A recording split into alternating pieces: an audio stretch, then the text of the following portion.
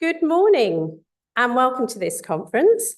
On behalf of the Society of Antiquaries, I'm delighted to welcome you all here to Burlington House. I'm Linda Grant. I'm one of the organisers of this conference with my colleague Anouska, who's sitting at the back, who you will get to know during the day. And I'm also a fellow of the Society.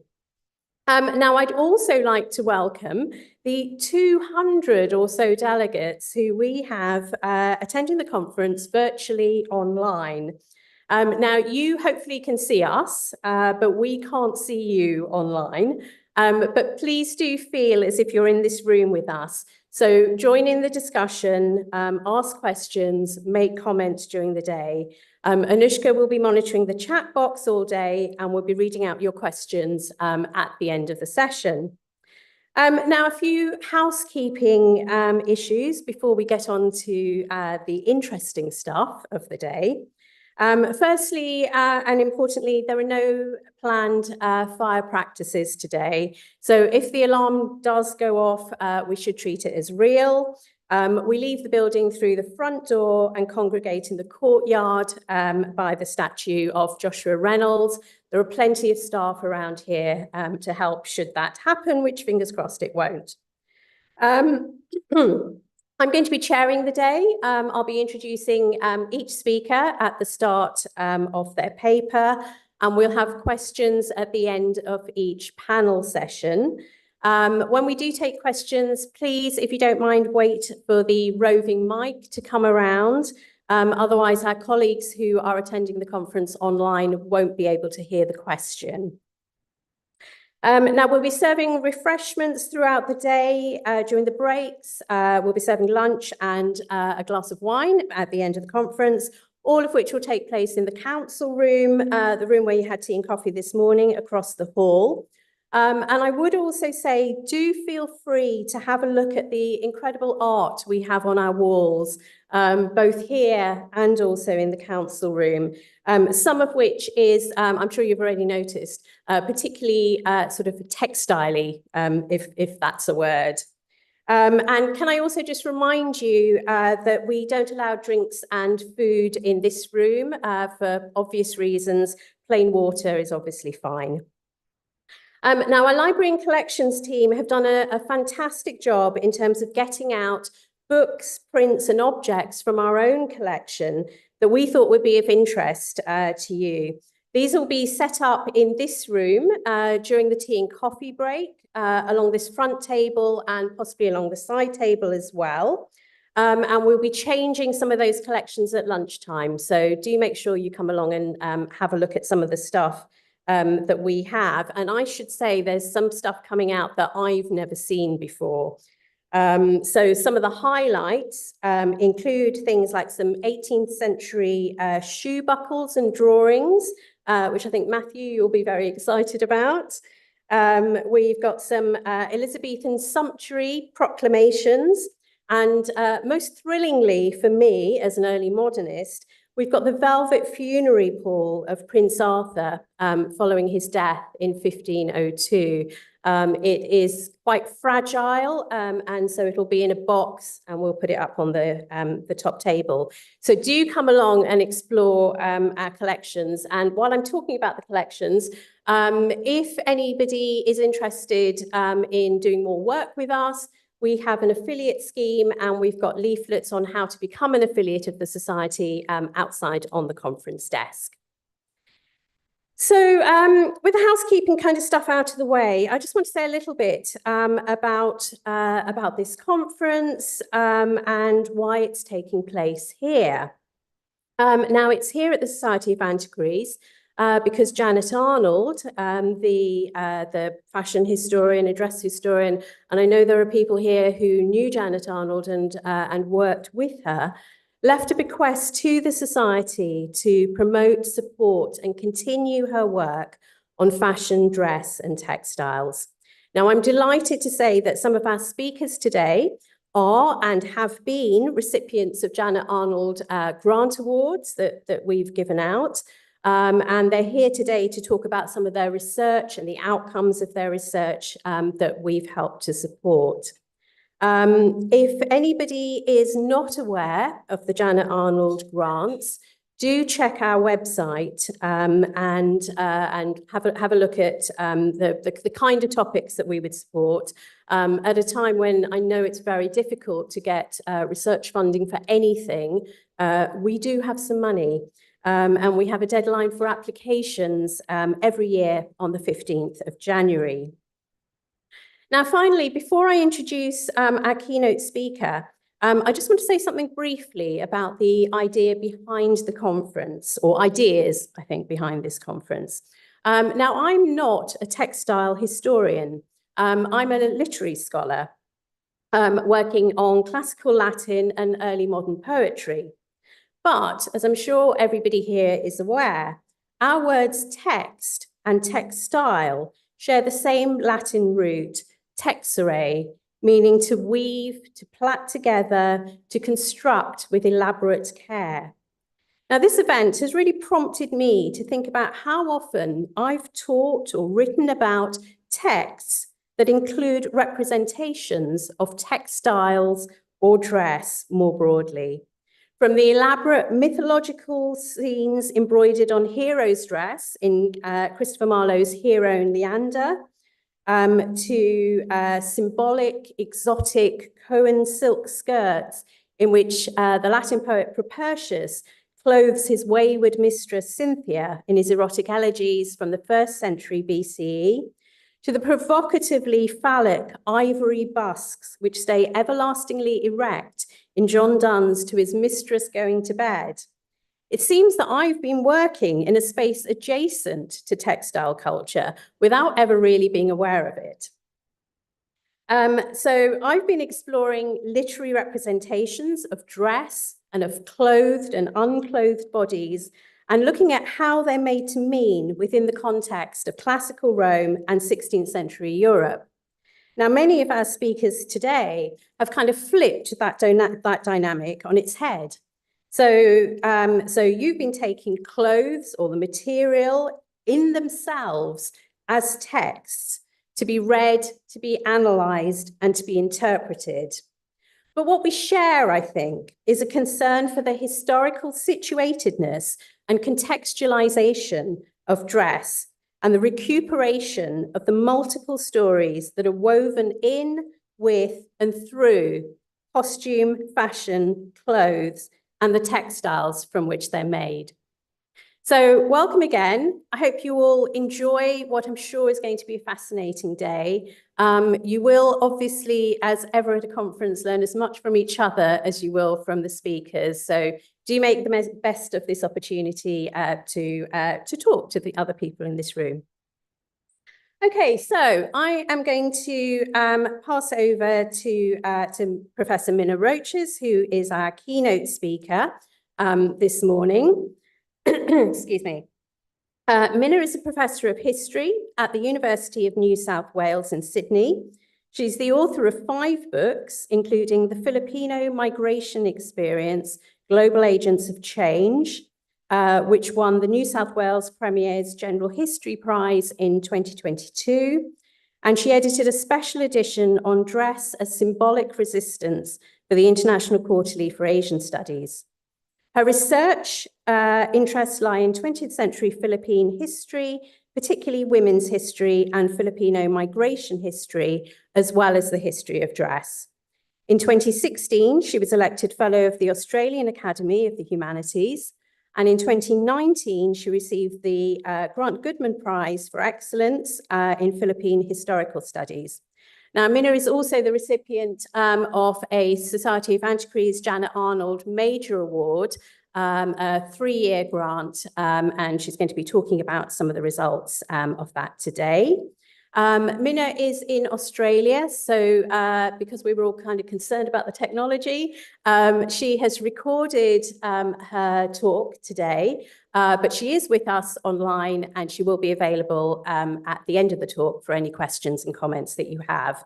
And her paper today is Reviving, Reinventing and Rethinking an Indigenous Luxury Textile, Pina Cloth and Fashion in the Philippines. Mina.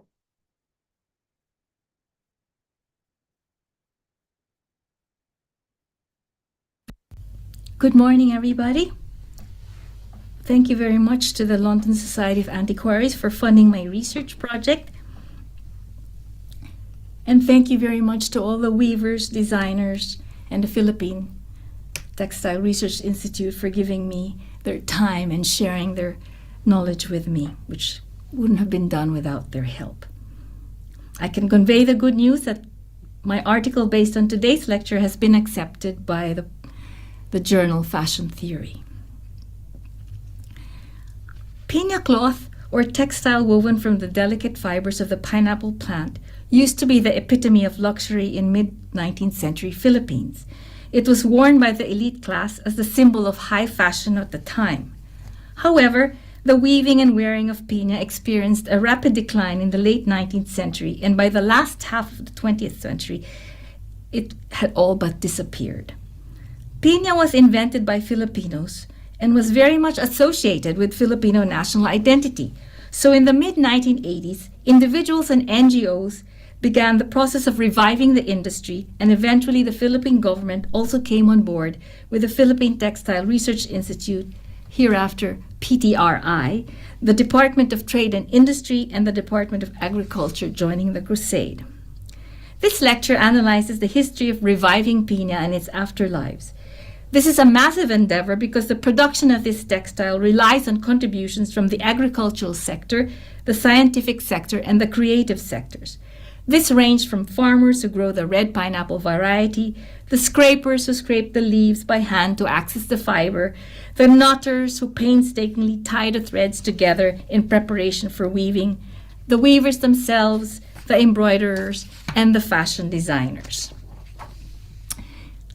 I argue that reviving Pina is also about rethinking and reinventing Pina, as the popularity of new forms of Pina blends, such as Pina seda, or Pina with silk, Pina shifu.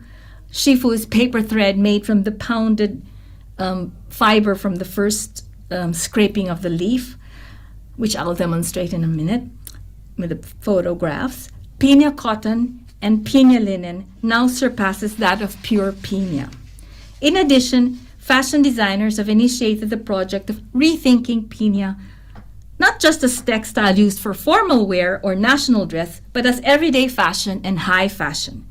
While the weaving of the combination of Pina and silk and Pina and cotton have been noted by foreign travelers' accounts in the mid-19th century, these weaving blends were no longer being practiced by the late 20th century. But since the blended varieties of Pina are cheaper and faster to produce, they have been popularized by weavers and fashion designers so that they now dominate the market in what I label the democratization of Pina. I also argue that Pina's close association with national dress makes it difficult to imagine it as everyday modern fashion. Hence, the quandary for those involved in the Pina industry is that promoting it as a national fabric and associating it with Filipino nationalism and identity seems like a logical strategy to legitimize its revival. But on the other hand, this close association with national dress means that it's difficult for buyers to see the cloth outside the parameters of national dress for men and national dress for women. And so you can see this is the national dress for women, terno, beaded. Filipina is the fashion company that makes it. And this is the national dress for men, Barong Tagalog in Pina with silk, worn by Carlos Ericerio of Raquel's Pina products. So fashion designers who are in the forefront of the campaign to modernize Pina are encouraging the use of Pina in blended forms as everyday wear and as not so formal wear. The result is that fashionable Pina today, 2024, is not likely to be made of pure Pina anymore. This lecture is a deep dive into the ways Pina was transformed by the revival process. It argues that the revival process has given birth to a rethinking of Pina itself, from adding color to it to suggesting that it be used for casual rather than formal occasions, and even painting on it and turning it into wearable art. Pina is worn traditionally its natural color of ecru. So coloring it is already a modern way of looking at it. Hence, this lecture is as much about how artisans and fashion designers have begun the process of rethinking Pina as it is about reviving Pina.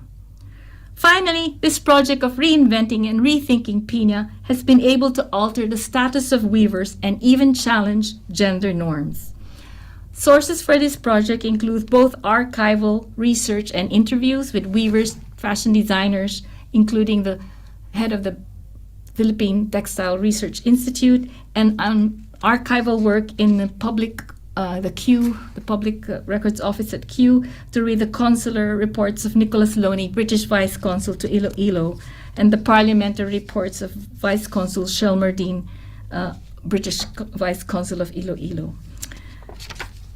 Now, a little bit about Pina history first. The Philippines became a Spanish colony in the 16th century. The pineapple plant was introduced to the Philippines through Spanish contact. In her pioneering book on the history of Pina, Lourdes Montinola pointed out that Iloilo, Capiz, Antiquén, and Aklan in central Philippines were the main centers of Pina production, and I will show a map a bit later. The actual process of producing Pina was extremely labor-intensive from start to finish. There were 4 traditional ways of extracting the fiber from the leaves of the pineapple plant, namely scraping, hand stripping, retting, and decorticating. The most common is scraping, so I'm just going to focus on that. Scraping. First, the prickles of the leaves were carefully removed. Then the epidermis and the pulp on both sides of the leaf were removed with a dull knife, and then the split leaf was put in a wooden board where the pulp was scraped off with the smooth edge of a broken porcelain plate.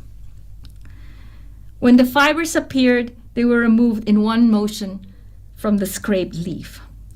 2 types of fiber became exposed: a coarser one called bastos, used for making twine and wigs for icons or dolls, and the finer one, which was used for weaving Pina cloth. Pineapple leaves produce 75% of the coarse one and 25% only of the pure one. Here's the pure one. After the fibers were extracted and the threads washed and dried, the next excruciating task was joining the pineapple threads together end to end to make a continuous filament. These are photos of the dyed Pina, modern done by Raquel's Pina products.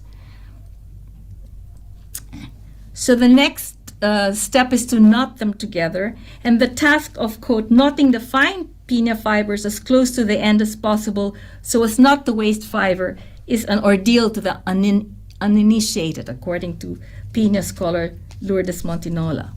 Here's a photo of Raquel, who's a prize-winning weaver, Raquel Eliserio, and I'll show you more photos of the, Raquel Eliserio's house of Pina products.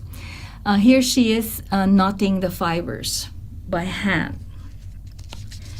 Weaving itself is an intensive process. Here's the daughter of Eliserio, who won a prize as the youngest weaver award at age of 12, and I think she's 14 now here, weaving. And it could only produce 1/4 meter of cloth per day. Women were the weavers, as Nicholas Loney, British consul to the Philippines from Iloilo, observed in the mid-19th century, quote, all the female population appears to be employed in weaving, end quote. Finally, intricate embroidery was also a distinctive feature of Pina. Techniques such as calyada or drone work, in which threads are pulled out of the fabric to create open work or drawn together to form a design, were used. Now, Pina cloth signaled the epitome of luxury, refinement, and wealth in 19th century Philippines. The wearing of Pina was synonymous with speaking Spanish, gentility, wealth, refinement, urbanity, and the manners of a romantic era. Weaving Pina, embroidering Pina, and wearing Pina were most closely associated with the mestizo race, a Spanish Filipino and Chinese Filipino elite, the group that in the mid-19th century imagined themselves to be Filipino.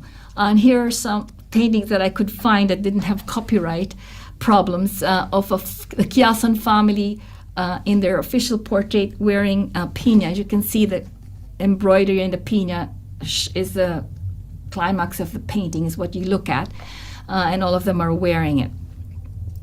And these are paintings that show 19th century attire with the kind of the fashion. You can see the sheer, the transparent material of the Pina, and the embroidery is what the focus is. And here are some examples of some 19th century embroidered Pina cloth. As you can see, it's in its natural color. But by 1887, a report by Vice Consul Shelmerdine to the British Parliament disclosed that the textile industry had so greatly declined that its importance shrunk to less than half of what it used to be. He blamed the sudden demise of the textile industry on the importation of cotton cloth from Manchester and Glasgow. The impact of Manchester imports was indeed critical to the decline of the textile industry. From more than 100,000 meters exported in 1863, it plummeted to 5,100 meters by 1873. On the other hand, cotton imports from Great Britain and other countries increased from 5 million pesos in 1878 to 8 million and then to a further increase to 9 million by 1888. Historian Randy Madrid, who published the most recent book on the history of Pina, claimed that, quote, the impact of textile importation from England was devastating to the native textile industry, despite provincial Chinese efforts to sustain it. After 1877, the Iloilo textiles never regained their former status as one of the prime export goods of the province, end quote. This trajectory of Pina's decline continued well into the 20th century. Although historians Montinola and Madrid explained the decline primarily due to the influx of British cotton imports, I argued elsewhere that another reason for its decline was that the advent of the new colonial ruler from 1902 created an Americanized elite whose tastes different from the Europeanized elites who wore Pina. As concepts of high-end luxury changed where Pina no longer had a place, it lost popularity as fashionable dress and instead came to be seen as something to wear in occasions where one was required to perform Filipino national identity. In the late 20th century, it seemed that no one was weaving Pina blends anymore, so that when weaving the blend of Pina and silk was revived in the 1980s, two of my interviewees claimed they invented it. By the 1980s, the supply of Pina dwindled in quantity so much that it was considered almost rare by the select few who wanted to buy it. The owner of Filipiniana store Tesoros, for example, confided to her daughter-in-law, fashion designer Patis Tesoro, that it was so difficult to find Pina that she kept the little she had in a safe. Then in the mid-1980s, when Tesoro went to Calibo with Lourdes Montinola and Ado Escudero, she discovered it was very hard to find, and hardly anyone could tell if the red pineapple was still being farmed. Concerned that the industry was dying, Tesoro and Escudero, through their organization Patrones de Casa Manila, formed in 1988 to revive Filipino traditions, including clothing, launched the initiative to try and revive Pina. They got a government grant of 70,000 pesos and 5 million from the Coca-Cola Foundation and the Katutubong Foundation to promote, which was the first foundation from the First Lady Amelita Ramos. And so to encourage the planting of the red pineapple species, Tesoro organized a Pina contest in Aklan, where the farmer with the most pineapple crowns was honored. Calibo, Aklan province in central Philippines, you can see here, central Philippines, was identified as the best site for reviving Pina. As you can see, the consular reports of Vice Consul of Iloilo that I talked about, Iloilo is here, about 3 hours drive from Aklan, which had a thriving Pina industry in the mid-19th century. In the 1980s, there were still a handful of Pina weavers in that area, and there were still farmers growing the red pineapple species. A handful of enterprising male and female entrepreneurs embarked on setting up family businesses from 1986 until 1998. I will analyze 4 key elements in the transformation of the Pina production industry resulting from the advocacy to revive it from 1998 to 2023. The first is the introduction of scientific and technical innovations that changed the way Pina was woven and introduced new blended forms of Pina, such as Pina seda, Pina cotton, Pina linen, Pina shafu, and pioneered the dyeing of Pina in both natural and chemical dyes. The popularity of the new blends, which were easier and faster to produce, meant that blended forms now dominate the market, and finding pure Pina, though, is still rare. Secondly, the family companies that have built their business in the time of Pina revival are thriving. 3 out of the 4 weaving companies I interviewed came from humble beginnings, but by 2023 had transformed themselves into successful businesses. This was followed by the introduction of weaving centers for the very first time in the history of Pina weaving. Thirdly, the advocacy to give status to weavers by awarding prizes and bestowing the best weavers with prestigious titles such as Cultural Master and inviting them to participate in textile conventions has empowered them and inspired the next generation of weavers. Finally, 10 to 15% of weavers are now male, as former construction workers and fishermen began to join the weaving labor force. Hence, reviving the Pina industry resulted in a revolutionary change in gender norms. And I'm going to discuss each of them below. Now, part of the credit for success in revitalizing the industry was the scientific sector. PTRI taught weavers how to use looms not used before and ran seminars on how to make natural dyes. According to Dr. Julius Leano Jr., the chief science research specialist in PTRI, quote, "The part that science plays in Philippine textiles has never been as huge as now," end quote. PTRI popularized the 4-harness handloom, which increased the speed of weaving.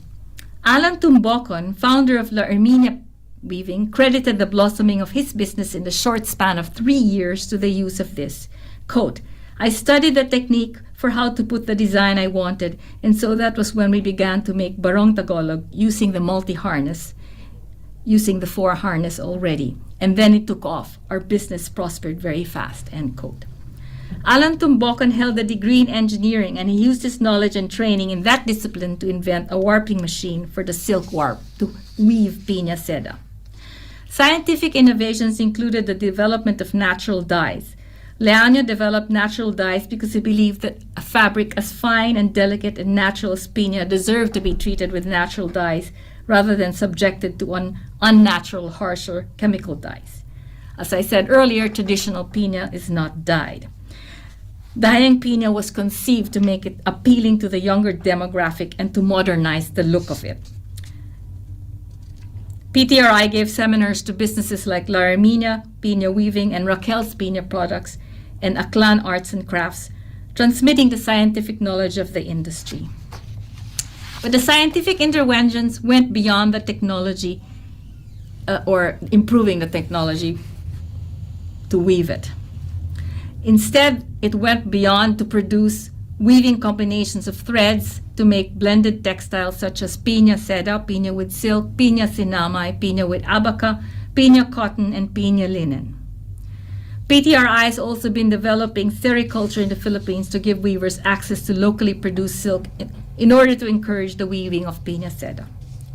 The introduction of Pina seda revolutionized the industry because it is much faster to produce compared to weaving pure Pina. Interviews with weavers revealed that it was a huge challenge to convince weavers to weave pure Pina because it took an excessive amount of practice and perseverance as the threads easily broke. Leano confided to me in an interview, "If you don't love it, I don't know if you will ever touch it because it is very, very difficult to do. In fact, you kind of have to weave in the evenings or early in the mornings during the wet season because humidity prevented the threads from becoming brittle or breaking easily."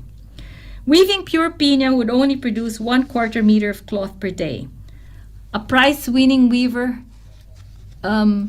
like Ursula de la Cruz could only produce 2 centimeters a day with suk-suk brocading weft weave design introduced in the weaving process.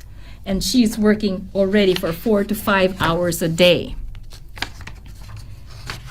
The weavers of Raquel's Pina products could only produce 20 to 50 centimeters a day and less than 50 meters per month. Multi-award winner Raquel Elizario can produce 1.5 meters per day of pure Pina. In contrast, weaving Pina seda would increase the production to 2 meters a day since the silk breakage in the warp seldom happens. Silk is used for the warp and Pina, pure Pina for the weft. The advantage of the blended varieties of Pina was that they were faster to make, making supply easier and cheaper to make. An examination of the percentage of pure Pina now produced with each weaving company compared to Pina sedi clearly demonstrated the preference for the blended version. In 2023, La Armenia produced only Pina seda. Raquel's Pina products with 100 weavers produced 60% Pina seda and only 30% pure Pina, while De La Cruz Pina products, the smaller company with only 15 weavers, focuses on pure Pina. A new textile was created from processing the coarse fibers into paper form and then slicing them into thread-like strips called Pina Shifu. This is very sustainable because it uses 75% of the fiber was not used in the past, and now it's being used and welcomed by fashion designers like Gabi Serenas because it endowed the usually limp Pina with volume. Weavers also revived some of the traditional embellishments introduced, such as adding new twists to design. La Armenia Pina weaving revived the tablero rengue. Rengue is a woven-in design that produces an open-work effect, while tablero refers to a checkered pattern. And La Armenia Pina weaving added double-surfaced pockets to the pocket nips design. The second key element is the flourishing of weaving companies and the establishment of weaving centers. I attribute the success of these companies to the scientific and technological advances introduced to the traditional process and to the development of Pina blends. When India Legaspi of Aklan Heritage and Crafts introduced Pina seda, her weaving business grew from 2 weavers in 1986 to 240 weavers across 27 village units by 1998. Alan Tumbokan's family business began with only 1 weaver in 1996, Alan's mother, Erminia, but in 3 years' time it grew to 130 weavers and 300 knotters. You need sorry, that's a mistake. It should be 130 weavers and 300 knotters. You need a ratio of 3 to 5 knotters per weaver. By the turn of the 21st century, the business was large enough to run 3 weaving centers. De La Cruz House of Pina started a business with 2 weavers, a mother and daughter, but by 2023 employed 15 weavers. But this company is unique because it is the only one that focuses on pure Pina. Raquel Elizario had to sell all her livestock in order to raise the capital to launch Raquel's Pina products. In my interview with her, she tearfully recalled the early years of struggling to get her company going with very little capital. When N Barong, a clothing brand, approached her to supply them with the textiles for their Barong Tagalogs, the business blossomed with son Carlo Elizario in the lead. In 2022, the company had grown to include 300 artisans of farmers, knotters, warpers, and weavers. In 2023, their weaving center employed 100 weavers. The establishment of weaving centers transformed the production of Pina from a one-person business venture that was located in the domestic sphere, the home, where work hours were built following the daily routine of managing domestic chores or child and elderly care, to a professional occupation with regular hours at a workplace outside the home. The third key element was the elevation of the status. Here are some photos of weaving centers, so you know. This is De La Cruz House of Pina, and this is Raquel's Pina products, so weaving centers. The third point is the elevation of the status of weaver. You've got, first there was a festival, the Aklan Pina and Fiber Festival, which was promoted by the former governor of Aklan, Governor Florencio Joventi Miraflores, which had a fashion show with ₱1 million grant to cover fashion designers and clothes and so on. Then on the 90th birthday, Lourdes Motinola asked friends to donate to Habi Philippine Textile Council instead of gifts, and donations were used to initiate a Pina weaving competition named after her, which she continues to fund from 2018 with an attractive prize money of 100,000 pesos for the winning weaver. This competition stood out because not only did it give status to weavers, it encouraged innovation and complex weaving designs, since one of the criteria was for quality of innovation and use of imagination. Entries to this competition required the weavers to give titles to their submissions, elevating the textile produced to the status of work similar to that of visual artists who give individual titles to their paintings. The 2018 first prize went to India Legaspi's hand-woven Pina Seda fabric with tablero ringue. The 2019 first prize went to Raquel Elizare's hand-woven Pina Liniwan Seda shawl with full suksuk and ringue. Now we move over to 2022, and the 2022 prize went to Ursalita de la Cruz Cajel, the local word for orange. And the other prize for innovation went to Carlo Eliserio Inigo. There was even an outstanding young weaver award, which went to 12-year-old Delara Eliserio, Raquel's daughter and Carlos's sister, for Sampaguita, the Philippine national flower in 2021, and another one she won in 2022 called Sorbetes ice cream. Now, an analysis of the evolution of the titles revealed that at first weavers' entries described the techniques they used for weaving the cloth, but by 2021 and 2022, they realized that like Picasso's Guernica, they could give their one-of-a-kind, carefully woven cloth a literary name, much like artists did for their paintings. Hence, the weavers themselves embraced their elevated status as solo artists recognized for their craftsmanship as opposed to anonymous artisans. In 2021, the PTRI lobbied to have QR codes for each weaver, which could be stamped into the cloth, giving them the same brand and status as fashion designers. When this happens, it's still not in my, as of 2023, weavers will no longer be anonymous. Point 4. Pina revival also altered constructions of gender, whereas in the 19th century, weaving was almost exclusively a woman's occupation. Since the 1990s, it's no longer the case. In 2023, 10% of 100 weavers working for Raquel's Pina products were men. La Herminia Pina weaving had a similar gender percentage. According to Alan Tumbocon, the men, most of whom were the husbands of women weavers, preferred to weave Pina because it provided a more stable income compared to fishing, which is seasonal, and was perceived to be a better alternative occupation to construction work, which involved hard physical labor in the hot sun.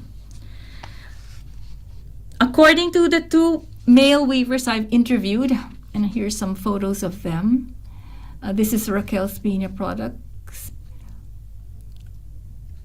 and this is La Herminia.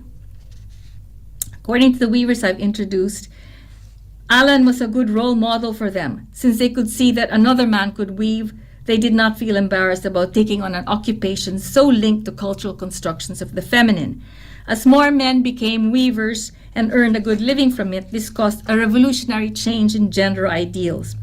Alan Tumbocon confided that male weavers produce a tighter weave than women, considered a better quality. Rethinking Pina through couture and embellishment. Can Pina be chic? Fashion designers were also crucial players in the project of reviving Pina. In this section, I'll analyze how designers have embarked on the project of rethinking Pina from formal wear to everyday wear and from traditional wear to contemporary fashion. The questions that they thought about were, can Pina be modern and de-associated with national dress? And can Pina be chic? And can it be everyday fashion? A solution to this problem of lack of supply was to concentrate on blended Pina because supply was still very hard to get and not predictable.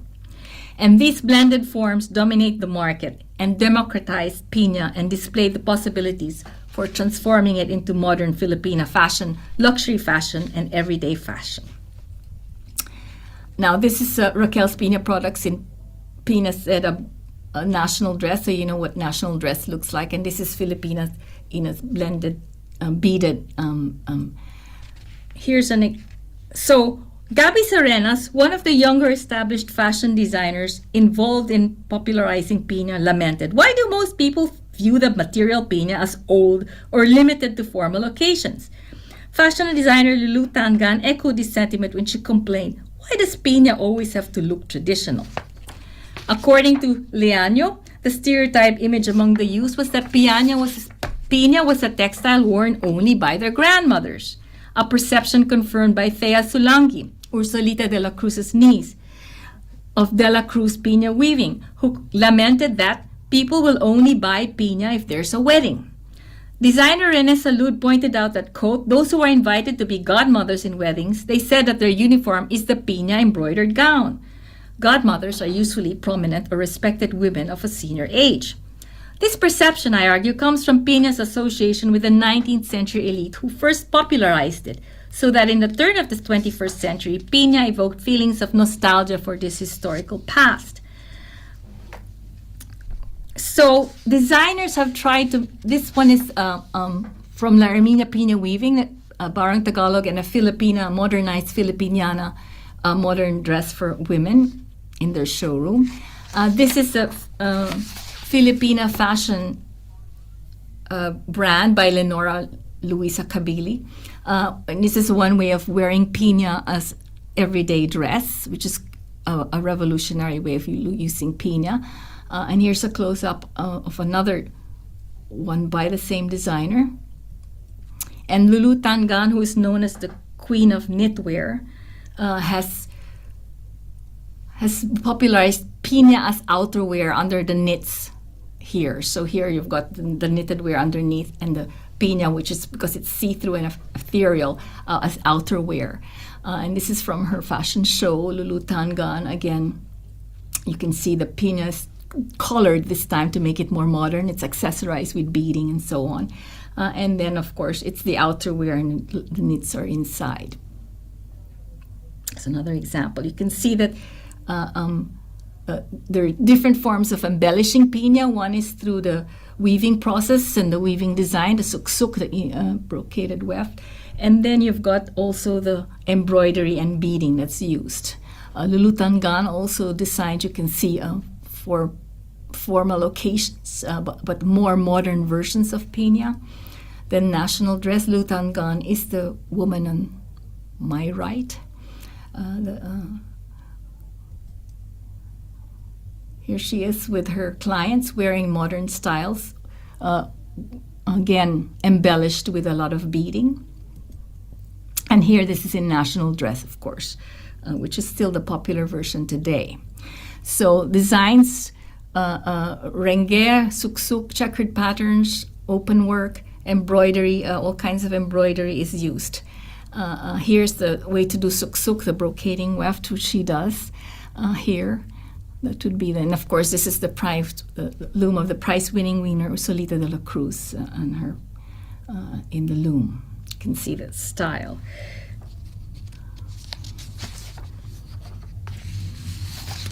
Now, embroidery is usually outsourced in another province and has many motifs. And this is from Raquel's Pina products, for example. But you'd be interested to know that there are also men now as embroiderers. This is by Angel Bombasi for the fashion house Bahay ni Apollonia, which cost 30,000 pesos. If you want to know how much that is, 2023, 55 pesos is $1. But it took it took them some time to do this one. I saw this one at the Textile Convention in Manila in 2023, and it took them months to do this one. It usually takes 3 days of a 14-hour workday for Salvador Yasona, considered one of the best embroiderers in the country, to complete the embroidery for one regular Barong Tagalog, and 10 days of around 12 hours a day to finish a complex one. And embroiderer Angel Bombasi, who did this Barong Tagalog, told me that embroidery is not a joke. Gabi Serena says it takes 2 days to embroider 40 sampaguitas, the Philippine national flower, here. And this is examples of Salvador Yasona's work for Barong Tagalog. And this one is for a more modern design, and in case you want to know what he looks like, there he is on the left. Much embroidery reference Filipino national symbols, like the national flower. La Herminia Pina weaving uses the horse-drawn carriage. There's the jeepney, the coconut tree, or the pineapple fruit. And I'll show you later on, Lulutan Gun's trademark is the Filipino ant. There's many ways to embellish Pina. According to fashion designer Rene Salud, you can make it very colorful. You can cut it to pieces and sew it together and create another fabric. You can just put a lot of cuttings together. You can pin tuck it. You can pleat it. But you must do it by hand, he says. So, now, this is designer Patis Tesoro, who's most known for her embellishment combined with applique and patchwork, embroidery, and beads. And here's examples of some of her clothes. Some of them reference national dress, like this one with beading. And some of them include painting on Pina, which I'll talk about the last innovation introduced by a clan weaver and artist, India de la Cruz Legazpi, which started to paint on Pina cloth. This is still Patis Tesoro's designs, and this is the beading used by Lenny Caballilier of Filipina. And this is Patis Tesoro again. And this is the other way, the last way I'm going to argue about embellishing Pina is through painting on Pina. And these are done by Ana India Legazpi. She's actually an artist. She's learned Chinese painting and so on, and so she weaves on it, and she's signed, and so Pina becomes wearable art. And this is Patis Tesoro also using the painting and Pina. Some of them use silk printing, screen printing. And this one is Carlos Eliserio also doing painting on Pina. They color it. They also put color to make it more modern. Although the most popular is still a national dress here, till today. It's a modern way. So how could I? This is the ant that I wanted to talk about. This is signature Philippine ant. You can see that it still references Philippine national symbols, and this is Raquel Eliserio wearing. She's the cultural master and prize-winning weaver wearing more modern dress, and here's kind of the one. It's some sort of in between modern and traditional Filipiniana dress, and here's kind of a modern coat that's Pina Seda with embroidery. So conclusions. You can see that the revival has been successful. It had reached its peak in 2004-2008. In 2003, Patis Tesoro told me that it was impossible to buy 1,000 yards of Pina. Patis Tesoro told me that in 2003, it was then possible to buy 1,000 yards of Pina, which you couldn't do 10 years earlier. La Herminia Pina weaving grew from one weaver in 1996 to 300 in 1998, but it started to decline and struggle from 2021 onwards with only 60 weavers. On the positive side, weaving centers have been established and new weaving designs have been revived. But you need to say this with a caveat that the majority are no longer weaving pure Pina and instead weaving a blend of Pina with another textile, usually silk. The advocacy gave status to weavers, definitely, and it gave them incentive to do more designs. Julius Leano of PTRI told me that when we empower weavers, we empower women. And indeed, some of the women weavers have been empowered. When Patis Tesoro went to Calibo for the purpose of reviving Pina in the mid-1980s, she visited Susima de la Cruz, the matriarch and founder of De la Cruz House of Pina, and purchased her entire supply of pure Pina. Tesoro confided to me that she noticed during her visit Susima was not even able to entertain her visitor with a cup of tea because of her humble situation. Tesoro noted this in late 1980s, but now, today, 2023, the De La Cruz House of Pina company has 2 mansions in Calibo. When I went there, the newer one had a cafe and a bed and breakfast attached to it, as well as a fabulous Pina showroom that looked like a textile museum. An unexpected outcome of the revival movement was the change in gender norms. Because weavers were paid relatively well and because they were now There were now successful male role models in the industry, such as Alan Tumbocon, founder of La Herminia Pina Weaving, and Carlo Eliserio of Raquel's Pina Products, both men with degrees in engineering. Men are now becoming weavers of fine Pina cloth. I noticed this also in the embroidering part. Salvador Yasono told me in my interview that his late father founded a family embroidery business, had to endure taunts that he was bakla, the Tagalog word for gay or trans woman, because embroidering was gendered female. But his father succeeded in erasing some of the stigma by proving it was a lucrative job, and now his son is currently considered by designers and clown weavers as one of the best embroiderers in the country. But revival still continues to face challenges. The labor-intensive process means that fewer weavers want to work with the cloth and prefer to work with blended parts of the cloth. Weaving Pina in national dress is still considered luxury, especially when it has been designed by a top designer. Its a close association with national dresses meant that it is worn mostly in very special occasions for which both the national dress and contemporary couture are required. La Herminia Pina Weaving, for example, supplied the Pina Seda for the Barong Tagalogs worn by the APEC delegates, Asia-Pacific Economic Cooperation Council delegates in 2015, designed by well-known fashion designer Paul Cabral.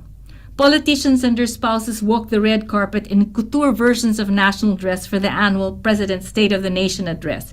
The choice of Pina for their catwalk appearance ensured that their fashionable choice was both nationalistic and luxurious. It is in these landmark moments or occasions that Pina and fashion in the contemporary period dovetails with its 19th century semiotic equivalent. I'm just going to say a brief comparison with Thailand to end this as a case study. Although silk weaving didn't face the same decline that Pina suffered in Thailand, in the 1980s, the Thai silk as luxury cloth also faced similar challenges. Using the case study of Shinawatra Chic in Chiang Mai, with major interviews with the owner, Mr. Shinawatra, Mr. Wiwat Hiranbrook of Shinawatra Silk, and interviews with a couple of Thai designers, I can make some key points shortly. The first one is that a quote from Mr. Hiranbrook, quote, "Thai silk is appreciated by Thai but consumed by foreigners," end quote. Fashion designer Parisara lamented that Thai silk was only worn for national dress and temple wear, or only for quote-unquote old people. In addition, the shine of the cloth associated it with the feminine, and men hesitated to wear silk, fearing it would make them look effeminate. Statistics in 1985 from Shinawatra Silk showed that 90% of Thai silk was bought by foreigners. Foreigners were responsible for this boom. Before 1985, silk was used in scarves and neckties aside from national dress, but not for everyday wear. In 1985 also, Mr. Hiranbrook took over the management of the family business with the aim of modernizing with innovations such as introducing a ready-to-wear line aimed at foreigners who buy the silk as souvenirs. He supplied the silk also to fashion designers such as Wishara Wish and more recently Jaruts Pinokirati of Petch Boutique, who only works with silk. They also blended it with cashmere and hemp and started making silk for home furnishings.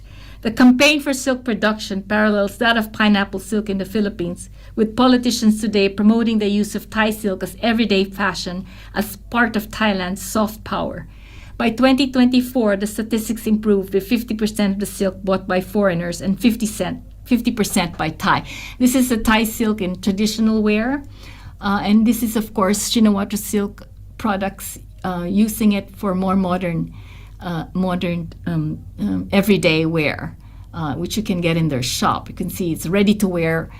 It's what Mr. Hiranbrook introduced to Shinawatra Silk from post-1985, and it addresses both locals and foreigners who come to the shop to buy silk as souvenir. The use of silk printing and woof printing is also promoted. And you can see here, this is a formal dress also being sold, and of ordinary neckties people can wear at work. Yet the advocacy to make silk everyday wear for Thai people is still an ongoing project, since most of the silk sold locally will be used for national costume. Hence, both Thai silk and Filipino pineapple fiber cloth have already been reinvented and revived, but both weavers and designers face the ongoing challenges to rethink both as everyday fashion. Sometimes they use it as home furnishings as well. Thank you for listening. Maraming salamat po.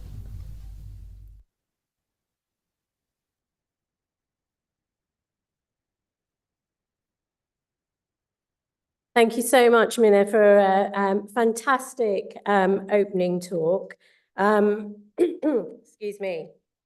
I really love the way that that talk really brought out, I think, some of the political stories associated with this area.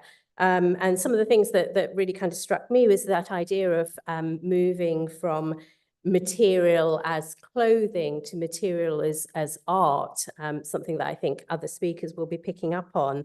And also, of course, all the really interesting issues there around dress, around gender, around colonialism, and again, that whole kind of political issue about raising the status of weavers. But I'm sure that that people here have got lots of comments and questions, so I'd like to open it up to the floor. If I can just remind you again to wait until the roving mic comes round to you. Who would like to comment or ask a question? Maybe if you're gathering your thoughts, do we have some questions online, Anouska? She needs a microphone. Anouska at the back.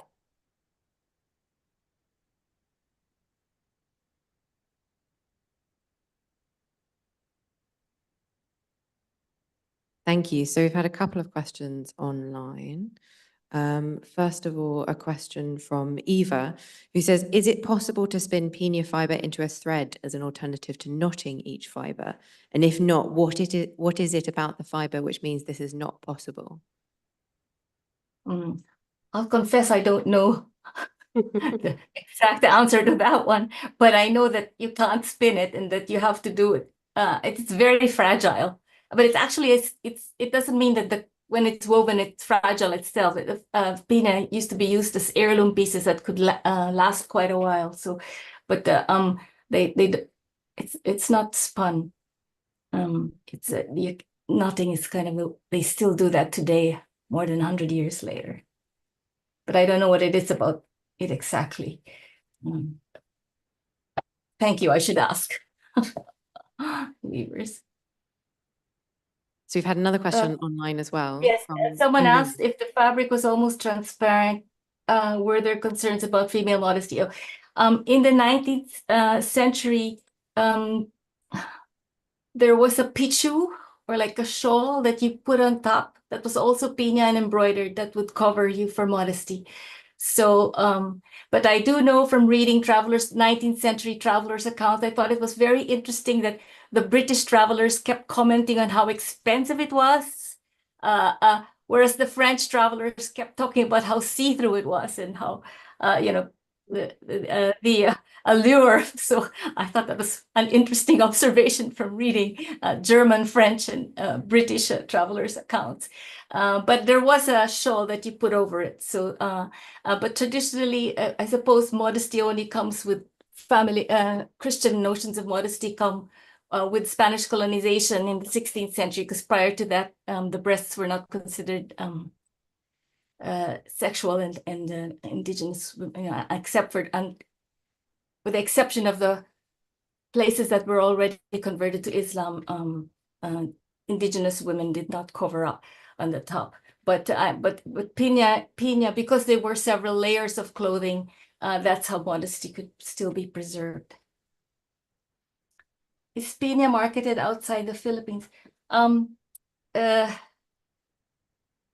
Their Filipino American designers order Pina from designers in the Philippines. They're trying to get some sort of. The trouble is the supply. There's just not. They can't even make enough supply for the locals. So the problem is not having to sell it. The problem is sourcing supply. So they don't. At the moment, it hasn't made the export market yet. except for some Filipino-American designers that are deliberately ordering it for the US. So, but I don't think it's actually marketed aggressively outside the Philippines. I need some elaboration from Morag. How do you feel? What do you mean by how Islam would have an influence?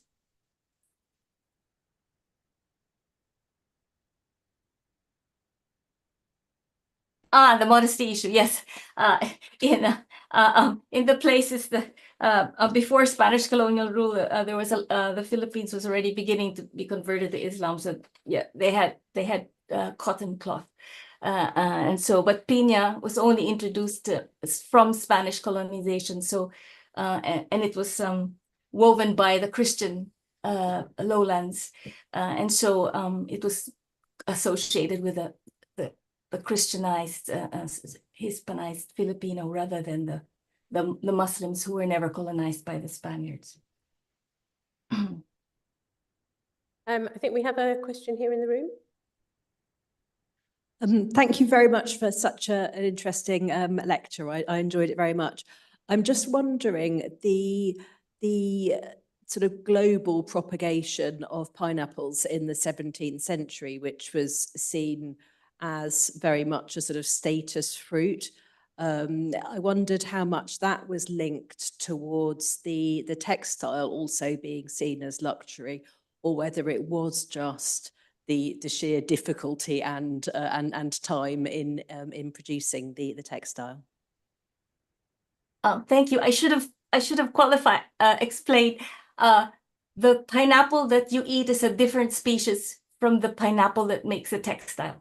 It has to be the red Spanish variety, which it's not the one you eat. It's not the fruit, and so maybe that'll answer the question that it's a different species.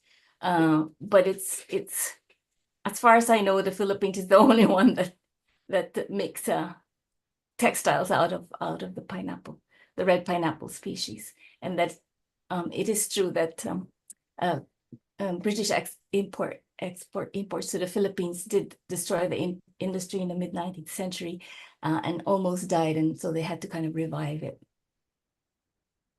But the fascinating part is, for me, originally when I first started this project a few years ago, I was interested in the 19th century, and because the 19th century really was associated with the Filipino elites that wore it. It was a high fashion then. A question from Shahina. Thank you very much for a really fascinating talk. My question follows from Natasha's. So is the material, are the fronds from which the Pina is made, are they a byproduct of some of the red pineapple? And what is the red pineapple grown for? They grow it so that for the leaves, and the leaves are used to make the cloth. So it's a specific industry to feed Yes. the material. Yes, that's right. That's right. Thank you. Yes. My students are always shocked that you can make an outfit out of a pineapple leaf. So and then A question here. It's really, what does it feel like? When you it's very fine. It's just and it doesn't have volume. So some of the fashion designers complain to me that they like to work with a blended form because then it's not so limp. It's very soft and limp. But it doesn't mean that it's not sturdy. It does last. The ones that were made at least in the 19th century can still be shown in museums and still all right. And it was considered so precious in status that you could actually pay your taxes to the Spanish government with Pina cloth, at least until the colonizers changed. You could actually pay. We have a question here.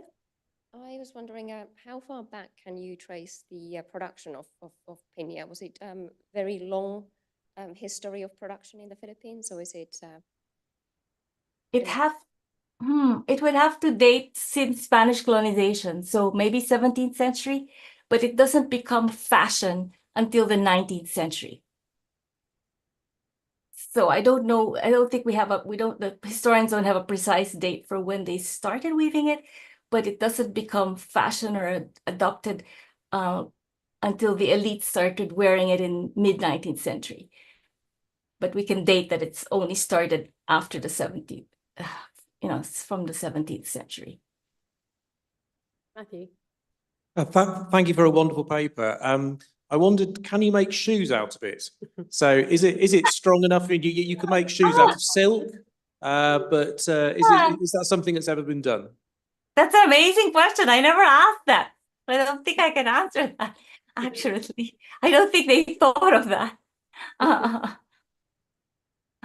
If they could make, it's not, the difference between silk and the pineapple is that silk is protein fiber. So the fashion designers tell me, for example, the one who does painting on Pina said if you paint on the Pina with silk, it'll get eaten by animals because of the protein in the silk, and so you'd have to paint on the pure pineapple fiber if you want it to last. Are the fibers? One of the online questions: are the fibers generally white?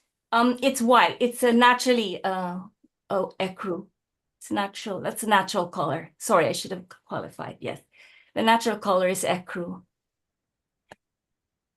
Anne? Yes, I'm just going to say back in 1991, I went on a British Council funded trip to do some textile conservation workshops in the Philippines. And I had I had the great privilege of meeting both Patis Tesoro and Lourdes Montinola. And I was taken round their work with Pina cloth, and they brought some embroideresses to meet me, and I was shown a wedding dress in process being embroidered. And I can testify that it has a very different feel to other fabrics.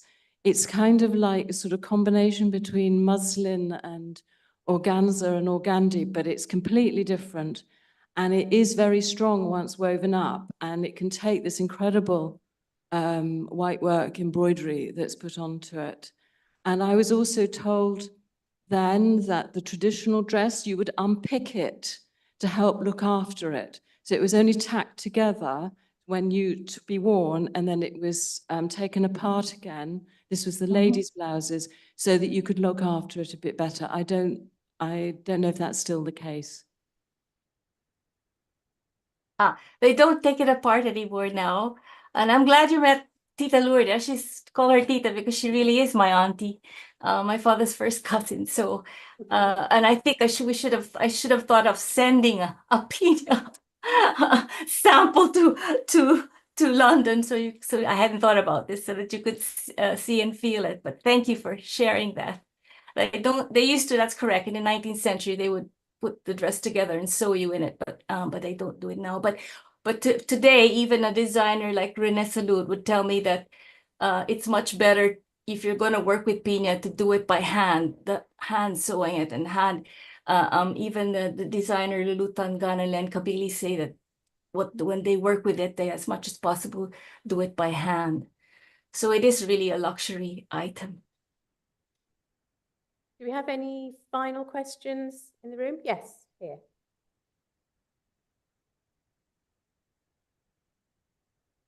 The lady in the red. Are there other uses?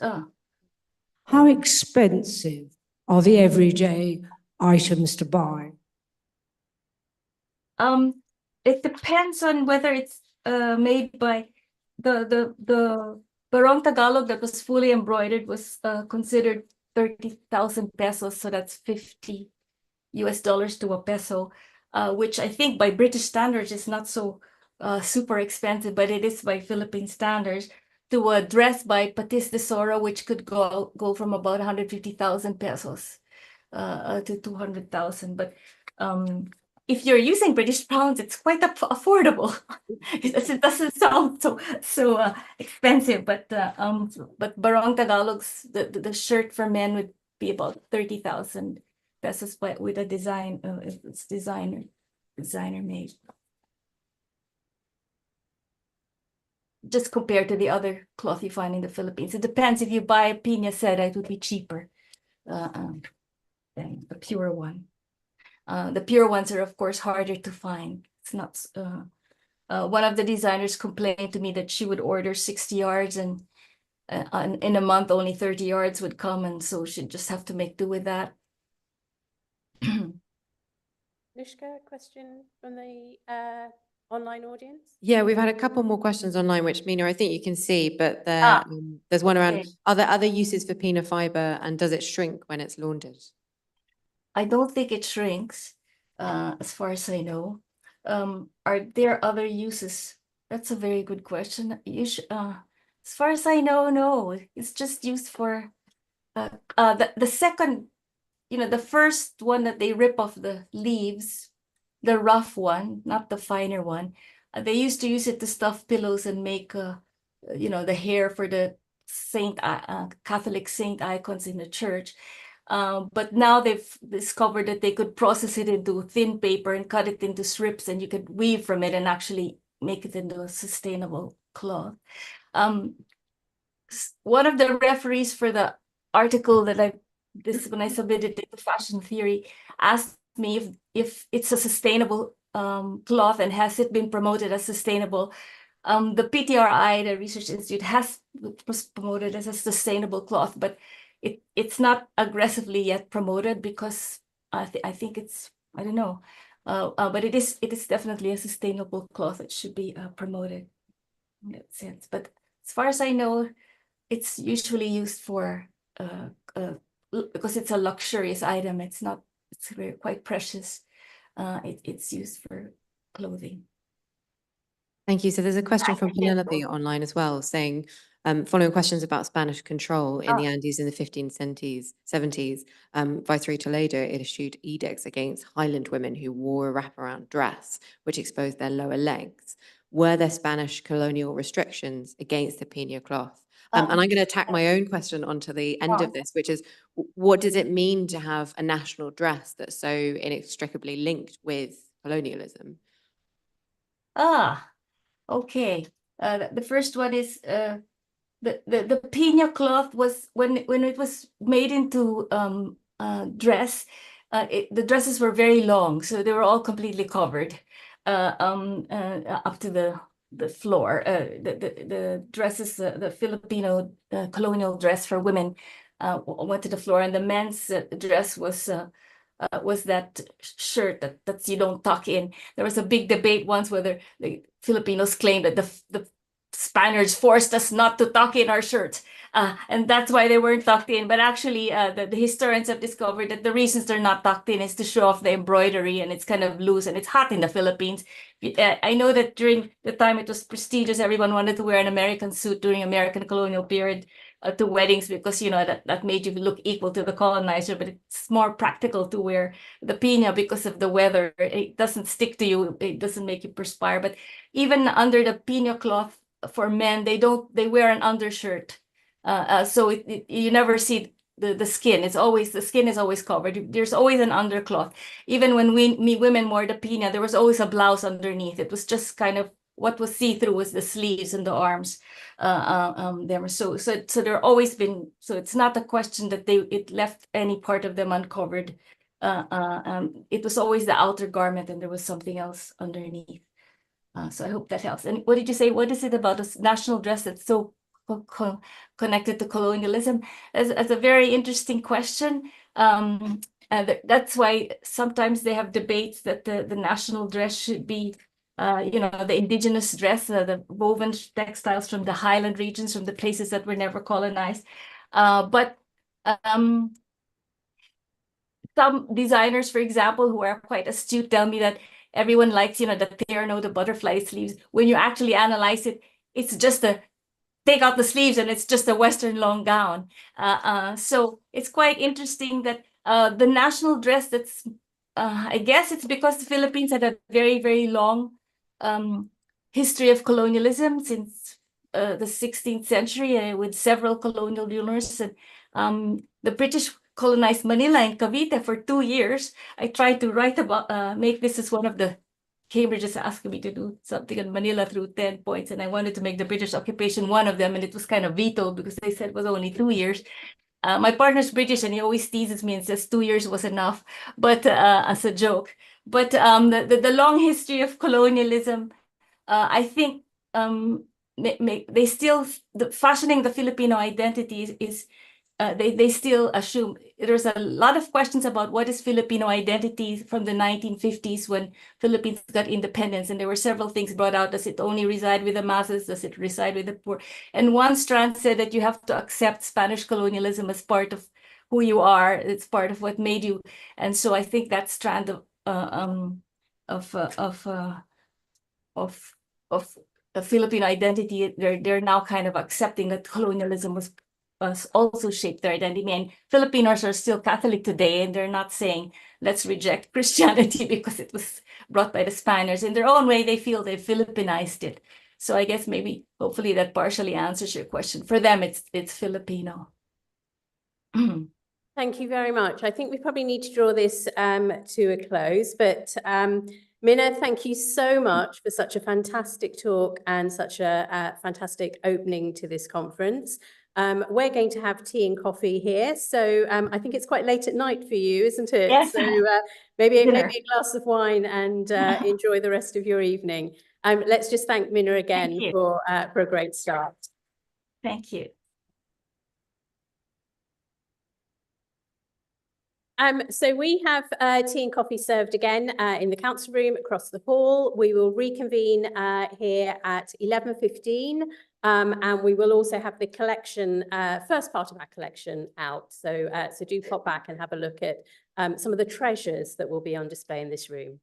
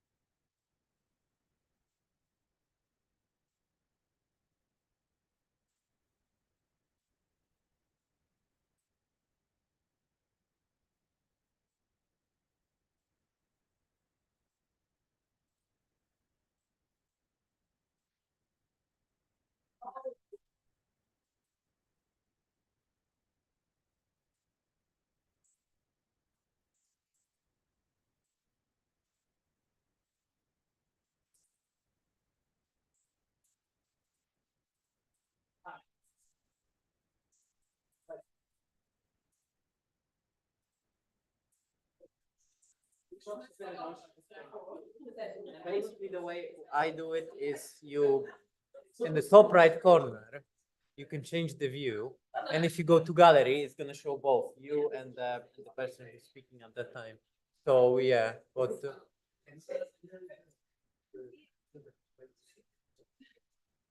yeah. we can't get rid of it. Just running it strange way, running it from there, and connected to here and around. Normally you can. Yeah. But this next one, sorry, the next speakers, as far as I'm aware, don't have any AV. So we could go back to old school. Oh no, we can't get. But you're saying they don't have any. Yeah, but we can't get the PowerPoint on this PC. Yeah. We can get it on here. Yeah, but it meant that if we could just share it from here, then we wouldn't have to have the photo on. Yes, that would work. So if I can bring up, I can try and. Just the shoe buckles, yeah, which won't take. And if you have this presentation on your laptop. I think Because for some unknown reason, sorry, this is just. No. Yeah.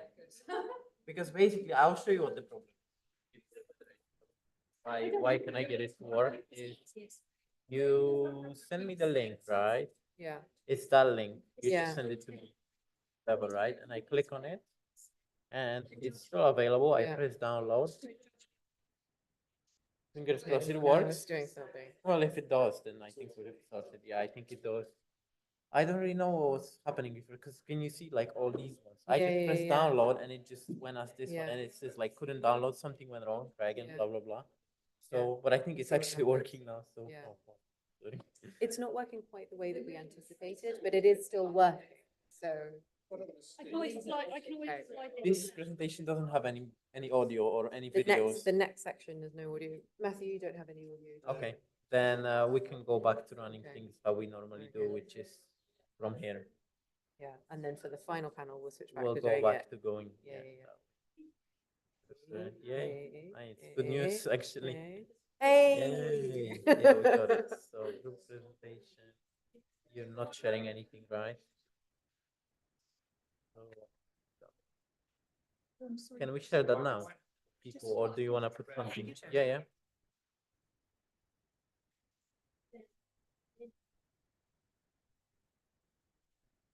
Write that one down. Yep. Yep. And that's done. So that's how it normally works. You put it on, you share the screen, and basically go full, presentation mode, and it just displays that one rather than the two bars at the bottom and the top. Oh, did it? Possibly. Yeah, yeah. Yeah, yeah, yeah, yeah. So, would you mind, just That because we've yeah, got it's much everything easier. that Yeah, we but need. we'll So do you walk want me through to this PowerPoint? again anyway. If But you could yeah, quickly look through your slides, clicker you don't really need it because you can use the keyboard. It's also remote, and for pointing, I usually advise people to use the mouse. Because if speakers turn their head away and look that direction, this microphone doesn't really catch what they're saying. So it's Camera for inaudible fun. in audience and kind of online. Online seems to be a bit better for some reason. But they kind of have to, I always tell them before the lectures that you need to stay at the lectern and kind of look at, because whatever is on that screen, it's just literally mirroring, So there is no really need. Amazing. From the lectern. Okay. But yeah. Yeah. I mean, we have a clicker as well, if you want. Clicker is not, it's connected. Clicker to is your- not. I'll take. Yeah, take the Yeah. clicker. Yeah. Yeah. You can plug that in here, yes. just Yeah, yeah, yeah. Lovely. Great. And And will we appear online as a? Yeah, Yeah. fine. So I just will be you doing from a thing the with lectern. content, so, Yeah. Ooh. I mean, I can show you online how that looks, so you've got a sense of. So Kathy, I'll just go back.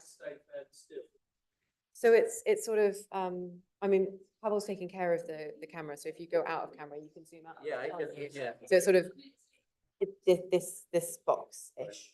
It's not as important where it's important that you stand near the microphone because microphone is the biggest problem. Sometimes it stops still. Yeah, no, you're fine. No, it will be all right, yeah, as long as you're near the microphone. So, maybe like 10 would you mind running through centimeters, the it will work. Obviously, thank you for being here. You can move. Would you mind running through the PowerPoint and making sure it's as you expect? You absolutely have time for the poem. I can print it, absolutely, yeah, that would be wonderful. I printed it out for you if you want. I brought it because Yeah, I wasn't I mean, quite sure my talk. I'd technically, love to yeah. it if it's Yeah. without the poem. It's dead I up can half an dim hour. it down, but then Sure, it that's- just Yeah, just take your time. darker. Just take it. It's We've a- got it's a we've got bit of- so it much is- time. This room and So- especially not Is this one or that one? Is So it? the That light one. here is quite, it's not what it's supposed to And be. this There is one. something- Yeah, do you want Yes, to test? do you want to cancel it or? I don't know, It's very sensitive. It's not to doing pick up. what it's Do you wanna- supposed to, but yeah, like, I can agree with you. Yeah, you can, I'll show you how to do it. So can you hear me? Right.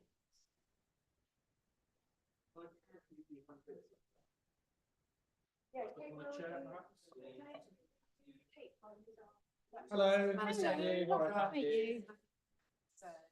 Oh, Yes, fabulous. yes, yeah, yeah, Amazing. yeah. Is that okay? Yeah. Yeah. Well, I mean, are they for people to come up and? So when I finish, do I leave it to you last? Yeah, it's great. Thanks. Go to the next one. Okay. They're Yeah. not valuable So- or fragile. Does that all look okay? Yeah, brilliant. How are you doing? Yeah. I'm so excited for this. There we go. Well, all right, I am medium levels of excited. No, I mean, our audio might be on. Are these the buckles? Yes. Oh, fabulous. I mean, we've got shoe buckles and sort of belt buckles. Yes, yeah, as yeah, well. yeah. I was thinking I'd get out both. No, no, Or up yeah, to no, you. no, lovely, yeah, yeah. If you'd rather just shoe. Are they like kind whatever of you want. breeches buckles or stock buckles or something? I don't, I'm afraid our records don't even. Oh, do that. okay. It's just shoe Yeah, yeah. buckles, you have to tell us. Yeah, well, sometimes you get a matching suite, so there'll be kind of shoe buckles and you'll get matching ones for your breeches and Oh, no, other, we don't have other that. bits of the, yeah. It looks like he just sort of collected quite a few shoe Yeah, yeah. buckles. Yeah, wow, brilliant. I don't know, how many would you like? Great, super. Fabulous. Thank you. No problem. I'm looking forward to the talk. I'm gonna Thank sit you. around. This one seems to have its shape, so that's cool, because often they don't. Pull that out. Yeah, that'd be brilliant, Yeah. yeah, just because that's complete. I mean, when people stop wearing shoes, they often turn the buckles into other things, like hair slides and brooches and stuff, so often the central mechanism doesn't survive because people repurposed it. Yeah, that's so So, interesting. yeah. And this is a really beautiful central mechanism. Yeah, well, that's particularly lovely. Yeah. Yeah. Oh, that's interesting. They reuse them. I mean, it makes sense. Yeah. They're beautifully made and decorative, aren't Yeah, they? so the fashions changed so quickly when they were fashionable. And then when they weren't fashionable, they had no use for them because Yeah. they pass and choose other things. So, Yeah. yeah, so in the 19th century, often they, you know, perhaps used them for something else. That's kind of interesting. So you don't have see. Could I ask you, what is the, is it leather or material or? It's leather, yeah. It's I'll talk about it during the talk in a sec, but it's I mean leather's got a sort of a rough side and a smooth side. Yeah.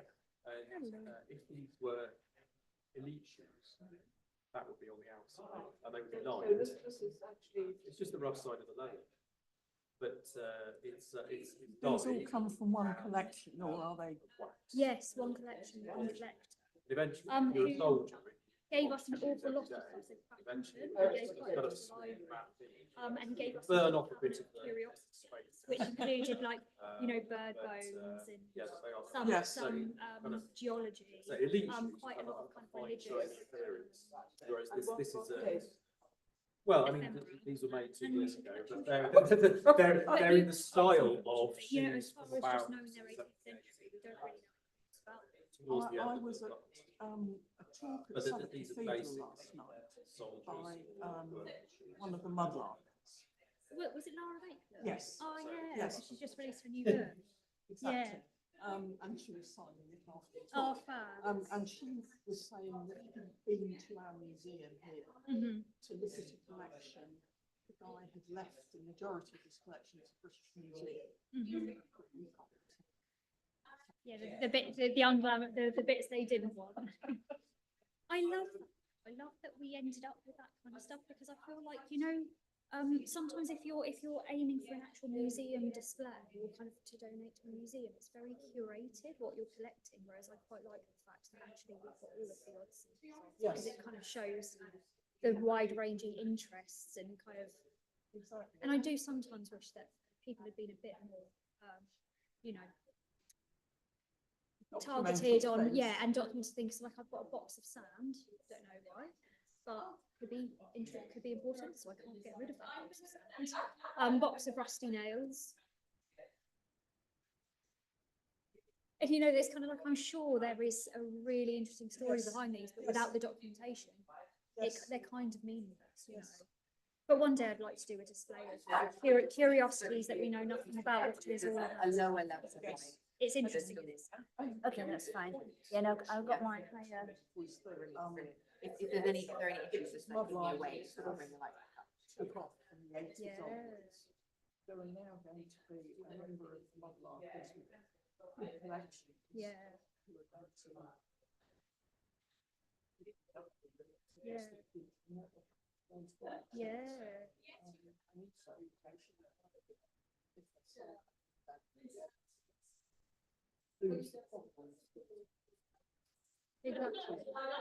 I know. That was the problem that it sort of Yeah. percolated through my brain. Yeah.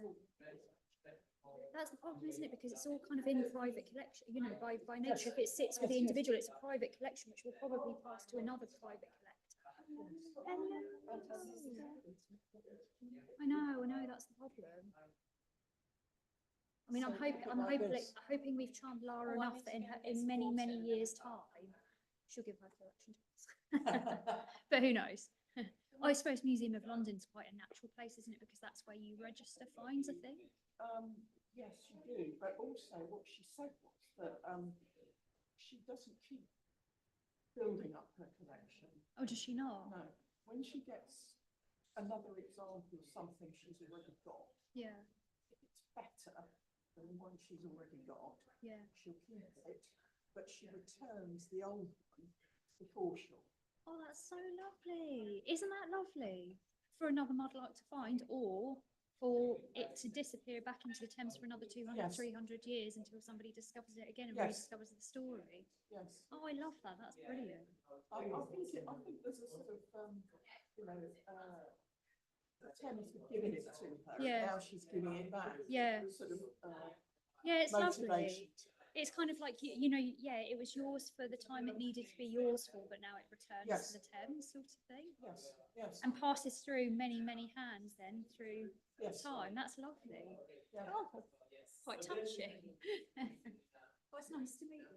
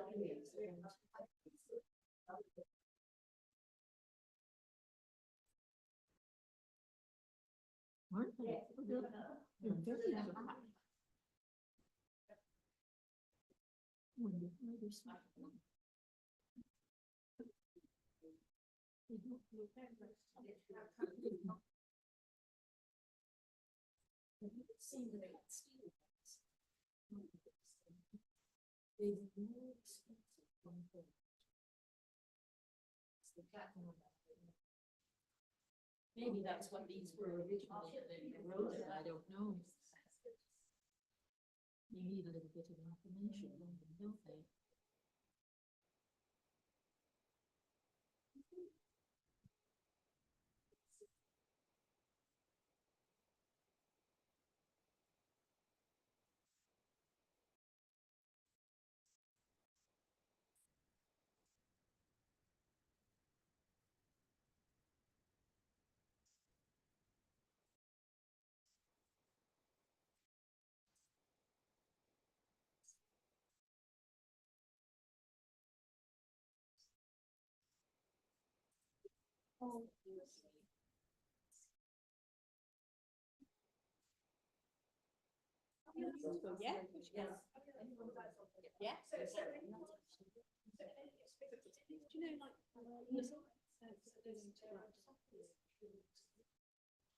Honestly, I didn't even know until we had the meeting to think, well, what can we get out? So I thought, I didn't even know.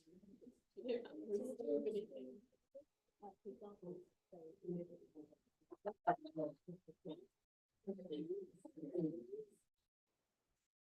very practical.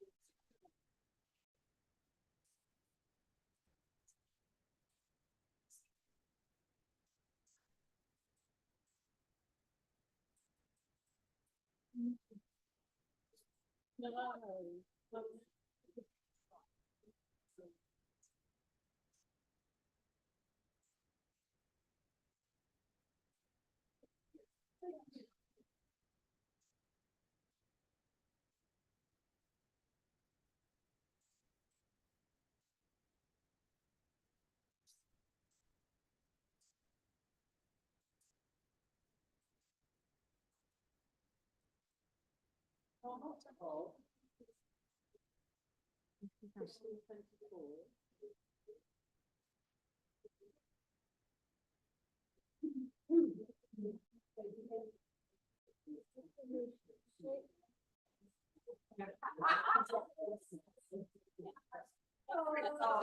We've got elements on things, so we're not going to, hustle people.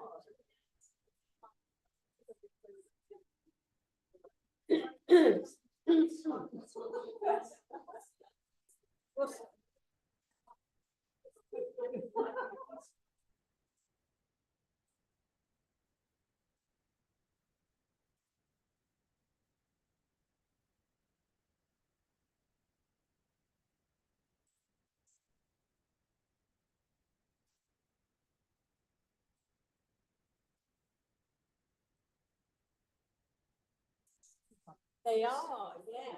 How, the 16th century? They're 18th. 18th.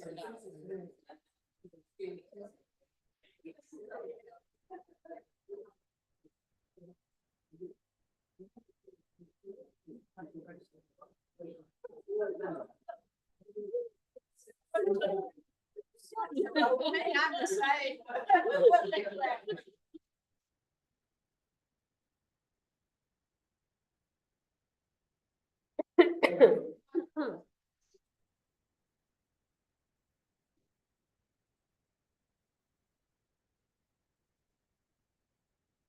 Can I encourage you to just come back to your seats if you don't mind? You will have plenty of time over lunch to continue looking at the collection. What we're going to do for the next session, we have 3 speakers. I'm going to introduce them all individually, but we're going to take questions from all the speakers at the end of the session. So if you just hold your comments and questions to the end, and we'll get them all back up here together. So our next speaker is Dr. Kathy Haslam, FSA, who is the curator at Kelmscott Manor, which is part of the Society of Antiquaries. She's a specialist in William Morris and the art and crafts movement, and she's worked in curatorial roles at national, local authority and trust-funded institutions, including the V&A Museum, the Museum of the Home, and Blackwell, the Art and Crafts House.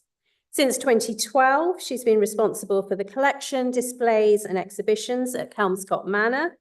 and was a member of the project board for the Manor's recent £6 million capital project, Kelmscott Manor and Morris, past, present and future, with particular responsibility for research, presentation and interpretation. And Kathy's talk today is going to be on Kelmscott Manor's Homestead in the Forest cot quilt. Kathy.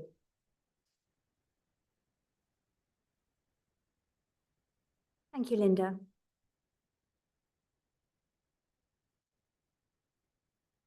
Well, good morning, everybody.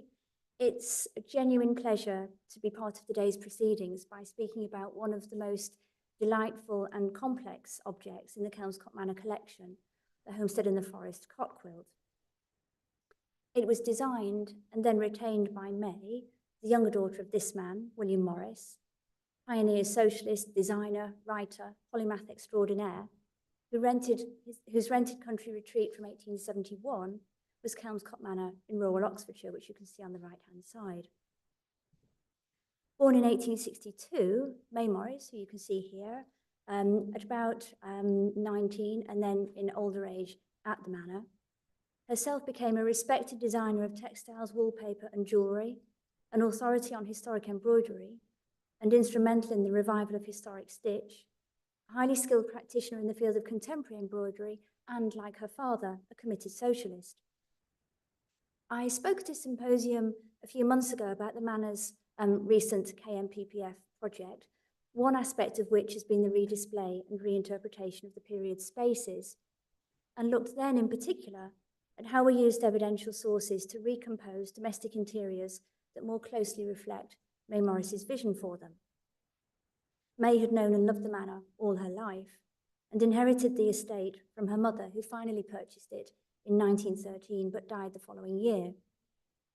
May, who spent increasing amounts of time there, made it her permanent home in 1923. It was she who made provision for its future, and in a memorandum appended to her will in 1926, she made a careful selection of objects that should remain there, others being sold at auction, following her death, which came in 1938. The Homestead in the Forest quilt was not on that list. Evidently, May felt that its inclusion would run counter to her stated wish of memorialising her father through the house and the objects that were to remain within it. And I'll conclude my talk by looking at where the quilt sits in relation to other objects in the Manor collection. Sorry. Oh, sorry, am I a bit quiet? Okay. Including those made, designed, or owned by May, and what considerations informed the decision to acquire it. But first I'll look at the history, design and significance of the object, research findings to date, and how curatorial and academic narratives and theories concerning it have evolved since its acquisition. So this is the object itself. In 1890, it was one of 9 pieces designed by May, exhibited at the Arts and Crafts Exhibition Society. Items designed by both William and May Morris featured prominently, with May also contributing 2 of the 5 essays on embroidery in the exhibition catalogue, a mark of her acknowledged expertise in the field.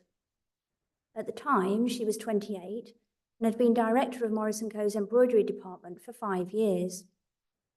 Accordingly, in the exhibition catalogue, many of those items designed by her came under the heading of Morris & Co. The quilt, however, was differentiated from the firm's commercial products in the list of contributors, a noteworthy distinction. The exhibition was reviewed in the Illustrated London News, the quilt being given a particular mention, praising both the character and originality of its design. And the review concluded, perhaps of all the pieces contributed by the Morris family, this is one of the best and most original. It was a remarkable accolade given the fact that the spectacular forest tapestry that you can see here featured in the same exhibition. Almost another century went by before the quilt was exhibited again in the UK, when in 1989 it featured in the first exhibition devoted to May Morris, held at the William Morris Gallery in Walthamstow, and the catalogue for which described it as being amongst the most important works featured. Its significance then is beyond doubt, as further demonstrated by a newspaper article recording the 1939 auction of the larger part of the manor's contents, in which the quilt was mentioned as one of the 2 most expensive items sold on the first day, when, quote, rain-soaked connoisseurs, collectors, and titled women crowded into the hall to bid. The top price up to lunchtime was £44, paid for an exquisite hanging of honeysuckle, the work of Mrs. William Morris. Another woman buyer paid £26 for a beautifully embroidered cot quilt, the work of Mrs. William Morris. The woman buyer was May Elliott Hobbs, a close friend of May Morris's who lived in Kelmscott village. Note, however, that it had already come slightly adrift from its creative context. May, as its designer, was omitted from the attribution, no doubt because the article's author was reliant upon the cursory description of the object in the sale catalogue, in which she wasn't mentioned. It had in fact been, just show you actually the catalogue entry here with the £26 mark next to it. We know this is a reliable source because this was the catalogue that was annotated by one of her close friends. It had in fact been designed by her in 1889 or possibly early 1890, the period immediately preceding her marriage to fellow socialist Henry Halliday Sparling in June 1890. And pertinent to the design of the quilt is the fact that prior to her wedding, May spent much time at Kelmscott Manor in preparation for her new life. She was marrying a young man of very modest means with uncertain prospects, and the likelihood was that their life together would be an arduous one based in London, and with less access to the countryside that had until then regularly punctuated town life for her, although in actual fact the marriage was to be rather a short-lived one. Given that this was a transitionary time in her life, as the late Morris expert Linda Parry noted, it's pertinent to question whether the quilt's childlike composition sprang simply from her own imagination or reflected a newly awakened maternal awareness. In her authoritative biography of William Morris, Fiona McCarthy adds weight to the probability when she observes that, although there's no evidence in family correspondence, it is still maintained in Morris circles that the Sparlings had a stillborn child.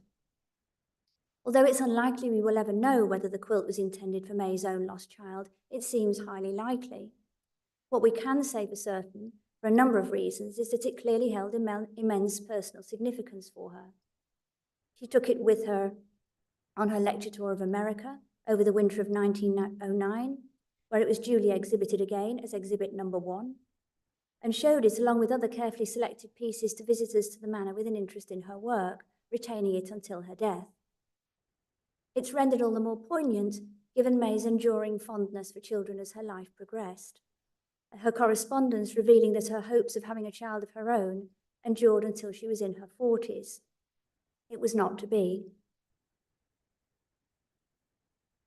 The quilt itself, designed as a coverlet, not for a cot, but for a cot bed, a child's cot bed, measures approximately 5 feet by 4 and is backed with indigo dyed cotton cloth. It bears a handwritten exhibition label that you can see here to the reverse, giving its title and the names of May Morris as its designer and her mother Jane as its maker. It was one of many familial collaborations. Jane embroidered it with silk thread on a silk mixed ground, largely in stitches that allow for a certain economy in terms of execution, such as darning stitch, and you can see this is a detail of the Central River motif, which in her 1893 publication, Decorative Needlework, May judged to be a good method for quickly and economically covering large surfaces. Running stitch and stem stitch, so simple, she wrote, that it almost explains itself by diagram. It is useful for filling stems and putting in outlines. Jane Morris's execution is, to quote Linda Parry again, a masterpiece in its application of technique, using the minimum of stitches to retain May's drawing style. And although textile historian Lynn Hulse, FSA, provided a technical assessment for us prior to acquisition, this aspect of the quilt could certainly bear further scrutiny. The Morris & Co. Embroidery Workshop Ledger, now in the National Art Library, shows that May designed a small number of cot quilts for retail during the 1890s, only one of which, a commission for Mrs. Whiteley in 1893, is described as depicting animals. She does appear to have designed another of similar, though apparently less complex design, described as having been embroidered by the American wife of a Scottish landowner and incorporating a house with a garden containing domestic animals and with an American eagle soaring above. But the current whereabouts of this piece are unknown. What is evident, though, is that such subject matter was rare within May's oeuvre. So the homestead and the forest quilt's design consists of a loosely imagined landscape of undulating hills, incorporating both native and exotic trees, a light powdering of flowers, and populated by a charming miscellany of wild creatures, surmounted by a sky entirely filled with the spreading rays of the rising or setting sun. Contrasting with this, and imposing a visual coherence upon it, is the geometrically emphatic river motif in the centre, and the 4 quadrants within it created by bisecting paths. This encloses a very different world, a stylized representation, or perhaps it would be fair to say an evocation, of Kelmscott Manor, with meadow and orchard populated by both domestic and farm animals, a place of domesticity, order and productivity harboured within the encircling Thames. In effect, the house and its setting that had enchanted May since she was a girl. This is the world of man, but unpeopled, and with a certain timelessness about it, expressing the sense of bucolic harmony that William Morris, and in her turn May, so cherished at the manor. The quilt's border incorporates 12 quotations and proverbs embroidered in May's characteristically bold, but in this case simplified, lettering in several languages.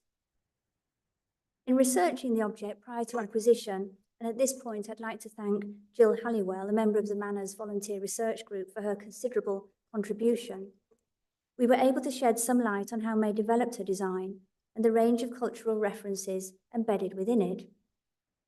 For example, that a number of the animals and birds were adapted by May from illustrations in volumes that were in her father's library, a readily available source of inspiration and one she evidently made extensive use of in developing the design. For example, the heron, and the heron from Pot Quilt is the upper left image, from A History of British Birds, illustrated by Thomas Bewick, of which her father had a first edition. And the heron motif was one that she would return to many years later and incorporate in the more straightforwardly representative form in the lower image into the coverlet embroidered for her father's bed in 1910. And then there's the giraffe or camel leopard from Ralph Bealby's General History of Quadrupeds, published in 1791, and again illustrated by Bewick. May's design of a spotted giraffe accords with the illustration as it appeared in the second edition, owned by her father. By the following edition, both the silhouette and the markings of the animal's coat had been revised. There's the axis or Ganges stag, and finally the porcupine. Further research since then suggests that Francis Barlow's Birds and Beasts Drawn from Life, a 1710 edition of which William Morris owned, was an additional source. Interestingly, this was one of the relatively small proportion of books not sold when his library was dispersed following his death. May retained it along with several herbals and other natural history volumes, including both the Bewick and Bealby. Other sources, such as Orbis Sensualium Pictus by John Amos Comenius, published in 1658 and regarded as the first children's picture book, the illustrations from which were widely reproduced in succeeding years, she must have accessed elsewhere. The titles from which May drew inspiration cover several hundred years, and their illustrations were accordingly technically and stylistically varied. She appears to have exploited the simple line strokes of the peacock's tail feathers as depicted in Comenius to render them as individual stitches in her design. She adapted more sophisticated illustrations, such as the confrontation between cat and dog in Francis Barlow, by rendering them with a simplicity appropriate for straightforwardness of stitching, whilst maximising the animation appealing to a young child. This was, after all, as curator Anna Mason commented in the Cockquilt's entry in the lavish production produced in association with the William Morris Gallery's exhibition May Morris Art and Life in 2017, a stitched encyclopedia of the animal world for parent and child to linger over.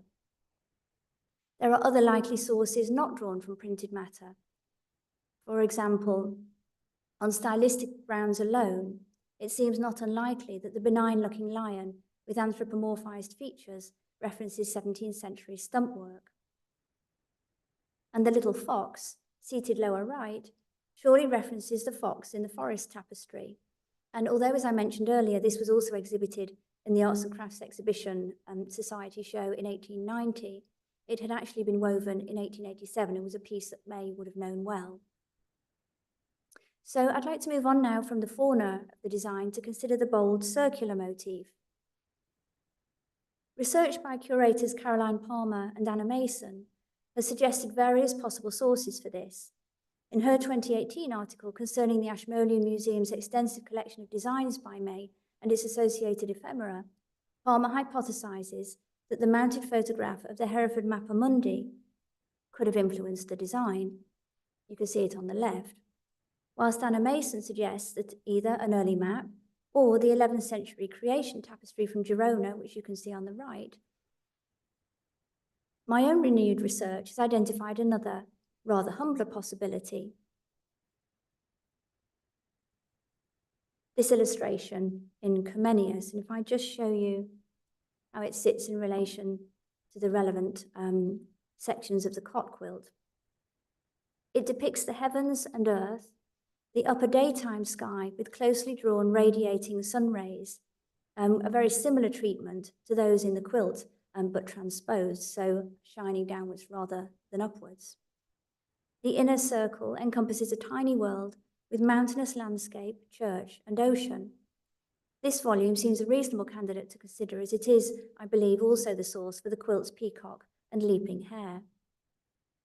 So the quilt is an object about which, since we acquired it, and as you'll have by now gathered, much has already been written, acting as something of a bellwether for the intensification of scholarly and curatorial focus on May Morris over recent years.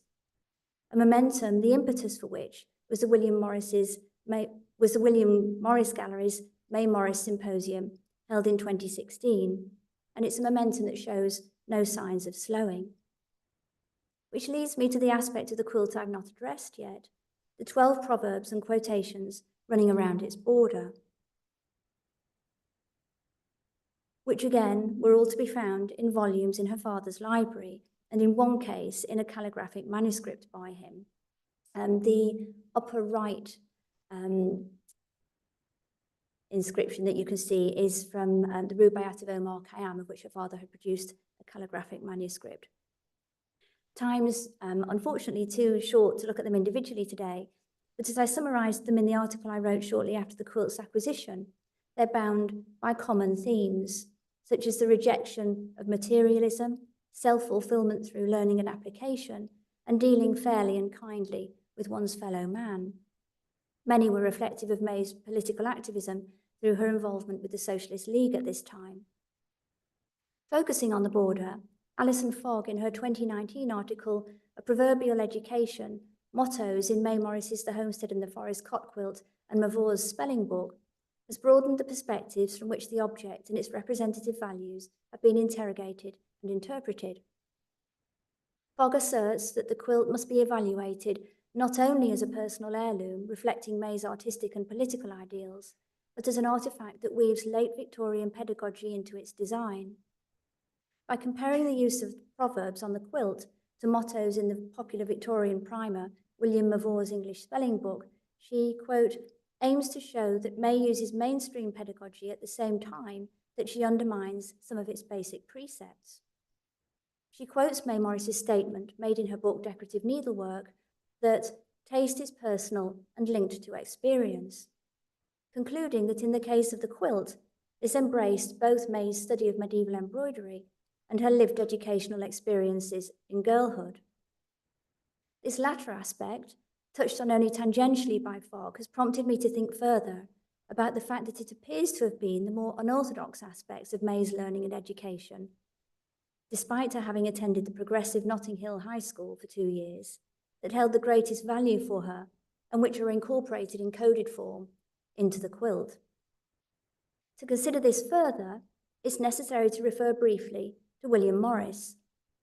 In his excoriating article, Thoughts on Education Under Capitalism, published in the socialist newspaper Commonweal in 1888, he recalls, quote, being sent to a school where I was taught nothing, but learned archaeology and romance on the Wiltshire Downs. During the 2 years he'd spent at Marlborough College, the boy farm as he called it, he'd researched and sought out sites of archaeological interest in a regime of self-instructed assimilation of antiquarian knowledge. The romance he refers to lay in his ability to people the ancient landscapes he visited, almost as though he could stand and witness the deep past as it unfolded. We're fortunate that woven into her introductions to the 24-volume collected works of William Morris, the editing of which preoccupied her from 1909 to 1915, May incorporated passages describing examples of the breezy outdoor learning communicated by her father, which echoed his own boyhood experiences, and which sowed the seed of intellectual inquiry in both his daughters, Jenny and May, and in May's case, a lifelong passion for history and nature. The manner of learning is all important. Contrast the dullness of learning things about the Roman emperors, as May put it, with her governess in the Kelmscott Manor's White Room, not to be endured for long, she wrote, when outside the mullioned windows, nature and the activity of the adjoining farmyard beckoned. With the compelling vision of an ancient people conjured by her father at the earthworks on Synodon Hill in Oxfordshire, she writes, my father insisted on us children going up to see the entrenchments, and eager enough we were to fill in the long and happy days with this new delight. The passionate interest he took in these things impressed itself on us, and the strangeness of that first sight of the ancient earthworks, linked with the simple explanation given us of what they meant, will always hang about the picture my mind retains of them. Similarly, Morris refers to giving his girls a lecture on archaeology in the church at Kelmscott. They were well into their teens by then, but such al fresco lessons, delivered with their father's fulsome enthusiasm, appear to have been a feature of their childhood. Their father's belief, as he wrote in his lecture, The Lesser Arts, was that your teachers, they must be nature and history, and May in particular was receptive to the experiential immersion in both that her maverick father facilitated. Likewise, May and Jenny's childhood reading habits were not unlike her father's. Morris declared that as a boy, he'd been a great devourer of books. They, in their turn, were described by Dante Gabriel Rossetti, joint tenant at Kelmscott between 1871 and 4, as indefatigable readers. May was 9 when he made this comment. She relates that, quote, our parents always treated us with the respect due to childhood and were not too interfering in the manner of pressing suitable literature on our notice. Of her father, she continues, it is still more pleasant to know that the books he loved in youth were also our books. Many of these were ancient tales of heroism and adventure, such as the novels of Walter Scott and Alexandre Dumas, Thorpe's Northern Mythology, and Cox's Gods and Heroes of Ancient Greece, for example. May also recalled the reception we children gave to what we could take in my father's poetic work, with his rendition of the tale of Cupid and Psyche also being a favourite. Evidently, enjoyment of such material was not dependent upon comprehension. As she writes, we were Catholic in our tastes, and my father was pleased and tickled at our grouping Thackeray's genial absurdity with the tales of the ancient world. It seems implicit that part of the quilt's function was to communicate a sense of continuity in which untrammelled enquiry was front and centre. Many of the books her father had proactively chosen and read as a boy became in turn May's favourites and fired her imagination just as they had fired his. She demonstrably found retrospective significance in this. I've concluded then that from a pedagogical perspective, the quilt stands as an expression of her intention to ensure an engaging, inspiring, and individualistic a learning pathway as she herself had enjoyed. So I'm going to talk briefly about acquiring the item. So the Kelmscott Manor collection contains a fair number of objects that relate to May Morris, most of them textiles designed or made by her, including what you can see here, the upholstery of her father's four-poster bed, as well as several more personal items, the gold watch given to her by Rossetti, the paint box she was awarded whilst a student at South Kensington School of Design, a small book of sketches and designs, a watercolour by her of Newcastle in Cumbria, and so on. Apart from the pelmet curtains and coverlet on her father's bed, integral to it as an object, the only one of all these items that was actually included in her 1926 memorandum was the watercolour of Newcastle, a modest piece of juvenilia that had long since found its place amongst the White Room's pictures, a grouping characterised by its interconnected family associations. Others were either overlooked when the 1939 sale was prepared and serendipitously remained at the manor, or, like the quilt, have been acquired since. This is another one of them. The auction contained numerous lots of embroideries and other textiles covered by the rider, the articles catalogued as made or worn by the late Mrs. Morris or the late Miss Morris were so described by an intimate friend of the latter, or in accordance with written labels on the articles. These were duly sold, some to friends who attended the sale and in time finding their way into public collections, but many, sadly, with no recorded buyer and their whereabouts now untraceable. In drafting her memorandum as she did, though there is actually an intriguing possibility that she'd intended the document to be expanded, May had, in effect, all but written herself out of the manor's narrative. Friends were aghast at the scale to which the manor's contents were stripped back, one emotively describing it as the tearing up of all the Kelmscott tradition. But in accordance with May's wishes, the manor passed to Oxford University and quietly deteriorated over the next 20 years, before passing into the ownership of the Society of Antiquaries, and over time attracting an increasing number of visitors. By 2015, the Society was reviewing its vision for the manor's future, and May Morris's position within it. Hers was acknowledged as the first curatorial hand at Kelmscott, hers the authentic voice that tells us much of what we know about life there, and through whose words many aspects of the house and its collection are mediated for visitors. She was, too, the living embodiment of her father's legacy, both creatively and philosophically, and as such, we were keen to resituate her more prominently within the themes and narratives that coalesced over the following several years. Acquiring the homestead and the forest quilt has played a significant part in achieving that recalibration. As I said at the beginning of my talk, this is an object with many facets. There are, of course, its attributes as a complex piece of design and as a creative response to the inspirational power of the manor, which is at the heart of our renewed vision for the place. It is, too, an exemplar of the creative, political, and intellectual interconnectedness within the Morris family. More broadly, it draws together the Hobbs and Morris families and the link between the manor and its long history as a working farm. It only became Kelmscott Manor in the 1860s, within an isolated village community that the Morrises did a huge amount to contribute to, and into which their legacy has become assimilated. In the years since May's reappraisal began, and with its recognition of the depth and breadth of her talents, her own words to George Bernard Shaw have become oft quoted. Just 2 years before she died, she declared, "I am a remarkable woman, always was, though none of you seem to think so." If that ever were the case, it's certainly no longer true. And I'd just like to finish now on a slightly different note by reading you a short poem written by poet and historian Robert Sita, with whom we're in the early stages of developing a creative collaboration.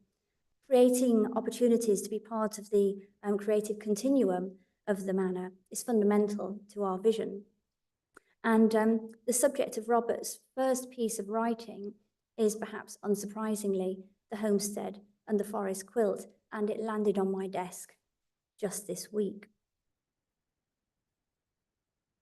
Homestead and forest. This is the house I made for you, river round. These are the trees, flower and fruit bearing, I planted in plots, river round. These are the cats and dogs, ducks in a gaggle, sitting down cows and up and down rabbits I nurtured in the long grass, river, river round. This is the ark of all the animals I sailed to the house I made for you, river round. Watch the animals prance and prowl, all for your delight. Lions and tigers, elephants and crocodiles, bears and bees and wild flamingos, river round. These are the words I wrote for you to keep you safe, child of mine, who slipped through my fingers, river, river round. And these are the tears I cried for you in the empty house I made for you, river round. Thank you.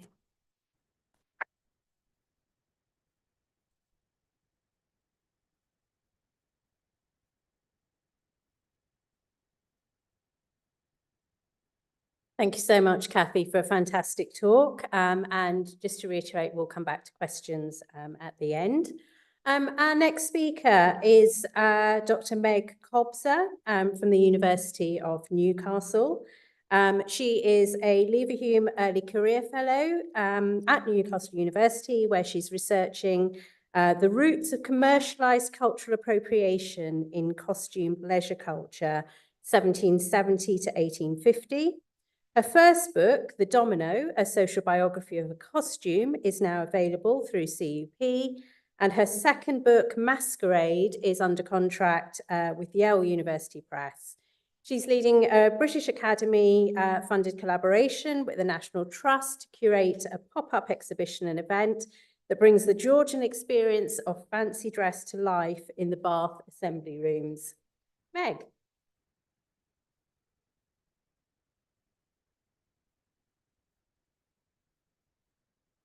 Might shift this up just a little. Can you hear?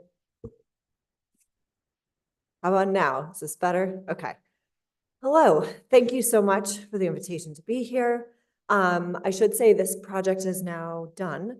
So I was very excited because now I get to put some of like the finished photographs in here.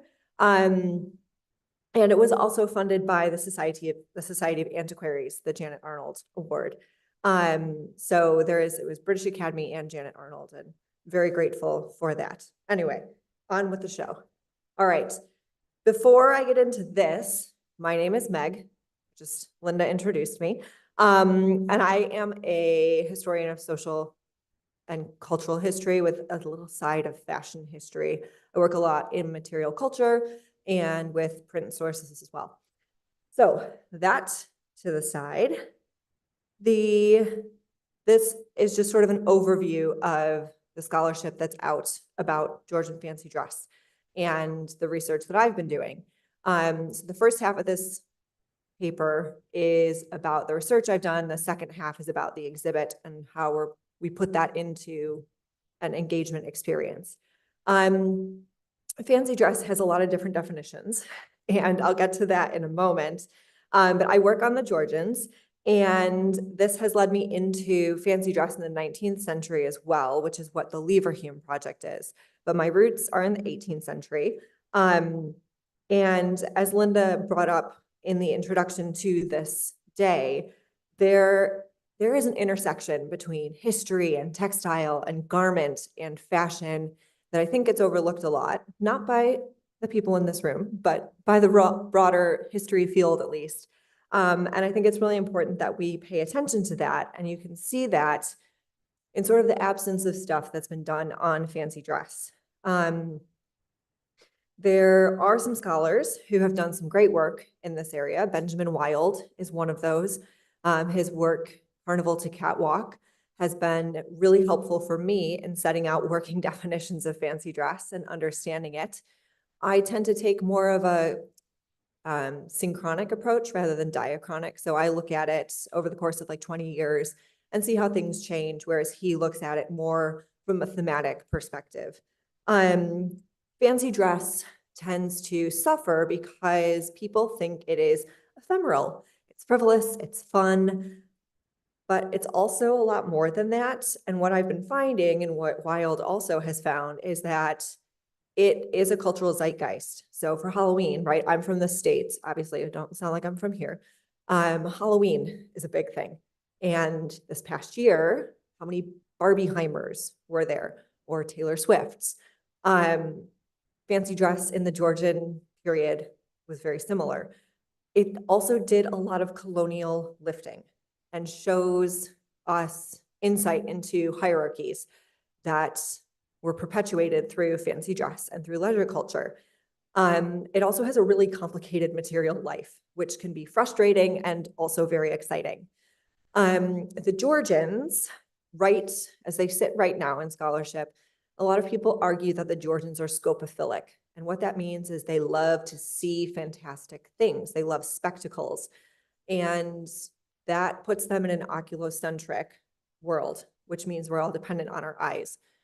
Clothing is way more than just your eyes.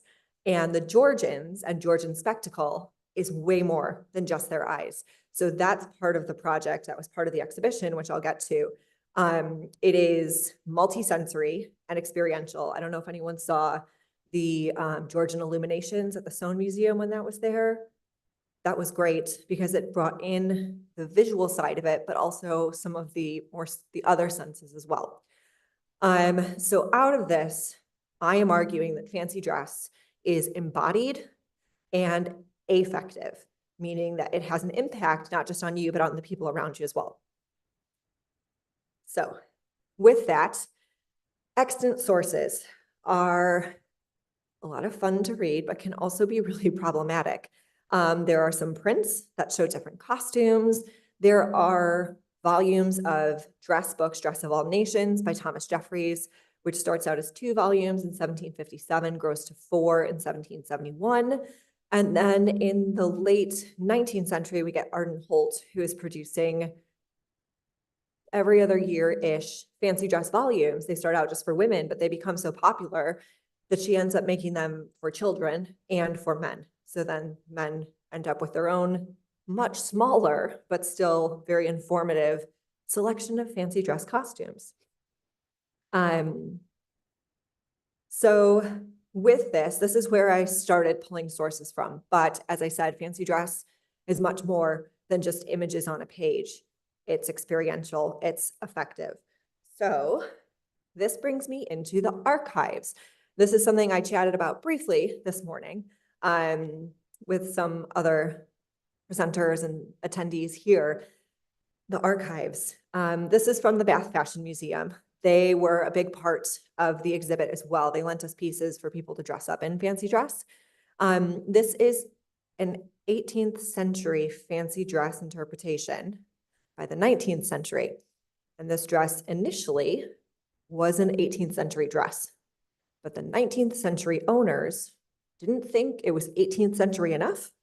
So they took it apart and turned it into their version of the 18th century, which is not unlike how we do historic dress today, unless you are in recreative practice.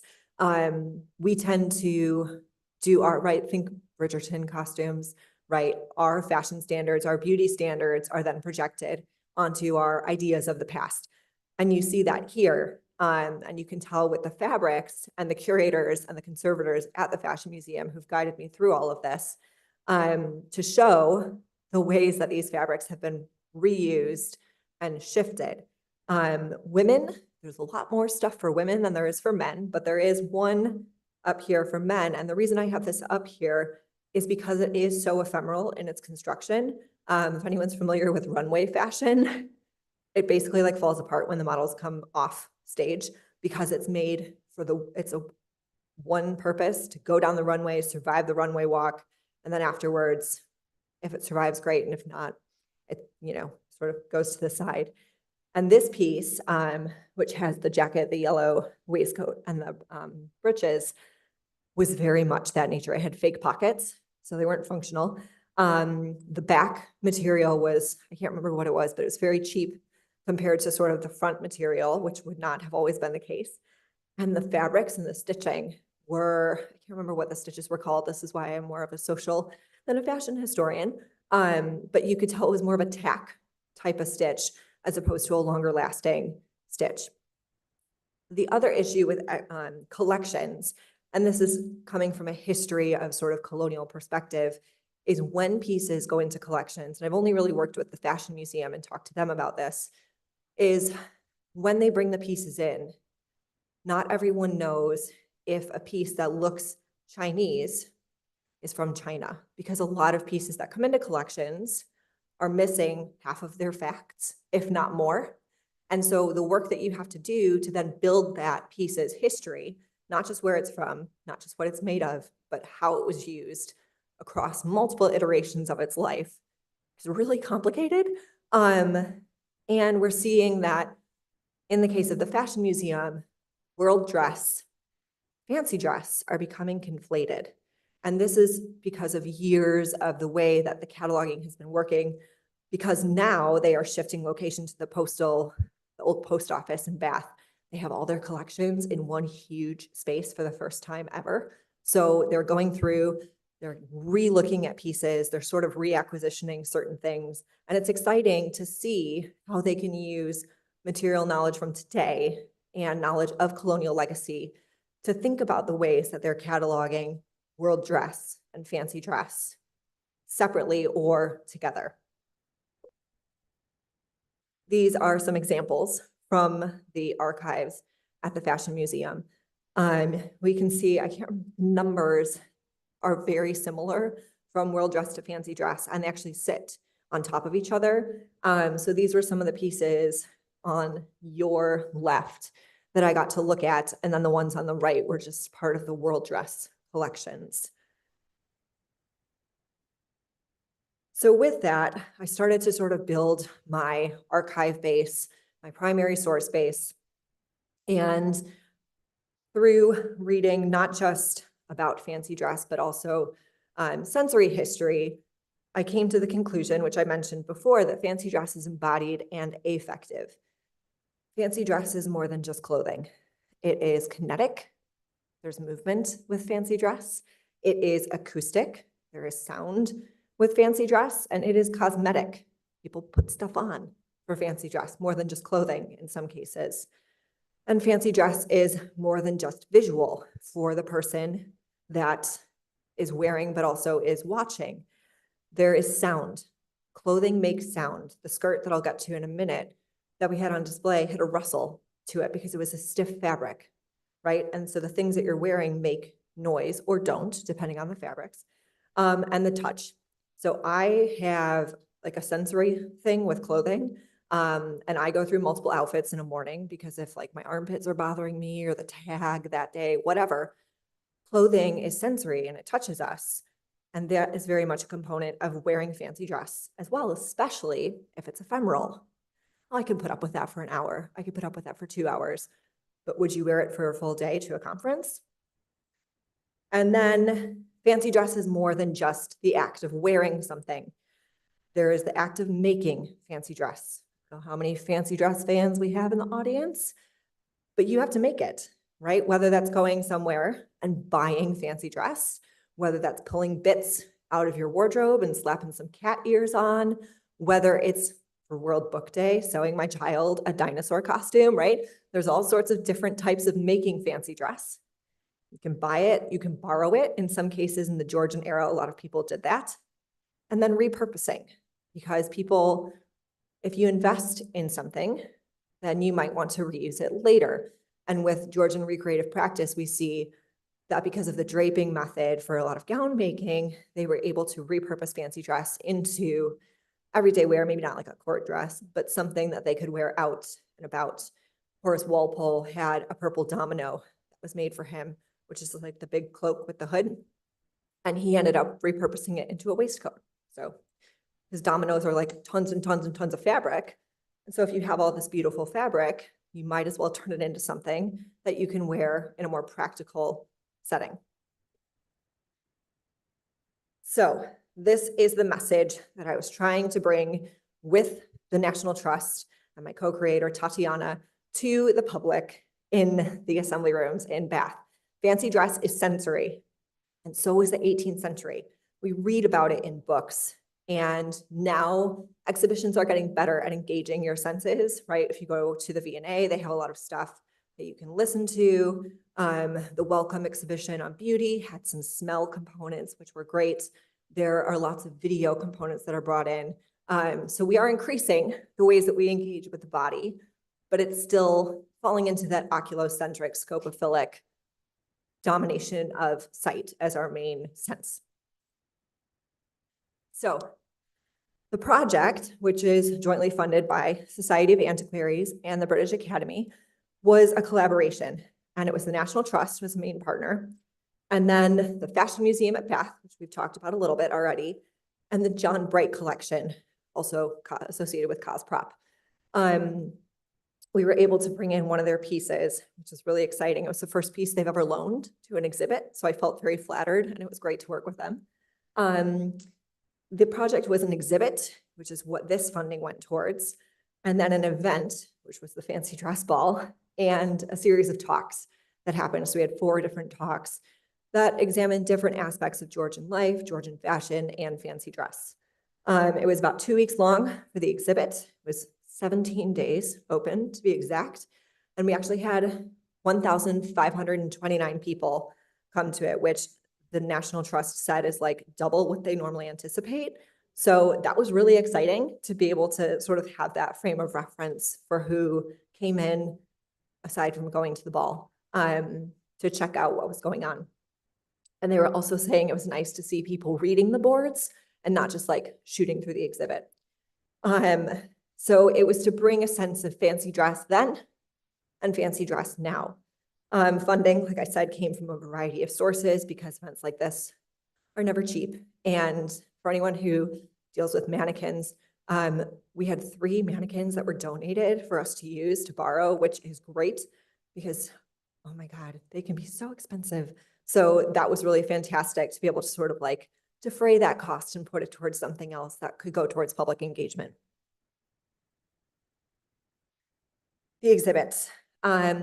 So there were huge benefits to being in the physical space that we were talking about, to being able to, I mean, granted, the assembly rooms were a victim of the Blitz, so there's a whole complicated history there. But to be able to be in a space that is as close to the 18th century assembly rooms as we could get was really fantastic. To hear the floor creaking under you, to sort of have that smell, just all of it was really, I thought, exciting. And fits in with Constance Klassen's work on sensory components of museums and visitor experience, and taking you away from just looking at things and really being in the space. We were also able to bring in local history, which was exciting, and then fill gaps that we have in the archives with recreative practice. We were able to engage people in fancy dress across different mediums and senses, and our main goal was to encourage visitors to reevaluate the pretty complicated history of fancy dress and the way that it sort of led to wider spread practices of cultural appropriation. So here, this is, my mom took this picture of me because it's like, don't do that. Now I'm glad she did. But in the top, it's at the top left for you guys, this was a mannequin that we, well, a dress form that we pinned different fabric swatches to, so that people could touch the different things that we had a recreated hat that I'll get to in a moment. We had a dress as well. And so these were some of the materials so that people could touch them, because oftentimes you see these beautiful things and you can't touch them. And no, they're not 18th century, but they're as close as we could get to 18th century. So being made from similar weaving practices and techniques, as opposed to just all modern manufactured, modern processes, machine-made things. The assembly rooms themselves are spectacular. As I said, that I think added an additional sort of element to the experience of the exhibit, as well as the event itself, the fancy dress ball. Here we have the ballroom, which is the big blue ceiling, and then the tea room, which is also Lady Danbury's ballroom in the first season of Bridgerton, for any fans. We had the ball in the ballroom, and then we had refreshments in the tea room. So to use the rooms in their historical capacity was also great for me, but also for the visitors to get a sense of the space, moving through the space. The space was filled, empty, all of that kind of stuff. The exhibit space was the second card room because Georgians couldn't gamble enough. So they built a second card room. And we had, this is sort of the layout that we did for the exhibition. So you could see we have different things color coded. The red was the recreative and dress components. And then our different like boards, and we had smells as well. Tallow, if anyone has ever smelled that, gross. And that's what was used for a lot of candles in the 18th century. And it's something you don't think about, right? So like a chandelier may have had a spermaceti candle, which would have been nicer, but if you weren't very wealthy, it would have had tallow, and that animal fat is going to make the room smell a bit, in addition to like all the bodies that are there. So that was a fun component to bring to life. With the local archives and stories, the Bath archives were fantastic. We were able to use images from them and find specific examples of fancy dress balls happening in Bath, and then include those for people to look at. So we had a mix of sort of like pinboard things and then official printed out texts for people to read. We also had a dressing up component, because in an exhibit about fancy dress, you have to let people dress up. And the Fashion Museum was great in lending us pieces from the Georgian period, as well as one modern piece for people to dress up in. And the one day I had walked in, there were maybe like 12 older women who came in on a tour, and they were all just going nuts at the fancy dress. It was so great to see how they were enjoying it and engaging with it in that tactile, haptic way, as opposed to just looking at things behind ropes. So I think that was a win. We also brought in makers, because dresses are much more than just what they look like. The hands that go into making it, right? We heard about that with the Pina cloth, are so important in this period, because it isn't machine done. It's done by very knowledgeable makers, and that process is important. So we had trade cards. We located 2 fancy dressmakers in Bath, had one of their trade cards and sort of mapped where their shops were in relation to the assembly room, so people could get a sense of how garments were moving and how bodies were moving from the assembly rooms to where they were getting their dresses from. And then this is the big sort of piece I think is exciting, was the recreative practice bit, because it is hard to find fancy dress in the archives and like full pieces with full stories. So to be able to bring in a recreative practitioner, Serena Dyer, who is an associate professor at De Montfort University, made this beautiful Van Dyke dress for us. And oh my God, the voice notes we had back and forth about this process of how to make the sleeves. These sleeves were so challenging for her. The amount of back and forth we had and the different methods that she tried to make them it was so fascinating to learn about from her.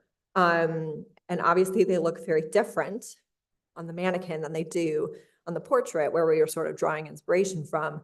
But her knowledge of recreative practice, she had to use a 1740s method for the sleeves, but then a different method for a different part of the dress. So it was sort of this flexibility of working across time and style to bring it to life.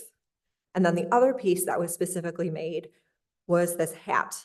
This was the King of Denmark's hat when he was assassinated, King of Sweden, excuse me, when he was assassinated at a masquerade in 1792. Because hats, accessories, are part of fancy or regular dress. And so we also had Matthew's shoe in the exhibit as a way of bringing in, how do you take something that you already have and make it fancy? And for the shoe, as Matthew, I'm sure will tell us, buckles are one way to do that, to jazz it up, to show off wealth, to show off status, to show off taste. So it was bringing in other components that could help you fancy up what you might already have. And then moving beyond the 18th century, we had this beautiful skirt that the John Bright collection loaned us. And this is where that incomplete story comes in, because it's the skirt by itself. We don't know where the top is. We don't know what the top was. We don't even know if there was a top. So we had the opportunity for guests to then design the top themselves. And I haven't looked through all of them, but there are some that are like, don't match at all. There are some that carry on the theme. There are some that challenge the theme. And we had that positioned next to Serena's dress to sort of give a sense of like 18th century moving into 19th century. And the dress is very rustly and stiff. And so that's what I meant about like sound. People couldn't hear it, but fancy dresses, you can hear when people are moving and things. This piece I thought was really important because of the text that's on it. So we're guessing this skirt was like right around 1900 because the way the map is colored in is suggestive of the Boer War. And the words on the skirt tie to a Gilbert and Sullivan musical, but they're shifted and they are political. So this idea that fancy dress, again, has a cultural zeitgeist reflecting not only pop culture with the musical, but also the politics of the time as well. And then this brought us to legacy and engagement. Fancy dress still is a thing today, and it can still be extremely problematic. Children are involved in fancy dress now, and oftentimes it's for imaginative and creative purposes. But is it the children who are doing it, right? Like he's almost 3 now. He's not picking his World Book Day costume. I am, because when he was 2, like, what do you want to be? Dinosaur, right? So, okay, well, let's find a dinosaur character then. So the idea of the parents or the carers' involvement with children's fancy dress, especially in the 19th century, when they're the ones paying for these outrageously expensive costumes, versus the children, shifting fancy dress from performative and status driven to play and imaginative, as well as engaging people to think about what fancy dress means to them. So this was one of our interactive boards, which we just had the cards for people to fill in. And it was actually really cool. Some of them were not in English. They were in Spanish, which I know Spanish, so I've been able to read them.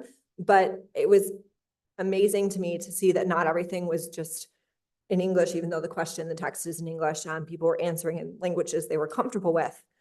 So we had a range of things. You can kind of see like fun.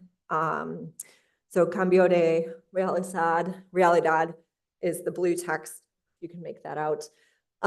So like change from real life, difference from real life, putting on a character. We had some people draw illustrations. And then along the bottom, we had fancy dress options. People put little Post-its on what they wanted.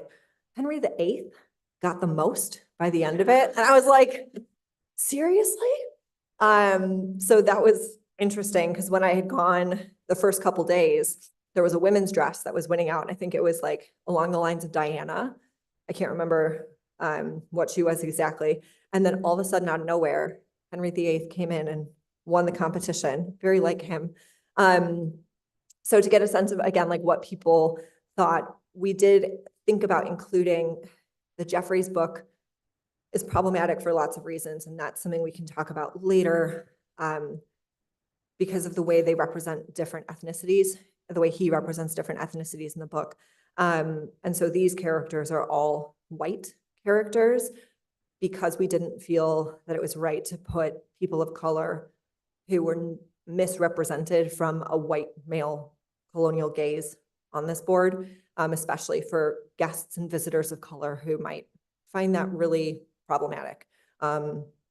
So that was our way of engaging. We did also have a question for people to answer about appropriation versus appreciation, which I have yet to go through those responses. I've only just gotten them, to see sort of the way it's made people think about, is it okay to be a Mexican? Is it okay to dress up as an Indian, as a Native American? And that's a big question we're still dealing with in the States. So that is sort of where this has led to. We're still getting feedback from visitors to the ball itself and to the exhibit, but it's led to a lot of promising things. I've had a group reach out to me from the States.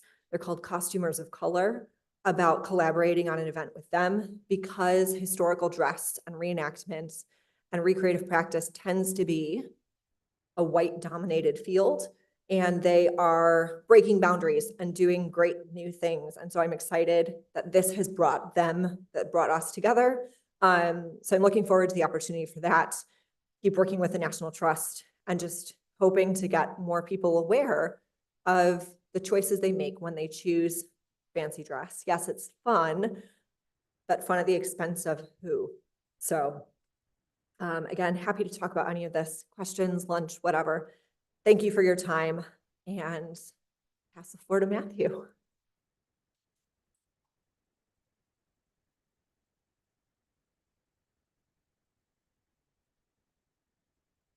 Thank you so much, Meg. And we're going to be staying with the 18th century for our next talk from Professor Matthew McCormack from the University of Northampton. Matthew is Professor of History and Head of the Graduate School at the university. He's published widely on British history, and his most recent book is Citizenship and Gender in Britain, 1688 to 1928. He's currently writing Shoes and the Georgian Man for Bloomsbury, and that is the title of his talk today.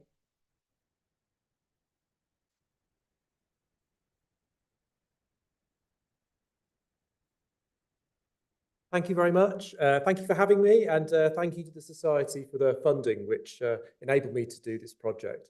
So I'm working on the history of men's shoes, partly because I'm based at Northampton, which of course is the centre of the British shoe industry. I feel very at home here because we are a stone's throw from Jermyn Street, where all the Northampton shoe manufacturers have their shops, where people can afford to buy their very expensive wares. So I study it because of that, but also because shoes tell us a great deal about the past. My previous work was on the history of masculinity and the body in Britain, and shoes are an example of an object that can tell us a lot about gender and social relations.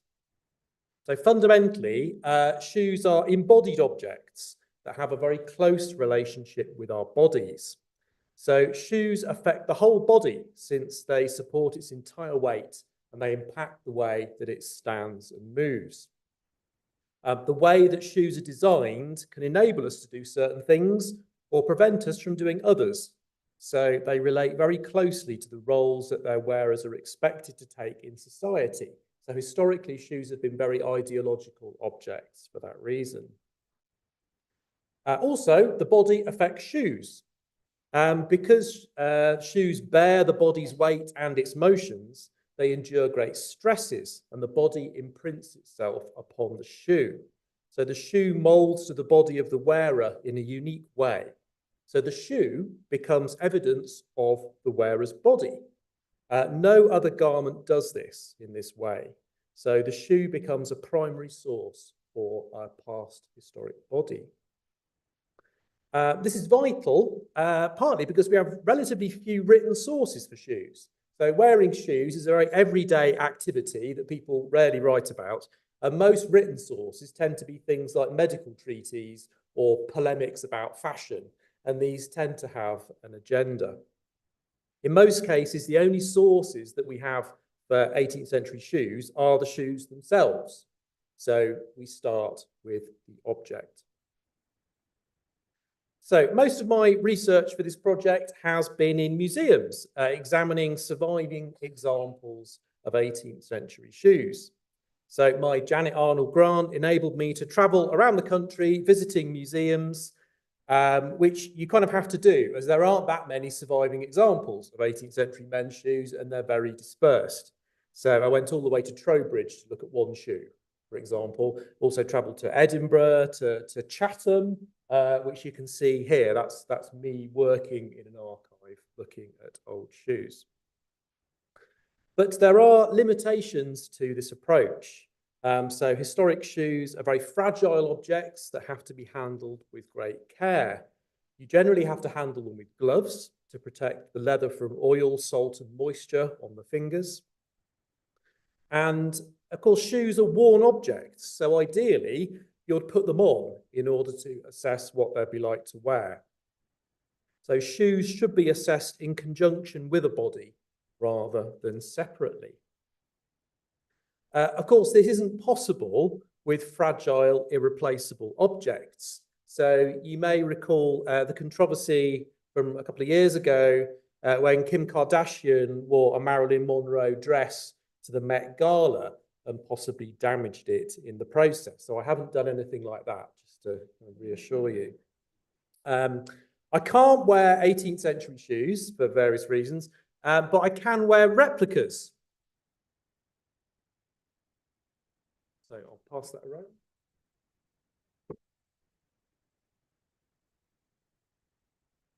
So I used my Janet Arnold grant to commission a pair of shoes made to an 18th century pattern. I then wore them for an extended period while documenting the process. And this enabled me to answer questions about shoes that I wouldn't have been able to do just by looking at them or even handling them.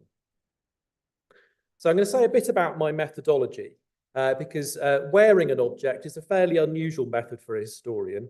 It's less unusual in other fields like archaeology or dance studies, but it's not something that historians do very often. If the researcher is doing the wearing, then they become the research subject. So I engaged with autoethnography, where the researcher researches themselves. There were elements of autoethnography in this project, so I kept a diary and I had to get approval from a university ethics committee in order to conduct the research, which again is fairly unusual for history. In practice, though, the approach taken here was closer to experimental archaeology, where objects are reconstructed and then you kind of test hypotheses in a scientific manner. I think the insights that I got from wearing these shoes are probably similar to the insights that you get from historical reenactment. Making and wearing are increasingly common approaches to the history of dress. So Hilary Davidson argues that it makes the implicit knowledge of the maker, something that's rarely written down, explicit. But I'm not myself a skilled maker, so I sought one out. So the shoemaker Andy Burke was recommended to me by military reenactors. Andy makes shoes for reenactment. He's a reenactor himself, but he also makes shoes for film and theatre productions. So from his catalogue, I ordered a pair of hand-sewn soldiers' shoes. And this shoe here is manufactured to an 18th century pattern from François de Garceau's L'Art du Cordonnier from 1767. So these are fairly typical of the sorts of shoes that would have been worn by soldiers and plebeian men at the end of the 18th century. They're basic, unlined shoes with a broad toe, as you can see. These are functional, not fashionable shoes, okay? And of course, they're scaled up to modern sizes. Another reason I can't wear 18th century shoes is they don't do them in a size 12. So, you know, this is a bit bigger. So before I got these shoes made, I measured my feet, I drew around them on a bit of paper and then sent that off to Andy. And he confirmed that they're a modern size 12, but with a slightly wider instep. And straight away, I was departing from the 18th century soldier's experience, because they wouldn't have had their shoes made to measure. They would have been ordered in bulk by the regiment, and they'd have been very lucky indeed if they actually fitted. So I then travelled down to South Wales and spent time with Andy at his workshop in Bridgend, observing him making my shoes and asking him questions as he went along. Shoemakers famously like to talk. It's relatively quiet work, and they like to grumble and put the world to rights. So Andy was very happy to have me there with a cup of tea while he grumbled. So I said, I'm not a maker myself, but I was able to try out some of the processes like cutting, stitching and making. And it was telling that my fingers lacked the practice skill and strength to do this quickly or accurately. Shoemaking is a very bodily process. It puts strains on the fingers, the elbows, the eyes. And I think this picture conveys the sort of the strength, but also the sort of the vulnerability of the shoemaker's body. So the construction of the shoe is very simple by modern standards. They're straight lasted. See, they're symmetrical. So they use identical lasts. And the vamp, the front section, is made from a single piece. And that's sewn to the 2 quarters at the back with linen thread. Because these are cheap shoes, they were unlined. So they are what we call rough out. So the smooth part of the leather's on the inside, so they're comfortable to wear. The outside of the leather's got that kind of suede-y appearance because it's the rough side of the leather. As you kind of wear them, and also as you apply dye and polish, it gradually becomes more smooth. And a soldier who polished these every day would eventually have had a kind of a smooth matte finish on his shoes, even though they were made rough out. The soles are of thick, hard leather with a modest heel of about 20 mil, and that's constructed from glued offcuts. You don't waste any leather with shoemaking, everything gets used. And the shoes arrived in the post when he'd finished them. Before I could wear them, I had to fix the buckles. So, of course, 18th century shoes arrived without fastenings, and you had to purchase the buckle separately. So this is an opportunity for customization, as Meg was saying. First time you fix the buckles, it's quite tricky to do because you have to make the holes in exactly the right place in order to fit. It helps if you've got a servant. I didn't have a servant, but I did have YouTube, thankfully, which kind of showed me how to do it. There are videos for the reenactment community showing you how to fix buckles. So I wore them for 40 days between July and November, so not every day, in 2022. So this included a hot summer and a very wet autumn. Typically, I wore them for about 8 hours a day. And I reflected on the experience in a handwritten diary and also documented it every day with photography. And I posted daily photos on Twitter. You can still see them. If you put the hashtag Georgian shoes, the whole archive is on there. And initially, they were quite uncomfortable to wear, so they weren't pre-formed to the shape of the foot. So I sort of put these things on, and I thought, and they were really uncomfortable. So I emailed Andy and said, what's going on? I thought you made these to measure. And he said, well, what you need to do is you need to soak the leather. You need to wet the leather and then wear them, and it will mold to the shape of your foot. And then when it dries, they'll be great. And they were really good. Thereafter, they were very comfortable. And I never got a blister while wearing these. Unlike modern shoes, the heel quarter's soft, it's not rigid, so it doesn't rub. And there aren't any, it's completely made of organic materials. There's no kind of plastic edges or anything that your feet could potentially rub on. So I found them very comfortable to wear. And the broad toe meant the effect of wearing straight-lasted shoes wasn't as pronounced as I'd feared, because there's plenty of room for the toe. It did slightly force the big toe inwards, so you could potentially develop a bunion, I think, which was fairly common in the 18th century. If these were fashionable shoes, they would have been pointed rather than squared. So squared is unfashionable. You call somebody square toes if they were old-fashioned in the 18th century. So if you were wearing kind of pointed ones, they'd be much worse for your feet and would probably give you foot complaints. In terms of walking in them, it's a slightly different experience to modern shoes, but not that different actually to a pair of men's kind of formal leather shoes. Because of the lack of heel and grip, I walked in a different way to the way that you might do in trainers. You adopt more of a kind of a toe-first gait, and you place the soles more deliberately on the ground. And I tried to wear the shoes in a range of locations. So as well as modern surfaces, I tried to seek out surfaces that might have been familiar to Georgian pedestrians. So on day 13, I happened to be in Richmond in North Yorkshire, which is a fine Georgian town, and wore them on the cobblestones and the flagstones. Richmond's very hilly and the cobblestones are very polished. So it was very slippery, and actually it was all I could do to stay on my feet while walking around Richmond. So there's lots of Georgian cartoons of people falling over, partly because they like slapstick humour in prints, but I think that's kind of comprehensible. They were also very slippery on dirt and mud. So soldiers would have had hobnails on their shoes and boots. They kind of provide grip in the way that maybe sort of football boots provide grip.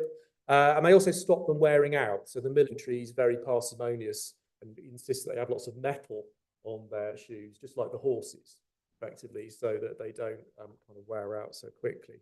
I opted not to get hobnails as I was wearing them indoors, where they could have damaged the surfaces. So in terms of the shoe and the shape of the foot, although they're straight lasted, I did wear them consistently on the same feet. Okay, so this is a left, the one I passed around is a right. You can see it from the wear that they kind of quickly took the form of one foot rather than the other.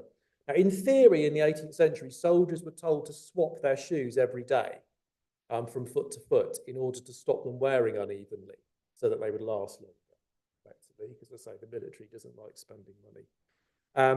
That was the prescription. I think it's very, very unlikely that they did that in practice, and actually wearing them showed me that that probably didn't occur, because once it had formed to one foot, it was very difficult to get it on the other foot, almost impossible.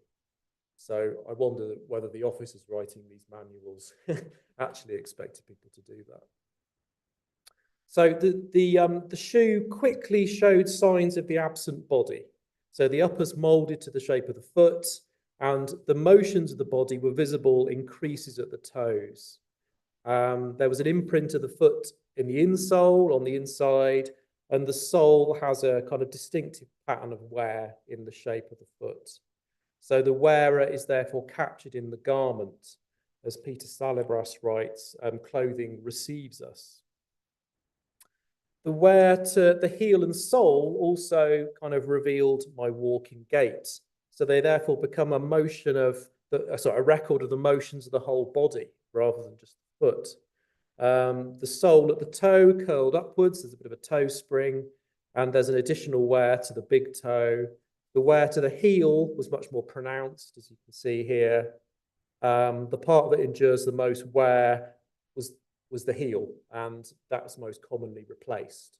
Shoes were often mended and repaired in the 18th century in the way that we don't so often now. So at the outer edge, there was wear of about 10 millimeters, which is quite a lot, given that I only wore it for just over a month. Also, this walking gait recorded in the shoe suggests that my feet point slightly outwards when I walk, so exerting pressure diagonally on the soles. And I worked with a podiatrist at my university who confirmed that this is a conventional arrangement for walking. So any departure from that would be perhaps a less conventional walking gait. The podiatrist also confirmed that I hadn't been harmed during this experiment because I had to conduct a risk assessment as part of doing this. There we go. So in conclusion, for me, this showed that 18th century shoes are actually much more individual than modern shoes. They're not constructed in the form of the foot, but they're designed to adapt to the body in a unique way. So, I mean, no two pairs of shoes in the 18th century are alike anyway, because they're all handmade, but they quickly become unique once they've been worn. And documenting wear to the shoes in this way showed how shoes become a record of the wearer's body. This enabled me to gauge the extent of wear that I was seeing in historic shoes in museum collections. Shoes are records of lived experience. I think they're uniquely powerful sources that tell us things other sources do not. If you want to find out more about this, my book will be out later this year. This is an exclusive cover reveal. This was agreed yesterday, in fact, press. So there we go. So thank you very much.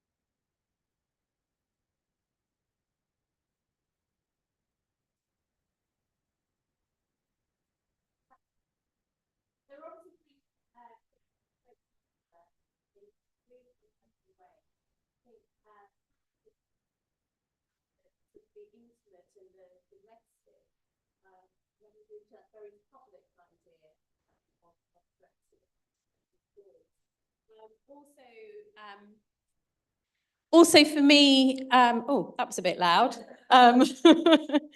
Also, I think both Meg and Matthew were picking up very much on that idea of embodiment with clothes and that sort of sense of, the body beneath the clothing. And hopefully we'll be able to pick up some of that in the panel discussion later on. But if we can open up to questions, and I'm actually going to jump in with something which is half a question and half a comment to Kathy.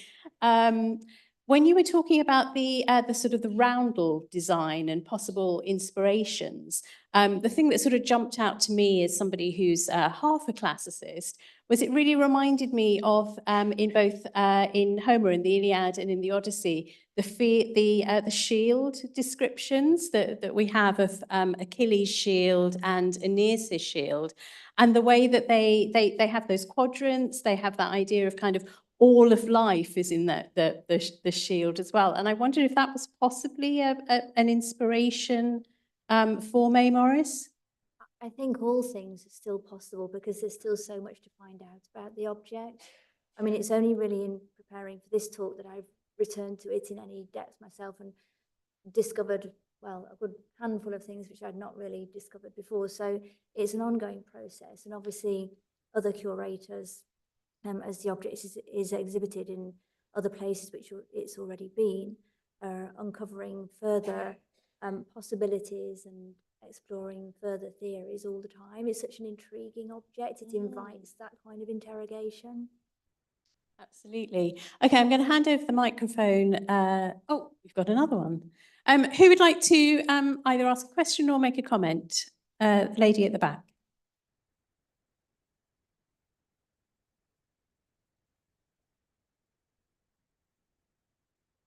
Thank you, all of you, for really interesting papers. I mean, this is mainly addressed at Meg, but all of you can kind of have a pop at it if you'd like. Meg talked about the borrowing and repurposing of garments. I suppose with all of the things that you guys were talking about, can you let me know a little bit more about kind of recycling? Was hand-me-downs at play? Was there a borrowing culture with shoes, with fancy dress, even with blankets, maybe?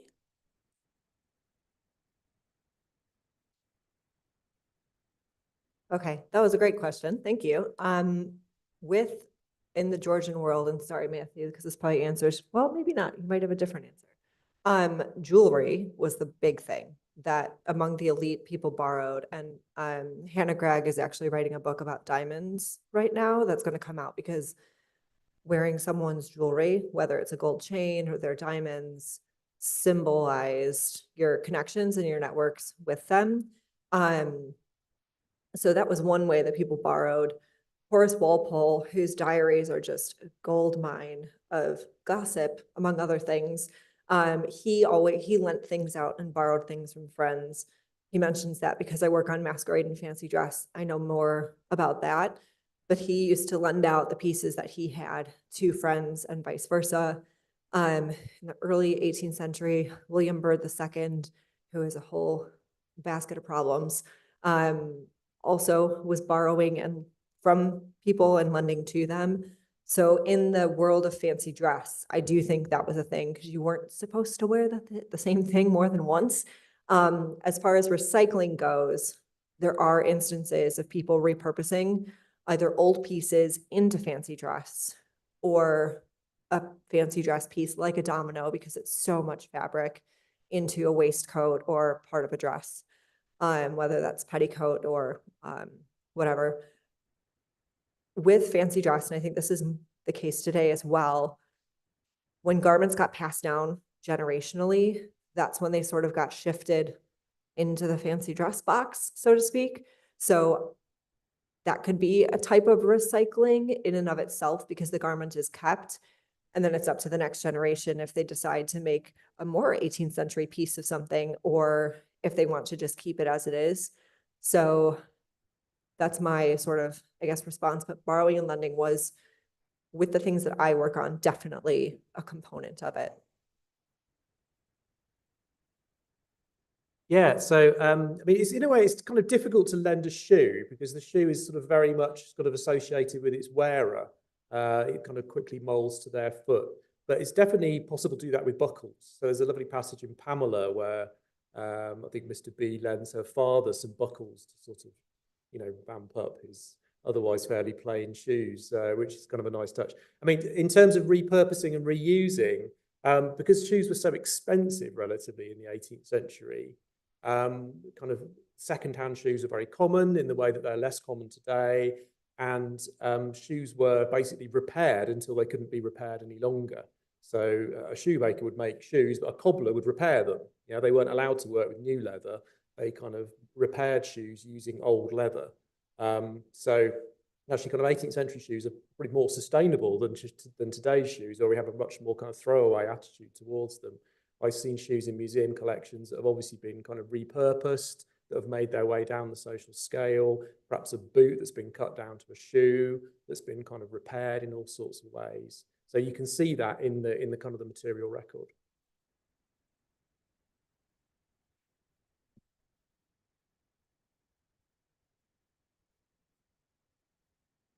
Right. Those are wonderful. I really loved the idea of the haptic, and it was really great that you passed around the shoes, but also what you were talking about. Sorry, Meg was talking about in terms of touching the materials, and how important that is, and how mostly in museums it's a sort of no touch thing. So there was something about the experiential there. Just a question was really about shoes and class, or about costume and class, because obviously we have very little record of shoes, costumes, anything from the working class or from people lower down the scale. And you were talking about maybe you know, shoes being recycled, so that might have been a way that shoes would have gone down. But I mean, I just wonder whether there are any traces of you know, people, servants, I don't know, people who are lower down the sort of class scale. Yeah, thank you. I mean, that's a really good question, because men's shoes haven't been looked at as much as women's shoes. And one of the reasons for that is that far fewer of them survive. So shoe collections tend to skew female, and they skew elite, because it tends to be the fancy ones that get kept. In particular, I mean, working people's shoes, they wore them until they couldn't be repaired any longer, and then they were, you know, until they were pretty much destroyed. So there are some examples of working people's shoes. They tend to survive for odd reasons. So, for example, when I went down to Chatham, it was to examine shoes that had been recovered from a shipwreck, which kind of provides a sort of kind of a snapshot in time of shoes that otherwise wouldn't have survived. Or also the practice of concealed shoes, where shoes were kind of secreted in houses for kind of magical reasons, because the shoe's associated with the wearer. If you conceal a shoe in a chimney breast or under a door, it's a kind of, it keeps the witches away. Yeah. So for that reason, shoes are kind of spiritually recycled, as Kerry Holbrook puts it, and therefore they survived in the way that they might not otherwise have done. So it's difficult. There aren't many examples. Yeah, just a quick response to that. Servants were part of it in the way that they worked it. And so, actually, if you go over to St. Patrick's Church in Soho Square, it's Teresa Corneli's old house where she used to have masquerades, and she had the servants in uniform so that they would not mix with everyone else. It was like, she overhauled the masquerade basically in the 1770s. And made it very clear. And then the other thing is, people could dress, if you were elite, you could dress either direction, up or down. But if you dressed down, you had a certain behavioral expectation. So there's one instance of someone who dresses as a waiter, and he gets wasted. And he's behaving really poorly, and they kick him out because they're like, you can't do this because you're setting a bad example for the real waiters. So this question about like behavior and decorum, and any masquerades at least that were held by the lower sort were canceled. There's reports of that happening, like they're at a pub or something, and then they get found out and they get shut down, and some of them get, you know, hauled off. So. Two questions and then go to some of the online questions. Hi, this is just a quick one for Matthew. Just on shoes, as you said that, I wondered, have you looked at the Cries of London and things like that? Because I can think of two songs where they're talking about old shoes being swapped for brooms or things like that. I'm wondering if there are images in those. Yeah, thank you. I haven't checked out that particular one, but yeah, there is a sort of a visual record of shoes in paintings, in satirical prints and things like that. So I've tried to use that as much as I can in my work as well. Is there another question here? Yeah, thanks to all the speakers. It's a question for Dr. Meg. It was you've answered it really. It was about social class and masquerade, and how fancy dress was maybe used to blur social mores. I'm doing research on the 1970s clothes, which is fancy dress. And there was a blurring of social mores at that time. So I was going to ask you to talk to that, but you have kind of already. So We can talk about that during lunch if you want, but I don't think there's as much blurring as people think there was, because to get in alone was a guinea and a half to 2 guineas, and that's not including your costume and your transportation. So they're extremely, extremely expensive, and usually there's a subscription list. So it's limited to the people who can afford it. And then within that, yeah, you can dress how you'd like, but there are restrictions even within that of like how you're expected to act. So.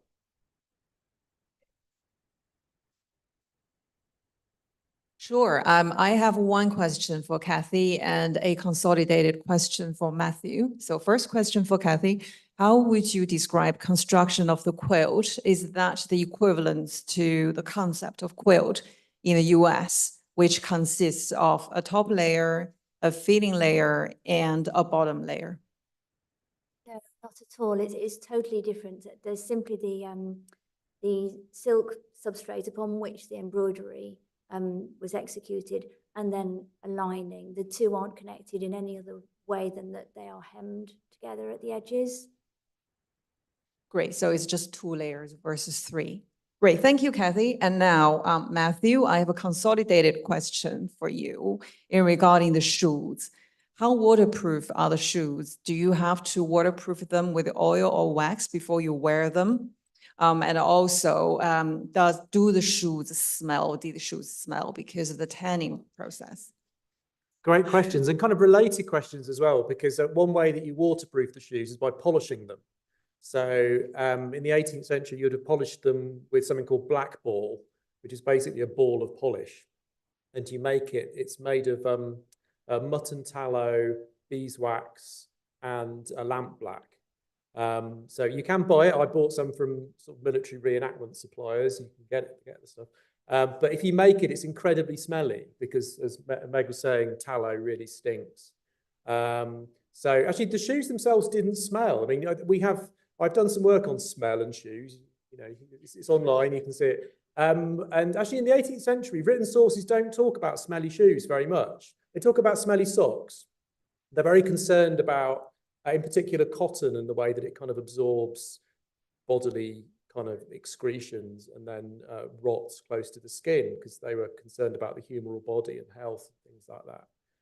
They don't tend to complain about shoes very much. And I think actually, because the shoe's entirely made of organic materials, it kind of breathes.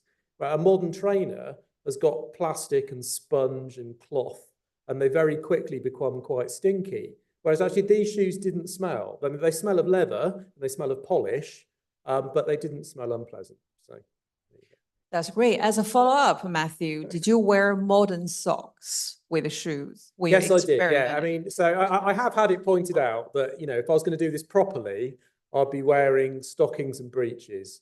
I didn't do that, partly because I didn't have any. But also I kind of wanted to wear them for general wear. I wanted to sort of wear them every day in the way that I would do a normal shoe. So I wore them with cotton socks.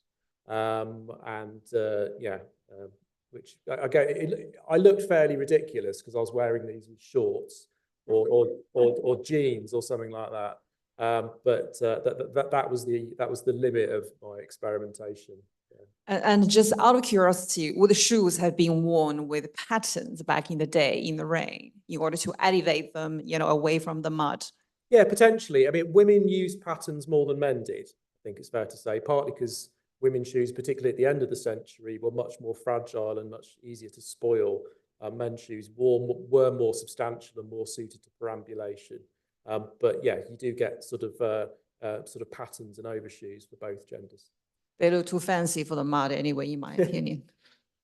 Thank you. I think we've got time for just one last question. Thank you very much. I'm very excited that you're working in a recreative kind of way in history. And I like that you referred to experimental archaeology. Is there such a department? I'm in a history department and I'm an embroiderer and studying the 18th century. And I do all the examples to get the feeling of the 18th century embroiderer. But my history department have said they're interested in pictures and annotation of the embroidery, but not at all interested in the embroidery itself. So as such, and the work of it, it's very hard to situate it into a history degree because I'm just an anomaly. Well, not so much now. So if there isn't an experiential archaeology department, could you set one up? Well, thank you. I mean, I think it's something, as I say, it's a more common approach in archaeology. I mean, Hilary Davidson's written about this quite a lot, and she talks about how she talks about it in terms of experimental history rather than experimental archaeology. So I think this kind of thing can go on in history departments. There's often people working in perhaps fashion departments or kind of fashion history rather than in perhaps mainstream history departments. But I mean, Serena Dyer at De Montfort's a really good example of a historian who's a kind of a maker and who uses the insights from making and wearing in order to inform her historical practice. So Serena's work, she has an edited collection with Chloe Wixton Smith that's called that's called Material Literacy, and that's fantastic. And then Jenny Batchelor is at York, and she does quite a lot with her own experience of embroidery. She also works on the 18th century. And I actually think De Montfort is working on setting up a center for recreative practice. So like keep an eye out for that because it is becoming more of a thing. What Serena and I, when we've talked about this, it tends to be more in the design cultures world that this is acceptable as opposed to like the history world, because that's what I've also found. So that would be the other thing is if you look at design cultures and dress history, fashion history, there might be people you can draw in to be like, look, this actually is valid. What I'm physically doing is important to the research. Formerly head of studio at the Royal School of Needlework. And so every way I look at the object is from a maker's point of view. And I've gone to a history department because my weakness is historical writing because I've actually got a science background. So, but I'm finding it very hard to fit in, even with things like the literature review, because they want me to talk about sport and politics and other people's written work and not about anything to do with my unique selling point, which is that I am a professional embroiderer and I can tell you about the hand of the embroiderer and I can tell you how the stitches are recreated, how I can interpret them with my 21st century eyes. I can reinterpret 18th century. So all of that just becomes a sideline, a picture, an annotation, and it's not useful. So you're doing 2 degrees at the same time because you have to do the recreative practice to get there, and then you have to try and shoehorn yourself into the hurdles of the history degree, which is really difficult. Yeah. So Serena, sorry to keep like championing Serena here. She just had a book, short little guy, come out that's like the same size as my domino one about it's called The Labor of the Stitch. I would highly, highly recommend that because that's what you just said, your experiences is what she basically writes in that little, it's like 30,000 words book. So I would definitely point you to that. Okay, thank you, everybody. I think we need to just bring this to a break rather than a halt. So we are serving lunch in the council room across the hall. We will reconvene in here at 2:15. And just to remind you, obviously the display will still be open. Enjoy your lunch.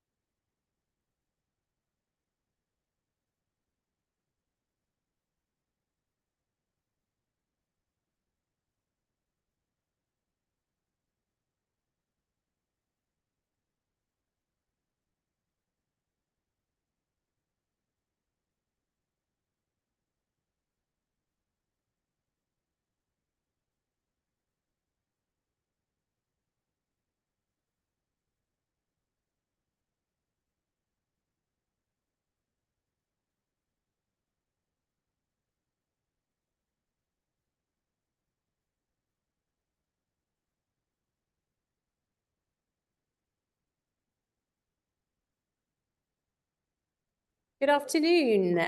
So we're going to kick off the second part of our conference. I'm delighted to see you all really enjoying our collection of objects here. It's really nice to see. Okay, so I'm going to introduce our next speaker, Tamsin Lewis, FSA. Tam is a musician and a historian with a particular interest in the early modern period. She studied violin at the Florence Conservatoire before reading classics and Italian at Oxford.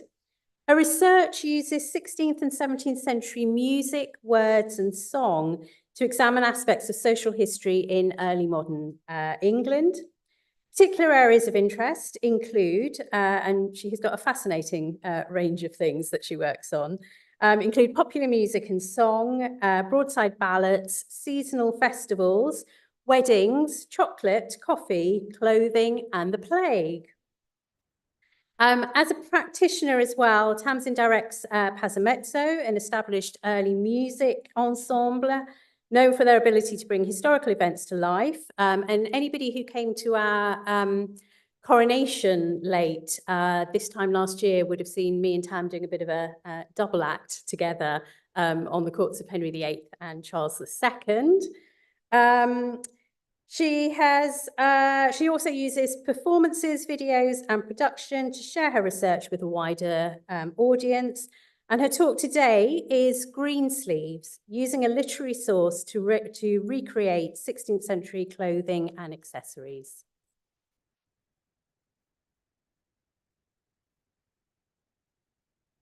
Thanks so much, Linda. So I'm another recipient of the Janet Arnold grant. My project is still in its very early stages, though, several months away from completion. But I'll tell you a bit about the Greensleeves project. Everyone knows Greensleeves. With its haunting melody and the popular myth that it was written by Henry VIII as a love song for Anne Boleyn, Greensleeves is probably the best known of all Tudor songs today. It's a long song, giving the story through the words of a man who bombards his would-be beloved with gifts, dressing her from the skin upwards. My paper will examine these gifts, put together that they provide us with a rich resource of information on clothing, fabrics, embroidery, and other aspects of material culture. I'll also talk about our multidisciplinary collaboration, working with a number of eminent costume historians and practitioners to recreate the clothing given to Greensleeves. It's important to be able to establish a date for the lyrics in order to base the reconstruction as closely as possible on the fashions of the time. And to do this, I'd like to start by addressing the Henry VIII myth. I'll be brief, as other scholars have covered this in detail. Essentially, there is no surviving historical evidence for a connection with Henry VIII and Anne Boleyn. In fact, the first reference to Greensleeves that we know of dates from decades after both of them were dead. It's an entry in the Stationer's Register on the 3rd of September, 1580, when a new northern ditty of the Lady Greensleeves is licensed to Richard Jones. It was an instant hit, and 6 further Greensleeves ballads followed what were added to the register in the remaining few months of 1580. From their titles, we can see that these ranged from further ballads of the Lady Greensleeves, moralizing songs, Greensleeves moralized, and even a reply from Greensleeves to her lover. This one intrigues me, and I'd really love to know whether she starts off resistant and ends up sweetly compliant, or whether she cynically throws back all the gifts in his face, in the way that Raleigh's nymph replies to the shepherd. I think there are similarities between Greensleeves and the Passionate Shepherd poem. But sadly, these ballad sheets are lost, and unless they come up, we'll never know. So I will move on from there to say that more Greensleeves ballads followed in 1581, and by August that year, the song was clearly so well known that it was parodied as a ballad by Edward White. Greensleeves is worn away, yellow sleeves come to decay, black sleeves I hold in despite, but white sleeves is my delight.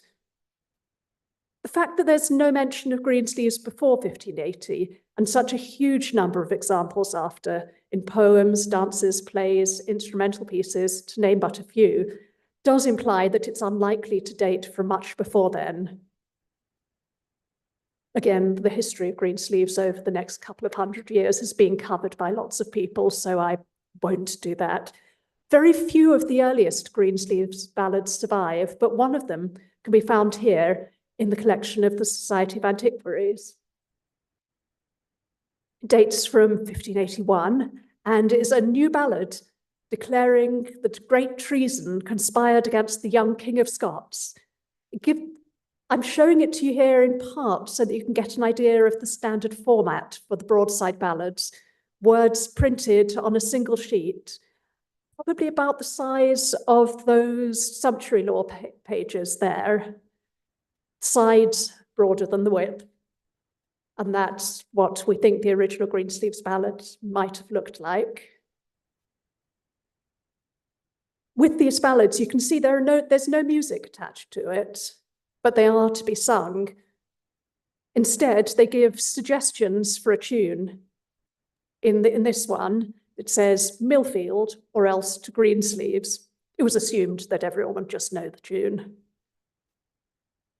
But the earliest surviving words that we have, the Song of Greensleeves, date from 1584, and they're found in Clement Robinson's book, A Handful of Pleasant Delights. This is one of the many ballad miscellanies printed in Elizabethan England. It contains a selection of ballads, most of which would have circulated previously as broadside ballads, though some may have come from manuscript sources. And the book includes this song, a new courtly sonnet of the Lady Greensleeves to the new tune of Greensleeves. As you see, both words and melody are described as new. It's got 18 verses, it's long. We've recorded all of the verses, and with our grant, we're going to make the clothing described in it and create a video to go with the words. I'm not going to play it all for you now because it is long, but I will give you our recording of the clothing verses to start off, which I think, oh, yes, no, oh no, died, sorry, thank you. Was all my joy, Greensleeves was my delight, Greensleeves was my heart of gold, and who but my lady Greensleeves? I bought thee kerchiefs to thy head that were wrought fine and gallantly. I kept thee both board and bed, which cost my purse well favouredly. Greensleeves was all my joy, Greensleeves was my delight, Greensleeves was my heart of gold, and who but my lady Greensleeves? I bought thee petticoats of the best, the cloth so fine as might be. I gave thee jewels for thy chest, and all this cost I spent on thee. Greensleeves was all my joy, Greensleeves was my delight, Greensleeves was my heart of gold, and who but my lady Greensleeves?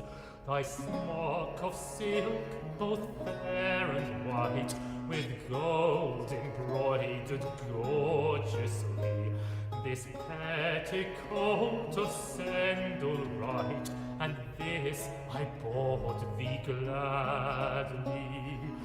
Greensleeves was all my joy, Greensleeves was my delight, Greensleeves was my heart of gold, and who but my lady Greensleeves? thy girdle of gold so red, with pearls bedecked sumptuously, the like no other lasses had, and yet thou wouldst not love me. Greensleeves was all my joy, Greensleeves was my delight, Greensleeves was my heart of gold, and full with my lady Greensleeves.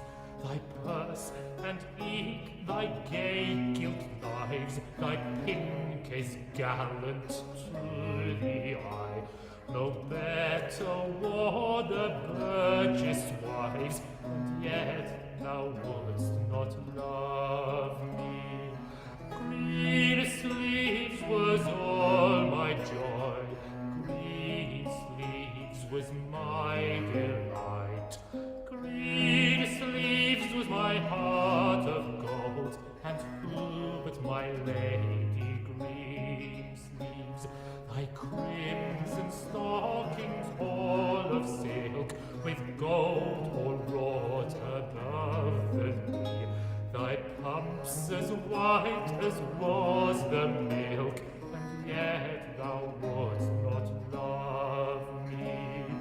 Greensleeves was all my joy, Greensleeves was my delight, Greensleeves was my heart of gold, and who but my lady Greensleeves? Thy gown was of the grassy green, thy sleeves of satin hanging high, which made thee be a harvest queen, and yet thou wouldst not love me. Greensleeves was all my joy, Greensleeves was my delight, Greensleeves was my heart of gold, and who but my lady Greensleeves? Thy garters fringed with the gold, and silver aiglets hanging high, which made thee blithe for to behold, and yet thou wouldst not love me.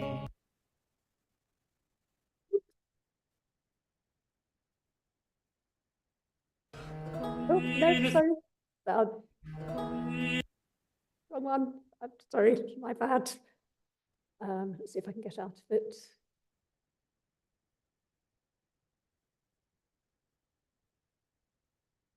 And press back, should I? It's, thank you. It's a bit relentless, isn't it? Huge quantity of clothing and accessories. She gets kerchiers, petticoats, both of wool and silk. She gets an embroidered smock, girdle, stockings, garters, shoes, jewellery, pin case, knives, purse, and of course the famous gown of grassy green with sleeves of satin hanging by. It's a fairly thorough list, and we're working, as I said, to recreate as many as possible from the description, basing the style at about 1580. Some of the items described are straightforward and easy to interpret, while others throw up questions. Not least the question of poetic license. Are these real clothes or a fantasy? On the whole, I'd like to think the clothes in the song correspond with clothes that might have been worn at the time. And I'll go through some of them here. The first item described is Greensleeves' headgear. I bought thee kerchiers to thy head that were wrought fine and gallantly. And Greensleeves' kerchiers are to be made by Sarah Thursfield, who is an expert in linens, historical linens. She's working on it at the moment. The kerchiers that will be made of linen, and they'll be wrought with drawn threads and cut work and white work. This is a trial piece she's been experimenting with, and a couple of close-up details. She's going to do a few more test pieces on a slightly lighter and more open linen before making the kerchier itself. Greensleeves is also given two sorts of petticoats in different verses. First, she's given petticoats of the best, the cloth so fine as fine might be. The word cloth in this case is used for wool, and we're imagining that one of these wooden petticoats would be upper-bodied with linen and linen canvas to give some underpinning, even if further petticoats are unbodied. The wool petticoats are going to be made by Constance Mackenzie, and Serena Dyer, who Meg's also worked with, is going to make the petticoat of sendal right. Sendal it's a fine silk. This is a definition from 1598 of Francis Thynne in his animadversions on Speight's Chaucer, says that sendal is a silk stuff, thin stuff like cypress, but yet was a thin stuff like sarsenet, and of a raw kind of silk or sarsenet, but coarser and narrower. And then there's Greensleeves' smock, thy smock of silk, both fair and white, with gold embroidered gorgeously. The smock of silk is a bit problematic. Smocks at this time that we can find out about seem to be made of linen. It might be fine Holland or lawn, but still linen, not silk. There are a few printed references to smocks of silk at this time.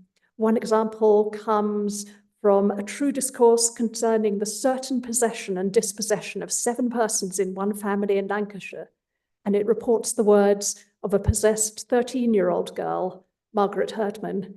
She said unto him, she said unto him thus, my lad, I will have a fine smock of silk, it shall be finer than thine. Another reference comes in Thomas Deloney's novel, Thomas of Reading, where a lady takes off her fine clothes and puts on the coarse clothes of a nun.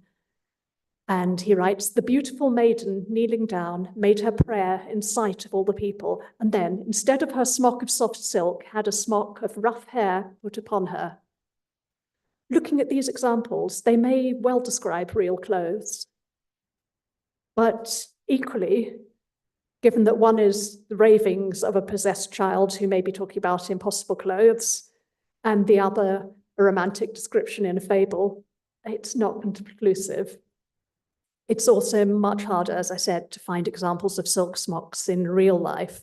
A quick trawl through the smocks listed in Janet Arnold's Queen Elizabeth's Wardrobe Unlocked shows that even the Queen's smocks are made of linen, though they're frequently embroidered with silk and gold or silver threads. And likewise, surviving English smocks in museum collections that I know of are linen, even if they're similarly embellished. Is Greensleeves' smock of silk a poetic fantasy? Or is it something that could have been known in England in the second half of the 16th century? Might it be something more like a silk partlet and sleeves worn over a linen smock? Or could it be that because it's worked in silk, it's described as being of silk?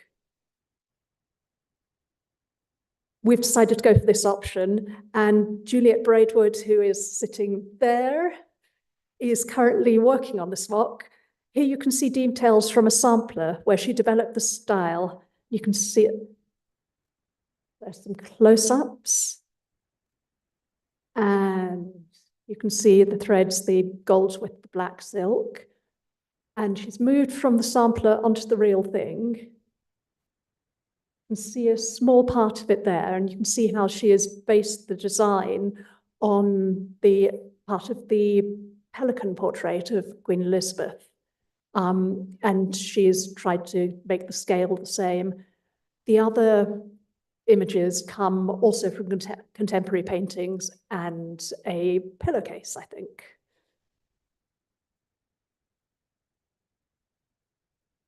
Greensleeves, crimson stockings, all of silk with gold all wrought above the knee. They'll be knitted by Sally Pointer, who's currently experimenting with gold thread over the silk, whether to make a welt at the top or to embroider it. But she's also looking about how to do this in a way that the stockings don't become so stiff with the gold thread that they're unwearable.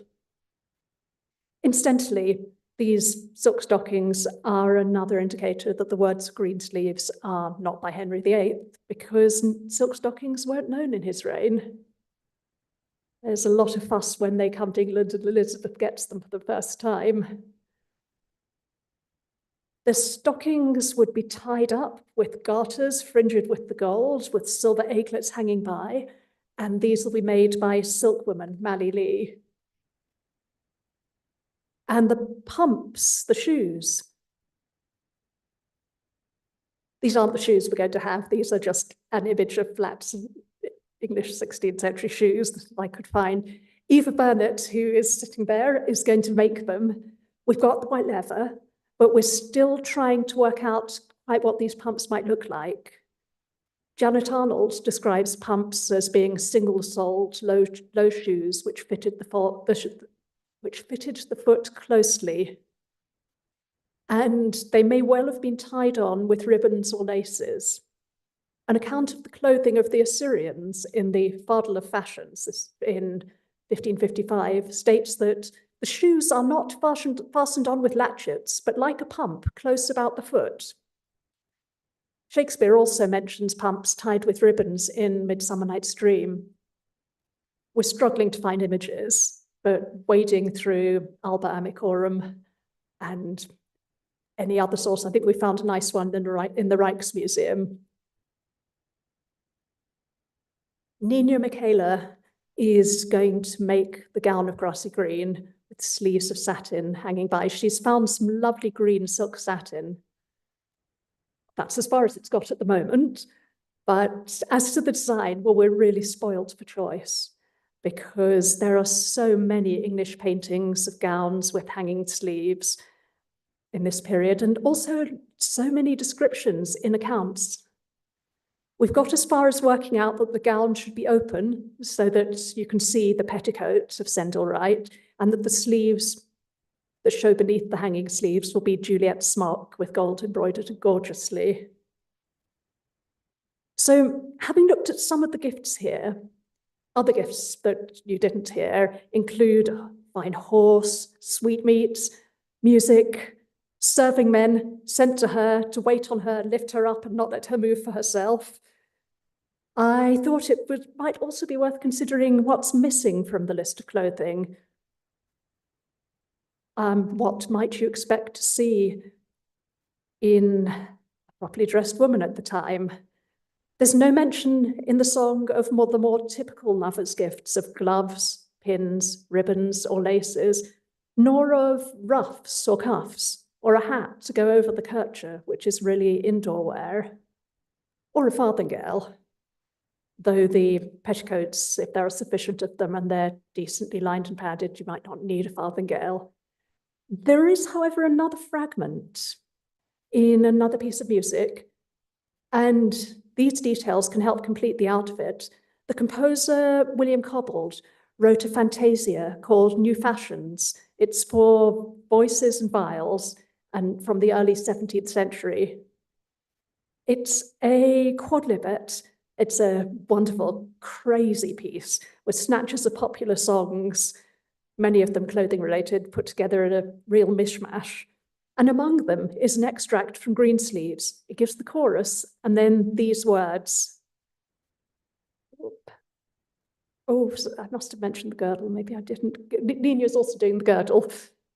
Right, these are the words in New Fashions, and I think there might be a recording somewhere, if I'm lucky.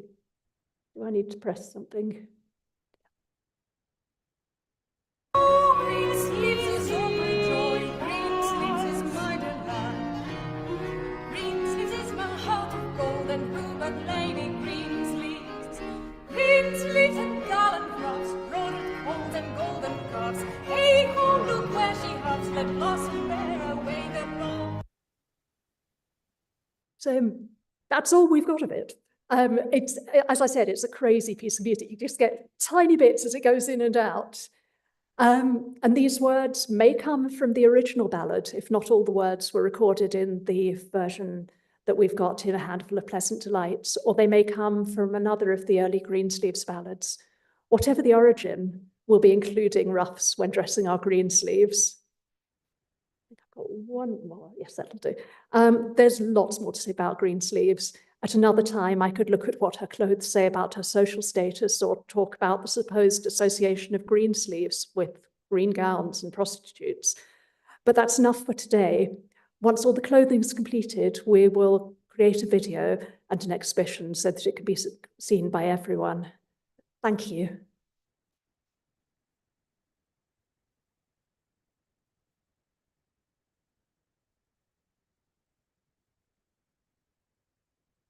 Thank you for a fantastic talk, Tam, which really, I think, also brings together some of those ideas of literary text and the immaterial and how we can kind of make them material and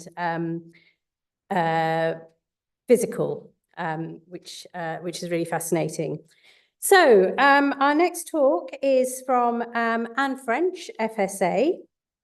Anne trained as a textile conservator at the Victoria and Albert Museum and has worked in that capacity for a variety of institutions, including Glasgow Museums and the National Trust. Icon accredited since 2000, she's been employed at the Whitworth Art Gallery at the University of Manchester since 2002, where she's responsible for the care of all textile-based materials in the collection, encompassing post-pharaonic textiles from Egypt through to contemporary art textiles. She currently manages the collection, care and access team of conservators and technicians at the gallery. Since 2005, she's been researching the Greek domestic embroidery collecting of AJB Weiss, RM Dawkins and their contemporaries, and is currently cataloguing the associated archives in Liverpool Museum. And her talk today is on that topic, Understanding the Legacy, the Greek Embroidery Collecting of AJB Weiss and RM Dawkins. Anne. Thank you, Linda, for your introduction, and to the organisers of this event for asking me to speak. I am a late arrival, and so given the timescale given me, I must confess that this talk is an edited version of a presentation I've already given in Greece. I will be describing the lasting legacy of RM Dawkins and AJB Weiss on the study and interpretation of Eastern Mediterranean embroideries, primarily Greek. But before I start, I must acknowledge my personal connections, which brings both insights but inevitably prejudices. Alan Weiss was my grandfather, although I never knew him as he died long before I was born. I am also not an expert on the embroideries themselves. My research has been on the collectors, their collecting, and their archives. And I'm also a textile conservator, and I have worked with such textiles in museums for quite a while now, and these are the insights I bring to my research and to the material. So who were Dawkins and Weiss? Well, superficially, they were two classical scholars who arrived in Athens to the British School, BSA, in September 1902, freshly graduated from the University of Cambridge. Dawkins came to carry out philological studies in classical Greek and Weiss to study Hellenistic sculpture, and neither stuck to these subjects for very long. Both to spend the better part of the next 12 years at the BSA, with Weiss continuing on until 1923. And by then, between them, not mentioning the others, they had collected over 1,000 pieces of Mediterranean embroidery. They had held 2 exhibitions, written a catalogue, they had drafted a book that remained unpublished, and they wrote 2 articles for the Burlington magazine on the subject. And by the time they died in 1955 and 1957, respectively, their collections were distributed across the V&A, Liverpool Museums, the Textile Museum, Washington, D.C., the Cleveland Museum of Art, and the Metropolitan Museum of Art. And they can be connected to almost every other such collection in museums outside Greece. And potentially, we're now finding out how they were connected to some collections within Greece. My work has been very slow but steady. The Whitworth had a rather large capital development in the middle of this. And it was originally intended for a PhD thesis, which I am now reviving as a publication with Harley magazine. Manchester's proximity to Liverpool has rooted my work there. And here is the trolley, top left, which is what I first saw when I went to Liverpool to ask what they had in the way of archive material, which was 6 herbaria boxes and a shelf of books, and 6 shelves of slides and black and white negatives. And that's just my grandfather's textile archive. His archaeological archive is now at the University of Cambridge. I am actually very pleased I've taken this work very slowly. And you can see here on the right, this recent rehousing, because it was incredibly confusing. Pauline Rushton, the curator in charge, had told me that researchers had found very little of interest in the boxes. There is plenty of interest, but it was a total mess. And in these herbaria boxes were Dawkins and Wace's original catalogues, their photographs of their collections, some travel notebooks, more photographs, yet more photographs, their unpublished manuscript, and my grandfather's reference books on the subject matter. I do want to emphasize that they were not innovators in acquiring such embroidery. The first pieces of Greek embroidery were acquired by the South Kensington Museum in 1876 from Thomas Sandwith, who had been the UK consul in Crete. And some of these embroideries were reproduced in the V&A Portfolios of Industrial Art, if rather misnamed Turco-Syrian. And this approach of acquiring to inspire design was copied and followed in the UK regions. So other collections that contained Greek pieces, but not exclusively Greek, were those of Franz Bock and John Charles Robinson, and those collections are now at the Whitworth. Also collections acquired to inspire design.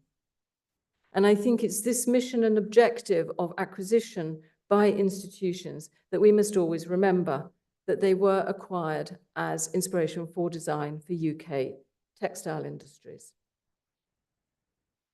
So if Dawkins and Wace were not innovators in acquiring embroideries, what was their approach that made them so different from Thomas Sandwith? And we have to unpick context, coincidences, and a certain amount of deliberate agency on their part to establish what they created, how, and why. And I want to touch on the influence of connections and institutions on them and by them, the methodologies and classification systems they used, and how these were valued at the time, how they disseminated their work. And all of this contributes to an understanding of what we have and what we don't have, presence and absence, what was recorded and what was not recorded, and what are we now missing? And how does that impact us now? Dawkins and Wace both studied classics at Cambridge. And crucially for embroidery collecting, the classic syllabus at Cambridge was very different to that at Oxford in the 1890s and 1900s, because it included archaeology, then new as an academic subject, as part of Tripos 2. And additionally, Cambridge was making use of survivalist anthropology to explain the classics.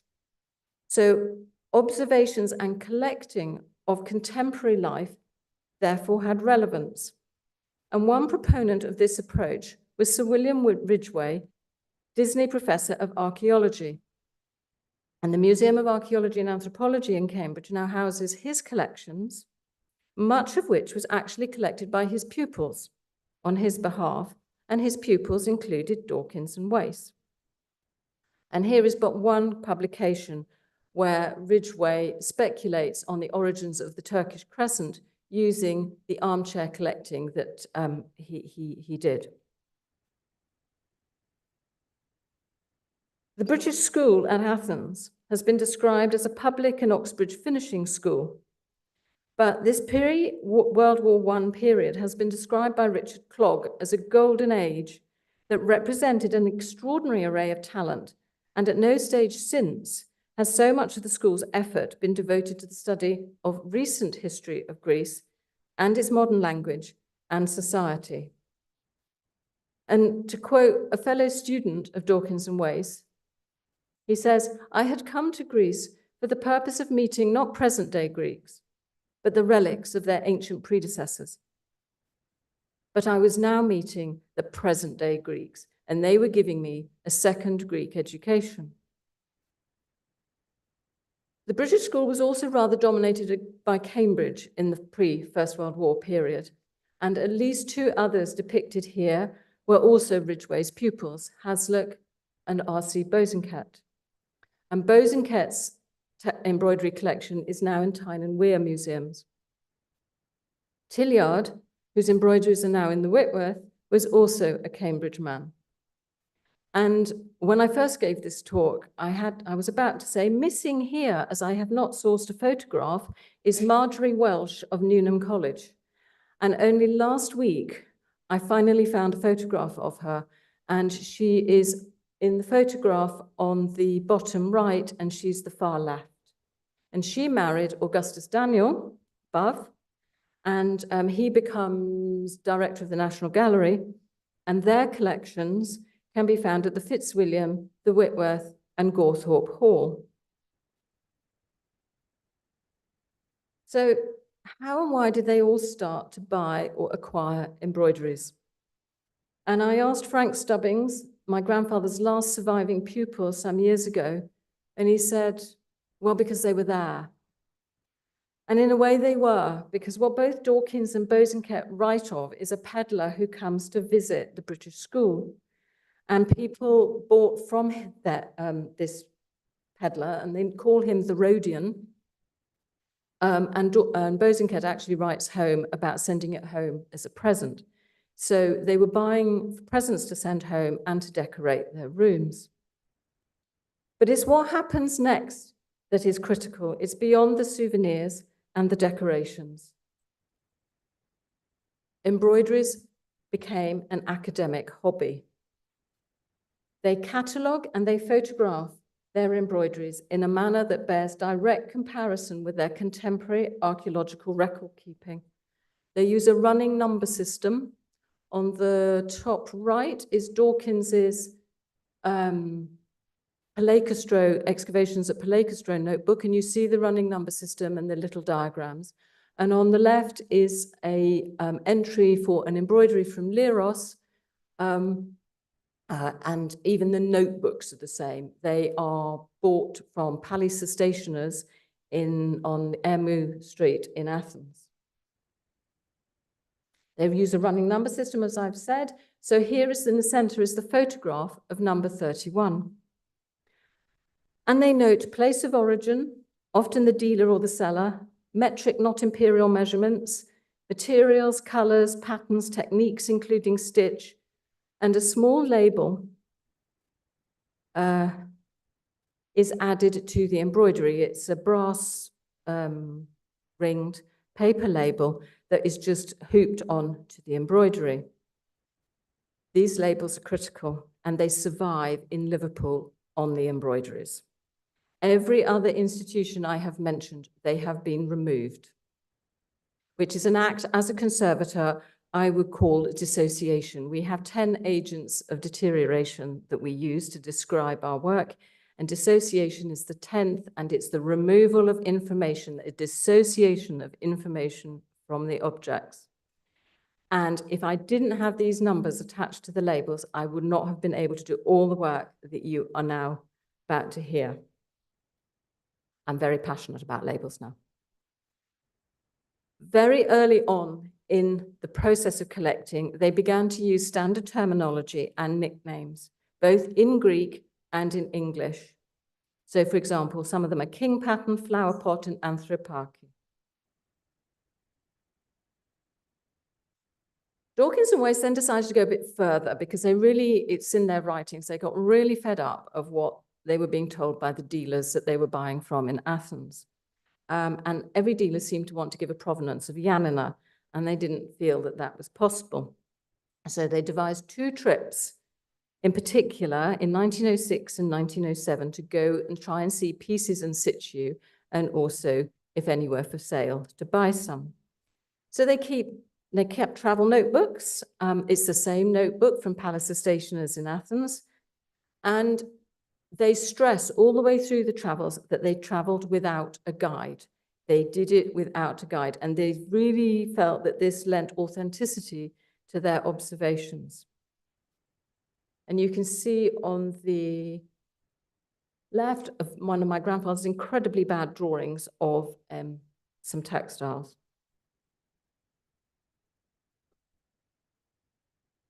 Then in 1906, they, together with John Linton Myers and Louisa Pessel, put on an exhibition at the Fitzwilliam. And I've yet to find the proof. I've got to do a little bit more digging, but I can't help feeling that Ridgway was involved in getting them this exhibition. And this exhibition brought Wace and Dawkins and their fellow embroidery collectors to the attention of the South Kensington Museum.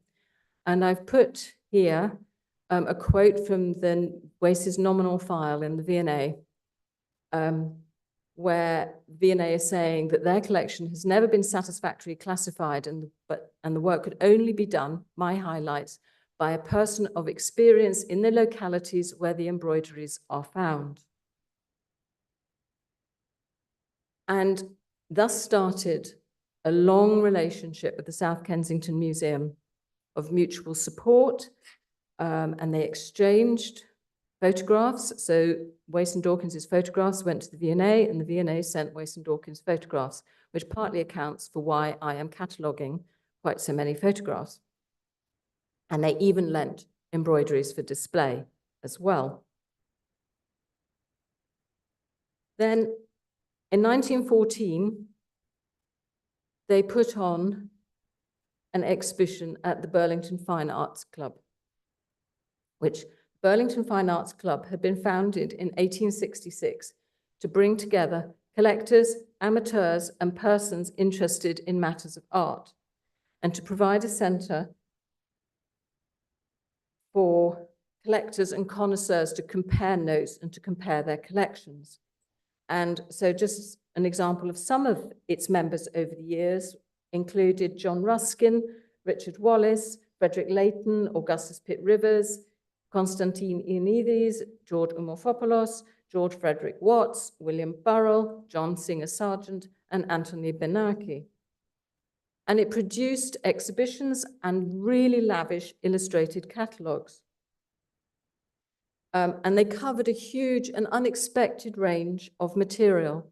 So in 1885, for example, it was Persian and Arab art, and in 1905, it was early English embroidery. And it had a very close and symbiotic relationship with South Kensington. The directors and curators were often members, and the South Kensington used these connections to increase and to promote its own collections. So this would suggest that achieving a display at the Burlington Fine Arts Club reflected establishment and connoisseur approval and acceptance of a category of collecting. And so in 1914, this exhibition helped to establish Greek and Turkish embroideries as worthy of both collecting and of study. And the approach taken for the exhibition follows directly the approach that was taken for the 1905 exhibition of Old English embroidery. Sadly, its catalogue was not illustrated due to the war, but lots and lots and lots of photographs were taken, and that's what you're seeing on the screen. The catalogue was written, and it comprises a scholarly introduction followed by description of all the items displayed. And I am now reuniting them because my grandfather wrote the numbers from the Burlington exhibition on the back of the photographs. And they use the same classification system of origin, function, fabric type, design, and stitch. And it was written by Wace, but he fully acknowledges Dawkins. And this catalogue represents the foundation of all subsequent work in English for the study of such embroidery. And Dawkins and Wace also wrote 2 articles for the Burlington magazine, which you can see at the top, Greek Embroideries 1 and 2. So this trio of publications, I would say, establishes the subject in English. The emphasis placed in this catalogue reflects really they're mourning the loss of a sense of skill and a way of life lost to what they call civilization and modern manners. Any findings are always stated to be provisional, and they cross-link finding regional differences in pattern to regional differences in dialect. And they use Greek quite happily. And again, they are using pattern to which they have given names. King and Queen come up again, and this time they've added something called a pattern called Glastra. And they reference what they call Oriental, Italian, and Levantine traditions. And they also make comparisons to the patterns you can see on ceramics. Analysis via this pattern recognition was the academic methodology of the day, and it was applied universally across disciplines. So I've popped on this slide a page from Wace's own copy of Adolf Furtwängler's Machina Schawassen of 1886, and a page from the anthropologist A.C. Haddon's Evolution of Decorative Art of 1895. Patterns were named, examined, and analysed, and were used to surmise origins and explain changes. Decoration was used to classify objects of any and every kind, and perhaps used at the expense of other methodologies. Dawkins and Wace also linked pattern and function of their embroideries to architecture. They were also archaeologists. And they go to some lengths to reproduce and to record this. So in the middle is one of my grandfather's travel notebooks with his incredibly bad, he really couldn't draw, a very bad sketch, all labeled in Greek, of what they called bed platforms. Then underneath is the reworking of that sketch by a friend of theirs, a fellow student called Maurice Thompson. Then there's the published version next door to it. And then there is one of Dawkins's photographs taken on Carpathos. And then on the far left is how they dressed their collection to create a bed platform at the Burlington Fine Arts Club exhibition. Examining their catalogues reveal that the majority of their collecting was done before 1914, and they spent the war serving the British war effort. In 1919, Dawkins heads off to the University of Oxford to become the first Sotheby and Bywater Professor of Byzantine and Modern Greek. And Wace returns to the BSA and remains there as director until 1923. And during that time, he is granted the rights to dig the great site of Mycenae. So you can see they rather neglected embroideries for a few years because they were rather busy elsewhere. But Wace is involved with what he calls the Greek South Kensington, or GSK in his notebooks. And he lends it and donates it embroideries. And I am still got to do some more work here, but I suspect it's the Laiki Techni or the Folk Art Museum, which is currently sadly closed, but I've got to do some more work on this. Then Wace's life takes a bit of a different turn, critical for the study of Greek embroideries. He and Carl Blagan embarked on an academic debate with Sir Arthur Evans, who was very influential. And when his term as director came to an end in Athens, he needed to find a job, and he was being slightly overlooked, shall we say, for any jobs in archaeology. And he wanted to get married, and he had to support his widowed elder sister. So he took on the role of the deputy keeper of textiles of what South Kensington has become, which is the V&A, in 1924.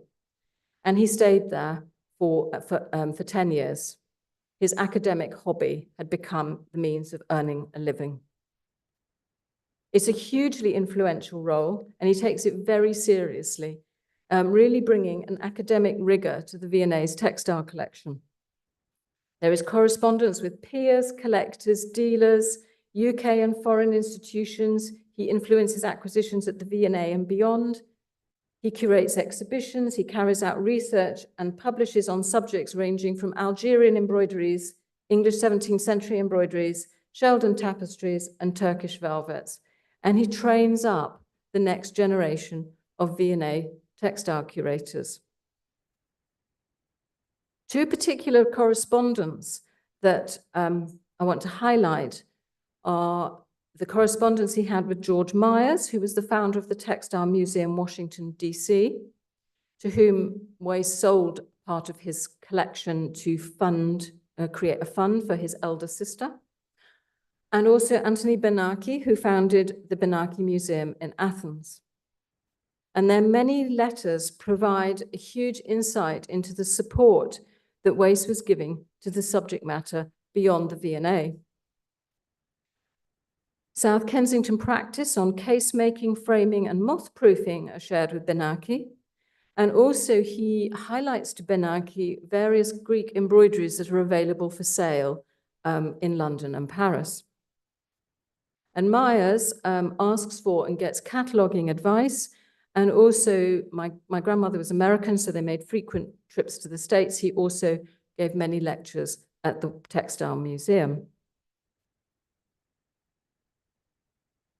Liberties would be sent Wace many items for display, for sale, for potential acquisition.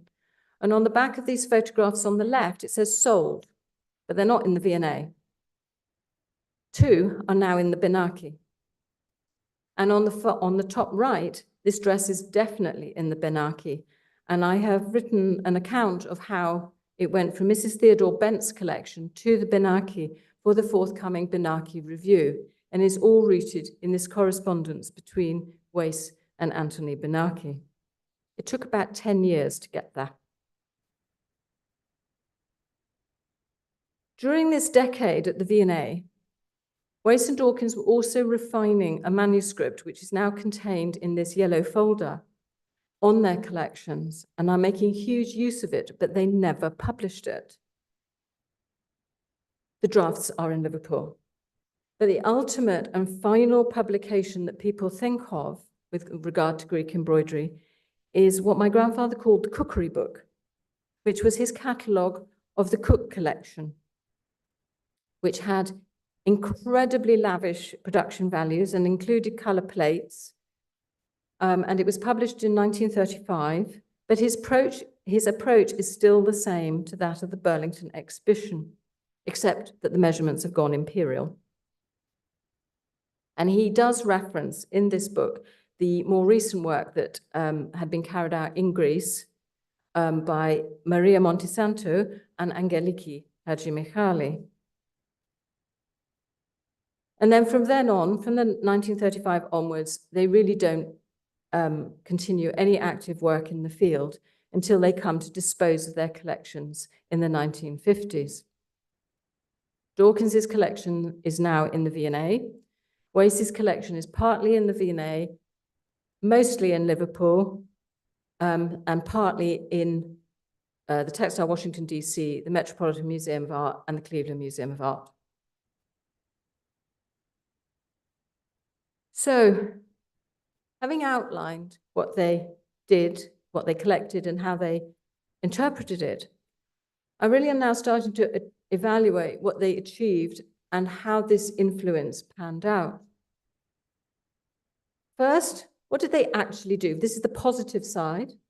They acquired, salvaged even, many pieces of Greek domestic embroidery that critically they did not cut up. They left them intact. And then they gave them to public collections. They wrote about them in English, which enabled wider dissemination across the UK, the USA, and beyond. They chose to position their collections of Greek embroidery within a context of decorative art, not ethnography. We are talking the V&A, not the British Museum. And I see that as an attribution of value to these pieces. Their academic capital and travels were respected by the V&A, enhancing their classification systems and typologies, but it also did follow an existing South Kensington tradition. And this involved enforced artifact typology and sequencing connected to observed architectural use. And they promoted a notion of quality and enhanced a field of collecting, but mostly furnishing embroideries or parts of an outfit. And they promoted a geographical zone as worthy of collecting its historic culture.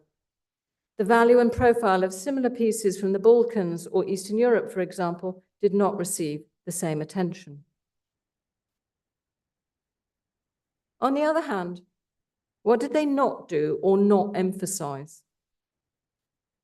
They did not promote the social context and practice of these embroideries. But they could have done. They were traveling around Greece. And Roces' study of the Vlachs of Samarina, published as Nomads of the Balkans in 1915, did exactly that. So they could have done it.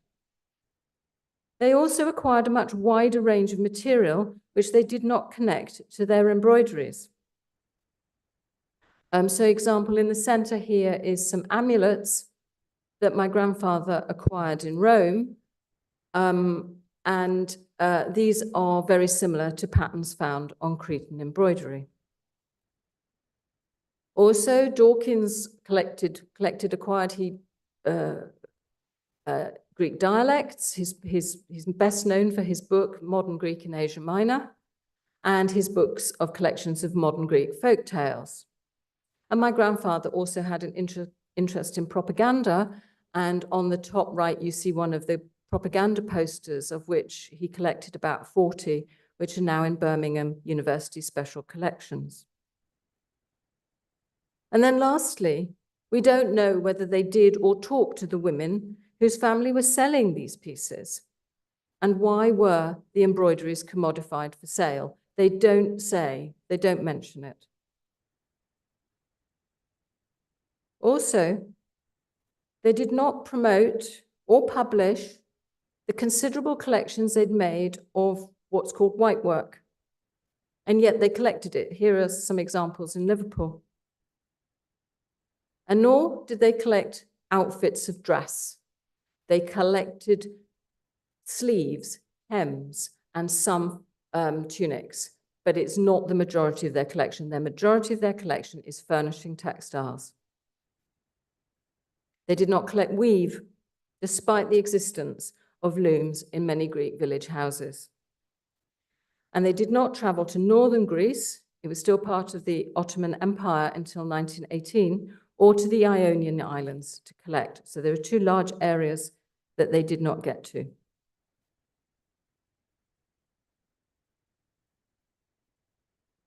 I've been working now with historic textiles for many years as a conservator.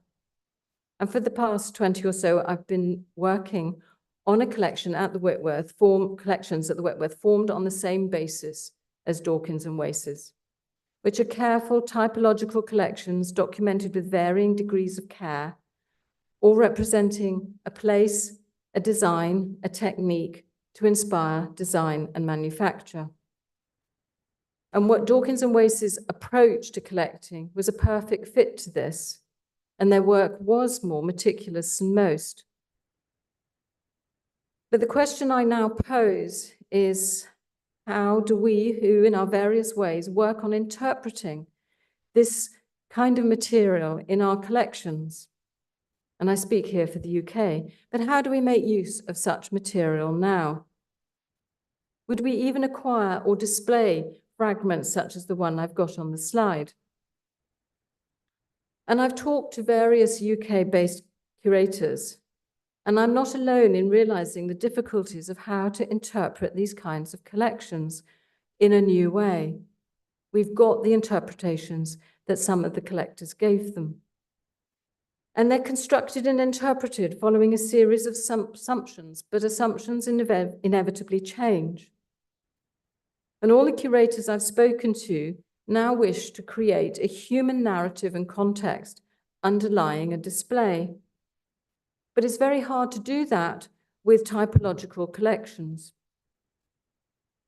Some use the collector as a lens, and another is that we took in the Whitworth in 2006, where we used two Greek embroideries to illustrate how textiles come into rites of passage of life, such as death, birth, and marriage. And I was delighted to conserve and get these onto display. But I do wonder whether what kind of long-term use we have for the collections such as those of Dawkins and Wace. They were exemplary collectors of their day, and although they could have collected contextual information that we now want, they didn't, or they didn't write it down. The embroideries have not changed, but the interpretive questions we ask of them have. And lastly, no research project, however long, happens without a great deal of help, and I owe thanks to many, many people. Thank you.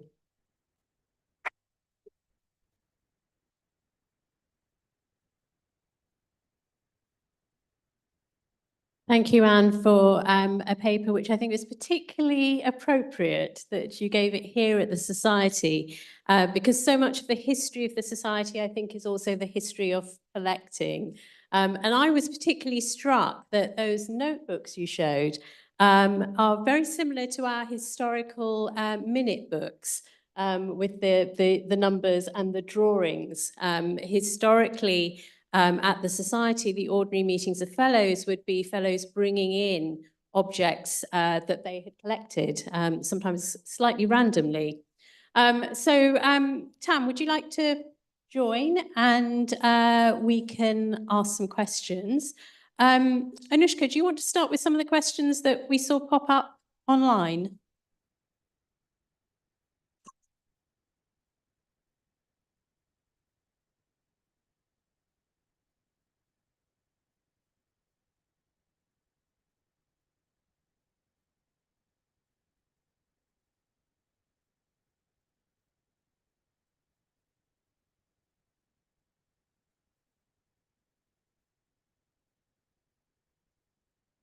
First question to Tan. How do you decide what size to make the garments? Are they all being made as if to fit one person? Yes, they are. We've got an actress who has done a lot of work in historical clothing also, and so everything's been made to fit her so that we can then create a short film. We've also got an actor to be the lover, would-be lover, whatever he is. So it's all very three-dimensional. Thank you. Second question, was it common for males to collect a costume? I think this question might be meant for Anne. Or was it seen as a classification and a procurement exercise, and thus fitting for male attention? Was it made by women, and did this affect who collected it? It's a very long question. Should I repeat it? Now, I think I've partly covered some of that in my lecture. The embroideries were made by women. What I didn't say, I cut down a much longer lecture, so I did miss this out, was the embroideries that they were collecting were part of a dowry. So they were embroidered by women and their family to take to their married life. So they are domestic embroideries made by women. Right, great, thank you.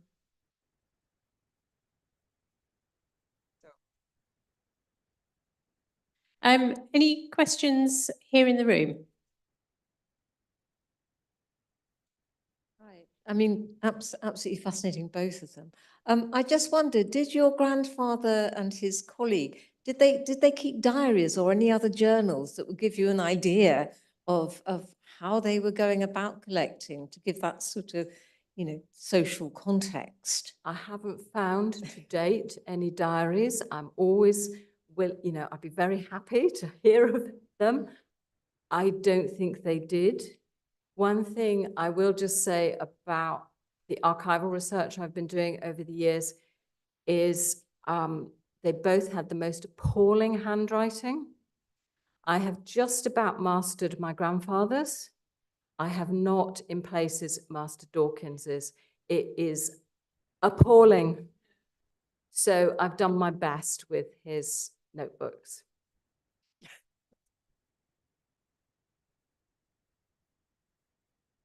Who else would like to ask a question?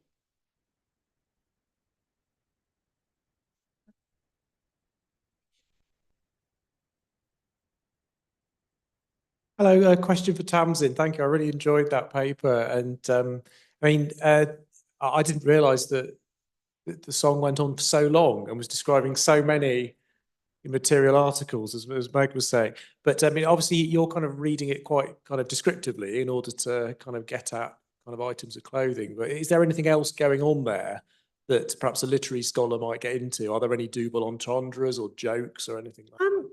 So there could be. I mean, some ways I think of it as a sort of stalker's anthem in a lot of ways, because he keeps throwing things and she doesn't want them back. There's nothing particularly erotic about some of the clothing, although some of it, the gold on the stockings that's wrought above the knee, he shouldn't be seeing what she's wearing there. So some of it is something that anyone might see and know of. Some of it is personal gifts. I was looking at the food, which I haven't been talking about here, with Ivan Day, who's a food historian. And he has postulated that the dainties that are sent to Greensleeves might well include things like eringo root and other such aphrodisiac type things. But it's postulation. But there's nothing that stands out. There are some songs where you can tell that with each thing, it actually means something completely different. This one is just throwing things at her, as far as I can tell. I think also to jump in there, it's quite interesting in terms of, if we think about it in terms of genre, in that to some extent, I think it fits with the genre of erotic complaint, which is very available, particularly to male writers in this period, and comes from Latin erotic elegy. So there are ways that I think we can also contextualize it as a piece of text, as a piece of literature that's very akin in some ways to some of the poetry from the period, as well as the fantastic work that Tam's doing with it.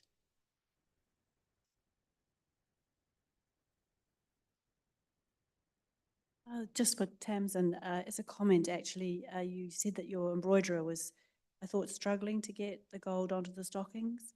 The stitch she needs is underside couching, and she needs to use smooth gold passing, probably size 4. And if you go to a gold content of 5%, it's much more pliable, and she'll probably have more success. Thank you. Thank you very much. Okay, we're running slightly late, which is not a problem, but I'm going to just bring that session to a close. We will have tea and coffee and reconvene at 3:45. And I will be handing over to Anouska, who will be chairing a panel discussion with all of our speakers today, and it'll give you the chance to maybe pick up on some of the kind of big topics that have come up, like gender, like possibly colonialization, and maybe tease out some of those issues across the papers. Thank you.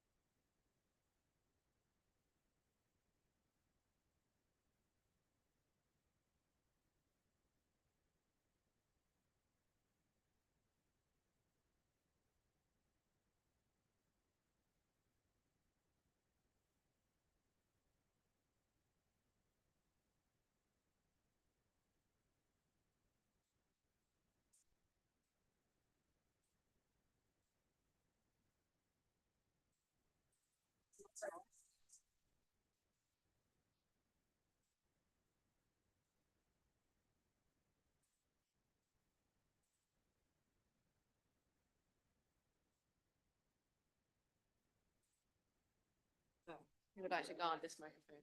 You're in the middle. No one's getting it, it's just mine now. Yeah.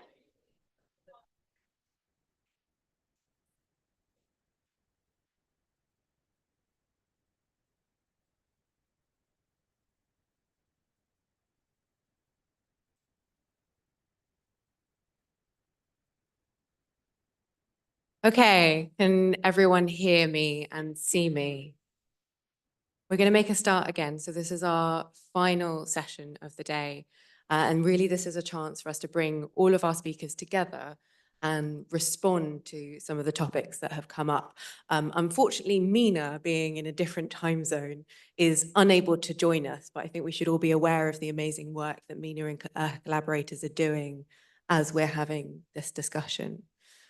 So what we're going to do is I'm going to ask some questions for about half an hour, 40 minutes or so. We'll see how the conversation goes. And then we'll open it up to our audience online and in person. So Linda and I started talking about this conference, which she'd already been planning back towards the end of 2023. And she found out that one of my research interests is in theatre history and costume, particularly in the 16th century. And she said, well, why don't you come along and chair this final roundtable? She knew that I was a huge admirer of Janet Arnold, and Janet Arnold's work had been really influential on my doctoral thesis. And she said, come and chair this roundtable. I thought, conference looks incredible. I get to meet these wonderful people. Absolutely. And then I also got a job here in the intervening time, which meant that I was then managing this conference. So today, I haven't actually yet had a chance to talk to all of these wonderful people because I've been running around with my colleagues sorting out AV and things. So I'm very glad to have this chance to actually have a conversation. Collaboration is something that's come up a lot today and is one of the things that I hope that we're going to talk about in this final roundtable. And in the spirit of collaboration and acknowledging collaborators, I would like to say a couple of thank yous. Obviously, firstly, to Linda for organising this fantastic conference and being so wonderful to work with. Thank you. And to all of our colleagues at Burlington House and at Kelmscott Manor, especially the collections team and our AV team and our caterers who have done just a wonderful job and made everything run so smoothly. And the collections team have been fantastic in finding things that specifically speak to what our conference speakers have been looking at. And then also I want to thank our volunteers, Ruth, Lucy, and Tony, who've been helping all of this run so smoothly. So thank you to all of you, and thank you to our speakers. So I've got a few different thoughts. I've been making notes throughout the day. And I think the first thing that I want to just acknowledge is that we've been thinking about textiles in a few different ways. And one of those is clothing, and another is interiors.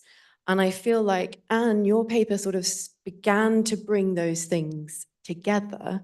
And I was wondering if you had any thoughts on sort of are there any differences in how we approach textiles in clothing versus interiors that we've been thinking about? Oh, can you hear me? Very tricky, I think. What I would say, because I come from the museum field, is clothing was collected as entire outfits much later than just generic general textiles. And dress and fashion was not collected. I mean, the V&A only really started seriously collecting it in the 1910s, I think. And yet it's something that we now expect to see in museums like the V&A. So I'm not sure as to whether people collected what they were often collecting a technique and not the entire object. And so we have great institutions with collections, which, for example, Dawkins and Waces were part of, where they were not collecting the entire thing, they were collecting a technique. And we have to remember that because it gives us this very partial picture. What about you, Kathy? Because obviously the Morrises were very invested in both interiors and also clothing. Do you see those differences? Well, interestingly, there is one very fleeting reference by Morris to his own personal museum in which was included various textile fragments. We know that from his first forays into textile dyeing. Whether or not he was collecting from the point of view of having a working museum, as certainly his library was a working library, I'm not sure that we can distinguish. But other than that, I think the great thing about Morris and textiles particularly is how he cross-pollinated so many different media. Obviously not from a clothing perspective, but in the way that he thought of textiles and everything else he designed, there was this wonderful freedom between different media. For May, again, she did collect textiles to a modest degree. And I think for her also, there was something of a fluidity between furnishing textiles and clothes from an embroidery perspective. We know, for example, that she created some of her own clothes from furnishing textiles, Morris & Co. furnishing textiles, and then embellished them with her own embroidery. So again, something of a fluid connection there.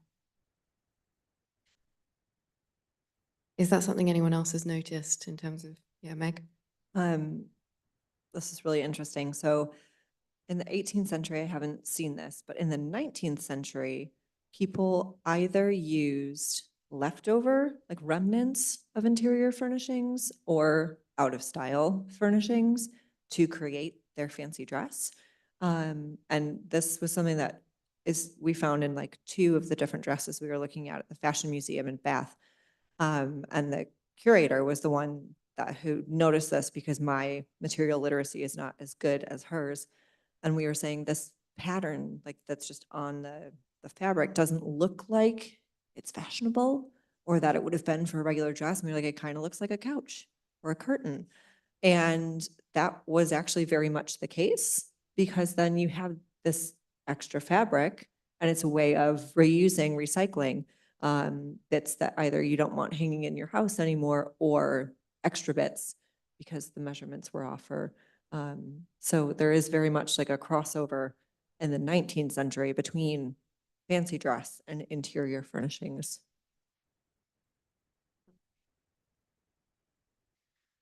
So there's something about fashionability and also about status that comes up. So Anne, what you were saying about how important is clothing to collect. And I think, Meg, that connects us all these ideas of things that are ephemeral, that are not designed to last. Does status come into, how does status come into our interpretation of textile history?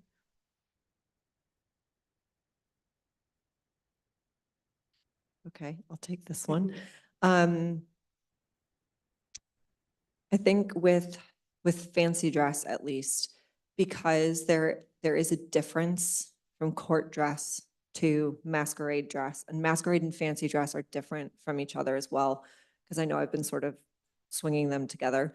There is a difference. It is still a symbol of status though, and with masquerade dress, people are still investing money. And because there is a material literacy among the 18th century Georgians, so for example, with shoes and buckles, people can see like, oh, that's how much money is on your feet right now.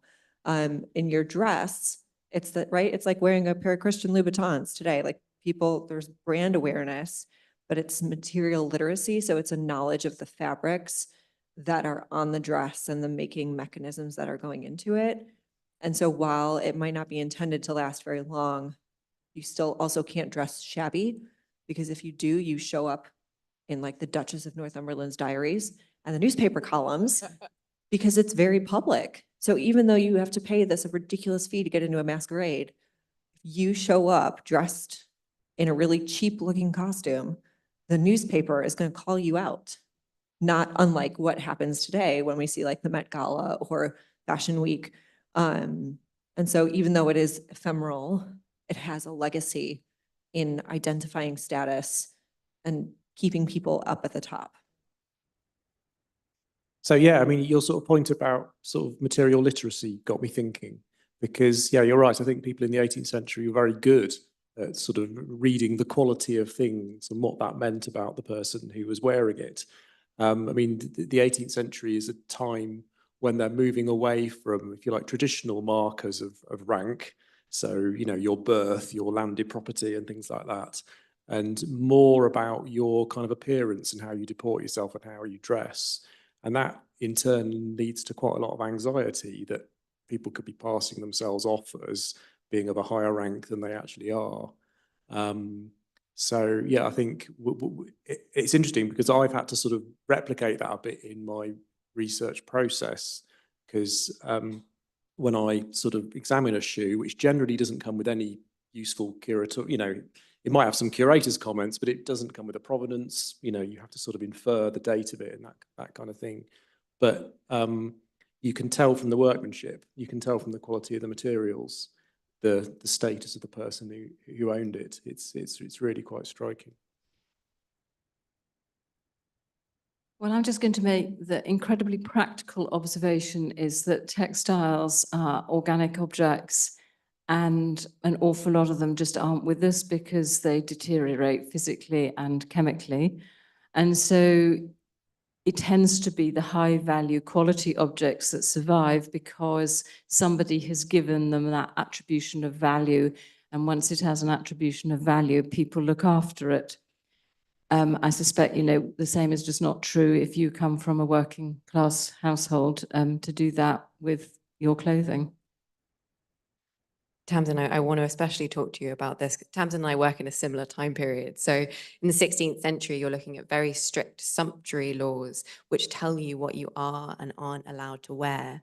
And what you wear is communicating your identity and your place in society to the world. So Greensleeves, what's going on there? So, well, she is being, the giver is very aware that he is giving her a very expensive thing to keep saying, which cost my purse well favouredly. And who did pay for all this gear that thou didst wear when pleased thee? He is very, and then he says, oh, and no better wore the burgess wives. The status is there throughout the song. And then when you look at what's being described, the golden threads, with pearls bedecked sumptuously, these are things that you can't wear according to the sumptuary laws. Gold embroidery, off the top of my head, I can't remember if you have to be a baron or above or what it is, but they're over there and I can check afterwards. These gifts are high status, silk satin, everything she is given with meaning, I think, in this. But the ballad itself, that will be circulating among lots of different people of lots of different status, wouldn't it? Oh, the ballad itself would be circulated throughout the whole population. We know that they would be sold, these ballad sheets, they'd be sold at fairs. On the street corner, you'd have your ballad seller, and he'd sing a bit, and you've got to give him some money if you want to hear the rest of it, or if you want to take it away with you. So it's very democratic in who can listen to the song and who can hear about these unattainable clothes that Greensleeves is being given. But as well as being sold at that level, it's being played it's known at court. There are lute arrangements of it. There are virginals arrangements. It's set for the very educated classes, as well as being something that people are singing on street corners. And one imagines that the listeners would, those of a higher status might just laugh at the fact he's throwing his money away on her, or maybe she's going to say yes in the end, who knows. And the others might just enjoy listening to all these wonderful things being described, because it's a feast, really, what's being given to her. I'd like to use the ballad to return to Linda's earlier provocation about text and textiles, because I'm struck that although some of the materials that you're talking about, and I know you talked about silk rather than linen, and it sort of feels like it should be linen, but it's actually they're talking about silk. But linen, and particularly very fine linens, were again only used by people of particular social status. But at this period, paper was also made from linen. So actually, you could have very fine linen clothing that would be then recycled into the material that the ballad would be written upon. And so I want to think about the nature of the evidence that we're using for research, and using libraries and archives and museums, using sources that are both text and textile based. What are the decisions that you've had to make? What are the challenges and the excitements of the sources and the ways of approaching those sources, whether that's reading or reconstruction, that you've had to approach?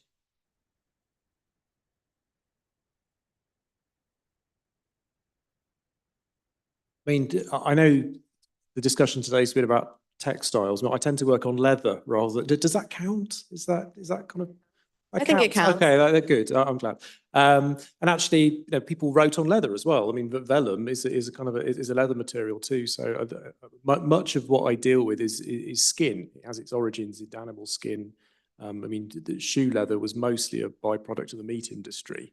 I think you didn't breed cattle for leather. It's a byproduct that admittedly went through then quite an expensive and difficult process in order to turn it into something else. Yeah, I just kind of want to make skin part of the discussion as well.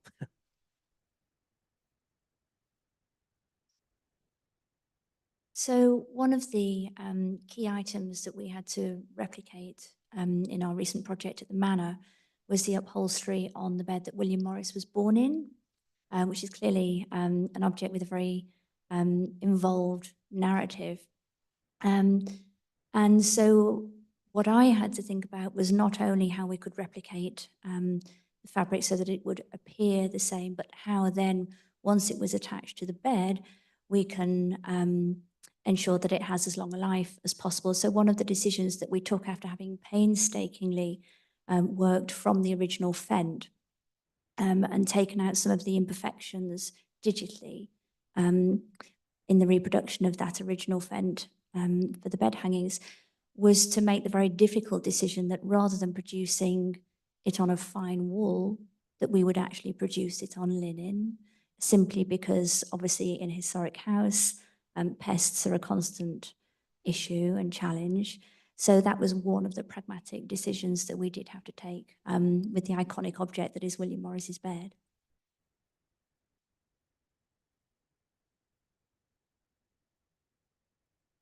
No one else wants to talk about sources? Is it just me? I think what I've found is you don't know what you're going to find when you start. And I was looking for something that I didn't find. I was looking for diaries and letters that said, "Oh, Mum, hi, I've just found these gorgeous embroideries and I'm going to send you one." I didn't find any of that. So you are at the mercy then of how the originator of this material has what they've decided to keep. And then you are at the mercy of the institution that they've given it to and how they have what they have chosen to keep. And then how they've categorized it so that you, as a researcher, can find it. And one of the tragedies I have in my work, for example, is I've made huge use of the V&A nominal files. And the staff of the V&A are wonderful and the files are fantastic. But there's a little note on the front of Dawkins's nominal file that says, "We did." Yes. And I think it was in the, I can't remember the date offhand now. Now, D is at the beginning of the alphabet and W is at the end of the alphabet. So I'm rather suspecting I've got more information out of my grandfather's nominal file simply because it's not been weeded.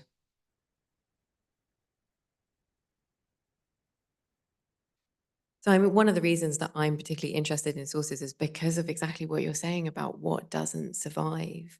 So I mean, for those of you who use reconstruction as a way of sort of dealing with those evidential gaps, what challenges have you found in specifically dealing with reconstruction?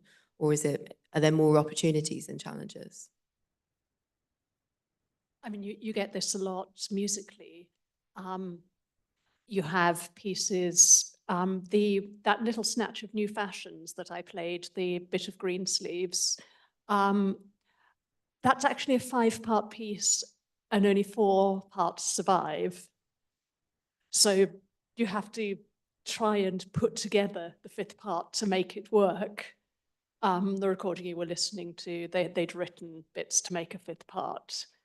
But you can choose, you either play the piece. I know, I'm sorry, I've moved on to music, not textile, but it's making the choice. Do you present it as it is now, or do you try and give it the richness of texture that it would have had if you had all the parts present? And that's the case with so many pieces of music from this time we often have, because instead of being in score, the music would be in part books with each part, each voice having a separate one. And sometimes we've only got 1. Sometimes we have 8. It just depends. So we've lost far more than we have, and just do what we can. So yeah, I mean, the issue of what survives is kind of crucial if you're doing shoe history, because as I said earlier, the collections are very skewed in terms of what gets kept.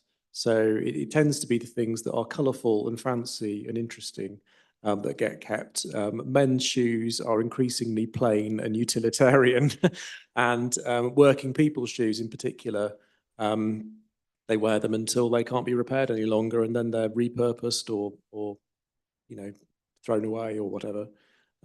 So it's very difficult to find shoes for men in particular, but also for kind of working people as well. So sometimes you have to go hunt quite a lot in order to find these things. So as I say, I travelled all the way to Trowbridge to look at some gout shoes, because very few gout shoes survive. They're not the kinds of things that people keep or hand down. So goodness knows how these pair survived, but I've found very few others. Yeah, it is a challenge, and I think, as I say, it's kind of collecting practices in the past that have influenced what we've got now, and that's impacted the field, because the vast majority of work on shoes is on women's shoes. There's much less on men's as a result.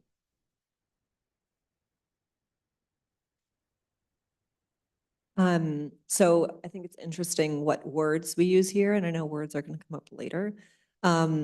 Reconstruction versus recreative, because I have no experience in recreative practice, in using practice as of making from the past to create dresses, for example. So working with Serena has been incredible, because my knowledge now goes from 0 to like 0.5.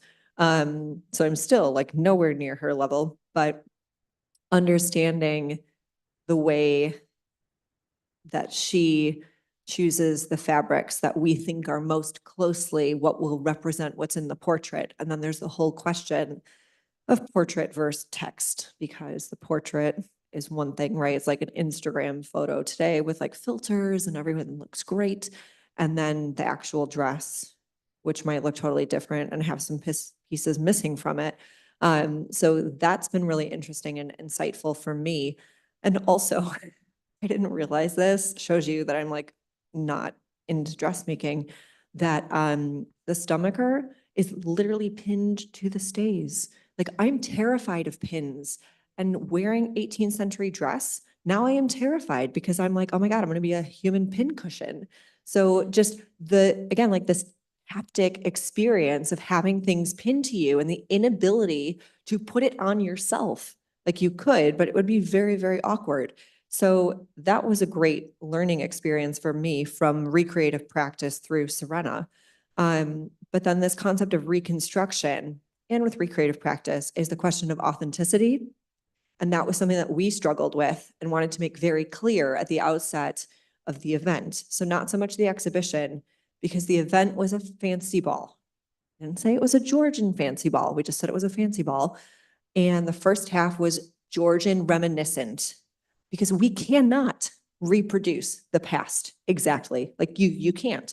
There are way too many factors that you have to control. I mean, climate, for example, the size of humans is another one. There are so many things that we can't control. So I think reconstructing or recreating, it gets really tricky because then you also have to manage people's expectations, especially when you're dealing with public engagement and knowledge sharing, because they expect authenticity, and that is impossible. So it's, yeah, that's sort of been my experience with it. I'm going to bring up Bridgerton again. So the question of authenticity, and sort of I work in costume specifically, and the idea of authenticity and people expecting authenticity, but they don't actually know what authenticity is. So, and why would they, if you're not sitting in a library or sitting at a sewing machine recreating these things exactly as we think they would, why would you know what it looked like and felt like 100, 200, 300 years ago? So I find Bridgerton especially absolutely fascinating for the way it uses costume to communicate different forms of identity in a way that can read as Regency, but reads into an audience today. So I guess in order to try to make this into a question, if we maybe stick with the idea of authenticity, how much can we value authenticity? Is that something that we should be aiming for, or should we be communicating something to today? What's the balance between historical authenticity and communication for today's audience?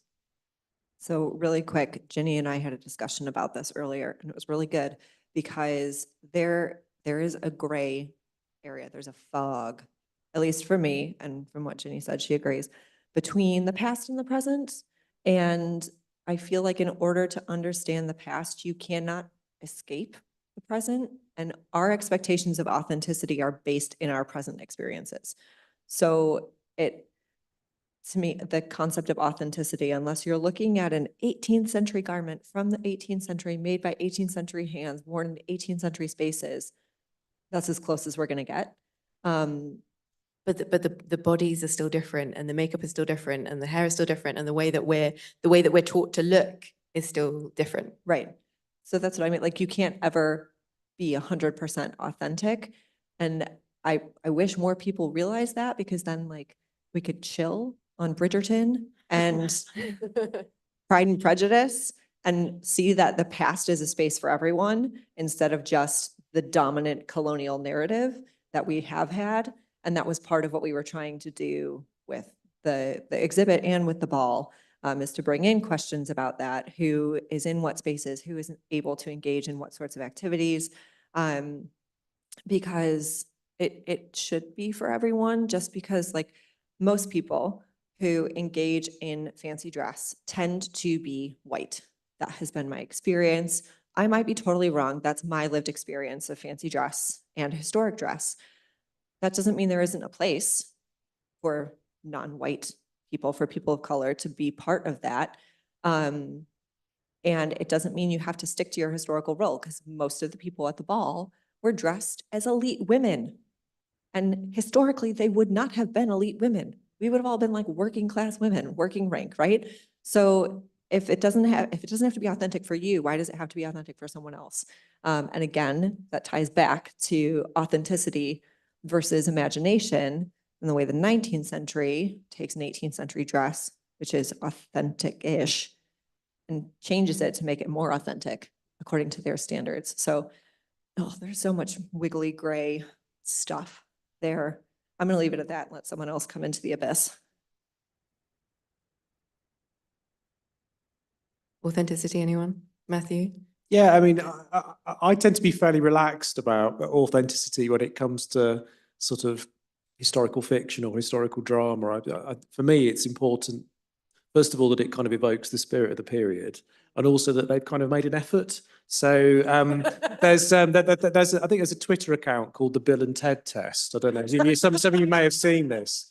And basically, the baseline is has this film put as much effort into the costume as Bill and Ted's Excellent Adventure? And if they have, then it passes the Bill and Ted test, you know. And I think that that's actually a really important kind of level that we need to bear in mind. Meg has thoughts? Yeah, I just taught Bill and Ted for history and film because it actually is a hugely problematic film, as much as I love it and grew up on it. They actually wore a real suit of medieval armor in that scene, like both of them. I know. You don't do that anymore. You have someone make you one that's much lighter and easier to move in, but we'll go back to the Marilyn Monroe dress. right? But also authenticity. And we won't get into like representation problems in that. We'll leave it there for Bill and Ted. But that's so funny that that's a thing. I had no idea. Yes, it is, as Meg was saying, that important thing of are you so authentic that you actually lose everyone's interest? You have to have presentation with the authenticity as much as you can. We're never going to know exactly what they wore. We don't have a TARDIS. And so, you know, you do your best. We do what current research means, but you've also got, you pitch it. I will pitch things in a completely different way if I'm talking to a load of school children or doing a general public event at a heritage site, compared to here when people have a good deal of knowledge of historical costume. It's a different thing. But you have to get the entertainment in with the education. Otherwise, people will just walk away after the first 2 seconds, and you can be as authentic as you want, but no one's going to care. I mean, I've just been working on a film called Firebrand, which is about to come out. And I have to say the costumes in that are superb. Some of the history may be completely fabricated, but the costumes are wonderful. The School of Historical Dress did some of them. The amount of time they spent on getting the angle of the French hoods and the chin straps.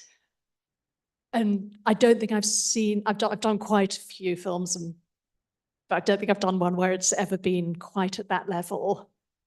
But it's watchable. And so you keep watching it because it's good.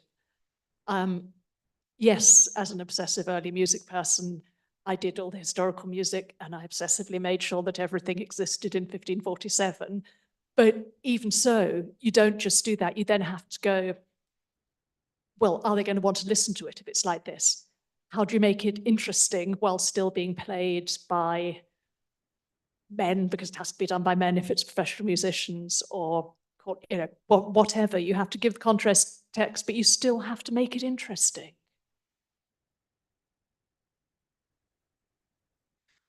Well, speaking of making it interesting and thinking about communicating to lots of different audiences, one of the things that I think has been really exciting about the work that we've had today is bringing this work to new audiences and making it popular. And Meg, as you're saying, things that disciplines, areas of work that have been dominated predominantly by white people, and bringing in different people from different communities and with different lived experience into that. Can you talk a bit more about what that experience has been like and how you bring more people in? Luck. So working with the National Trust, one of their big focus groups that they are trying to encourage to engage with heritage is young people. So that was the target for the ball, was to bring in young people, and we did, and that was great. Because generally when you go to the Jane Austen Fest or any sort of Victorian Georgian, it's all like 35 and up who are there, because there is this expectation that you come dressed a certain way, you know how to behave in a certain way, not unlike the Georgians. And that can be a bit alienating, and people can feel really unwelcome with that. So the idea and the price point for the ball, because of funding, was £15 for a ticket, £9 for concession. We didn't ask why you wanted concession. If you needed it, it was there for you. Whereas like the Jane Austen Festival, tickets are anywhere from like £50 to 150, which is really expensive. And then you put on top, if you need to rent a costume, if you don't already own a bespoke piece, we're turning into a Georgian masquerade. And you're only bringing certain groups into that lived experience, which I think is a really important way to engage with the past. So that was the first sort of target. And then just working and talking to other historians, other people in fashion history, the fashion studies community, opened me up to meeting other scholars who then talked to their networks about things. And because I had been working on appropriation, it drew in a different attention span than sort of what my little social history, well, not my little social history, but traditional social history world was. And social media is the other thing. I'm not huge on social media. Like, I need other people to repost my stuff because I'm not consistent and I'm lazy. But it was through social media that this group had reached out about trying to now collaborate on another project to bring in the costumers of color who are coming over from the States next year. So it's really great to see these sort of organic things that are happening, because if you open the door and you don't put up a gate, then anyone can peek through or walk through. And I think that was sort of the idea in lowering these barriers that are generally thought to be, not always, but thought to be associated with these types of events and this type of work. So I don't know if that fully answered your question, but I hope that did a little bit. I mean, I feel like we're all still figuring out the answers to those questions. And I think just creating more and more opportunities for people to come in and respond is what we can and should be doing right now. But Matthew, I wanted to ask, because people of your work has really captured people's imaginations. What do you think it is about what you're doing? Yeah, I mean, it's been really fun working on shoes. I mean, I sort of started out doing political history where, frankly, I'd struggle to fill a room. But I mean, since I've been sort of going around the country talking about shoes, I get really engaged audiences, and everyone's got a story to tell. And it's a fairly common feature that people will come up to me at the end with a shoe that they've got. And sometimes it's something fairly ordinary, but sometimes it'll be a sort of a 19th century shoe or something they found in their chimney breast or something that's been in the family for generations or something like that. So yeah, no, absolutely, it's a really good way to engage people. I mean, when I have those conversations in Northampton, I'm talking to people who've come from generations of shoemakers. So you know, there's a kind of a family history, a family knowledge there. But you know, I think there are diverse histories to be told about shoemaking. I mean, quite a lot of shoemakers were disabled in one way or another. It was a form of work because it was quite sedentary. It wasn't particularly kind of physically demanding. It was commonly people who had kind of forms of disability in the past who worked as shoemakers. And yeah, that's a history that I'd really like to explore more. We've got a couple of minutes before we open it up to the floor and the online room for questions. So there are a couple of questions I wanted to ask before we finished. One of which is, what next for all of you? What would you like to see next, whether it's your own projects or thinking about the future of the discipline? Where are we going and where would you like us to go? I've got the mic, so I'll go first, but perhaps pass it along.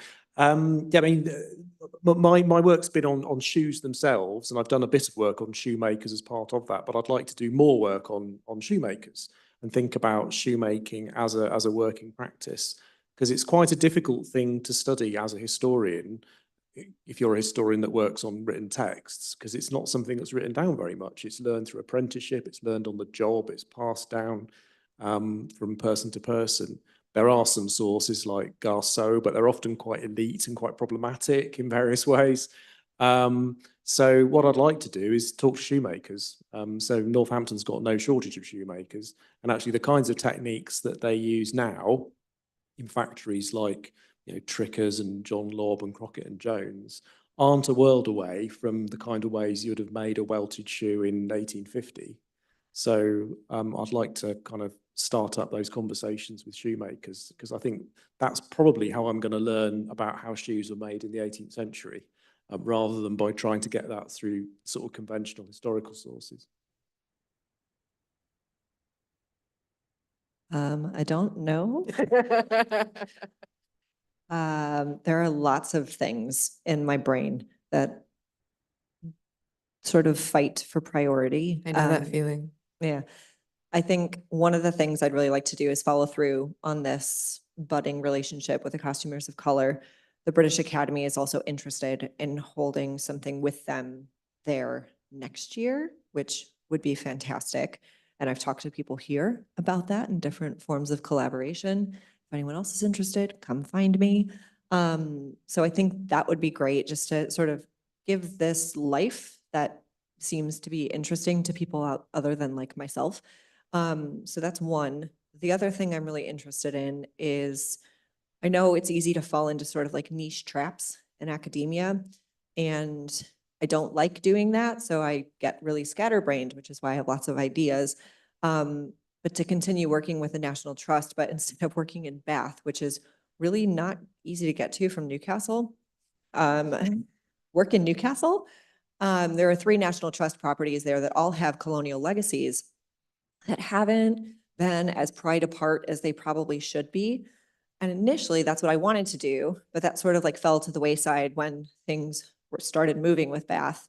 So I'd like to pursue that, because it's not just that, but there's also ties to slave narratives that have been understudied. And I have a colleague in English who's working on that. And then the Tyne and Wear archives have uncovered things. And we also have the Littonville, which is a library that started in the late 18th century, 19th, around there, who was involved in the abolition movement. So again, this idea of bringing the history of marginalized people to the fore in a way that is accessible for everyone and through more than just visual stuff. So that's the other thing that's hanging out in my brain. So just a few things. Well, for me, my first priority is to finally publish my work, which is in hand and ongoing and will happen. But I think sort of moving on from that, what I've found by doing something that's not the day job, it has been a personal research project looking at archives and embroideries as a researcher, is I want to work more on, it has completely changed my practice as a textile conservator. And I want to kind of do a lot of joining up there of how, as conservators, the questions we need to ask and how we interrogate the past. And also when you work for an institution, how you then also impact the collections.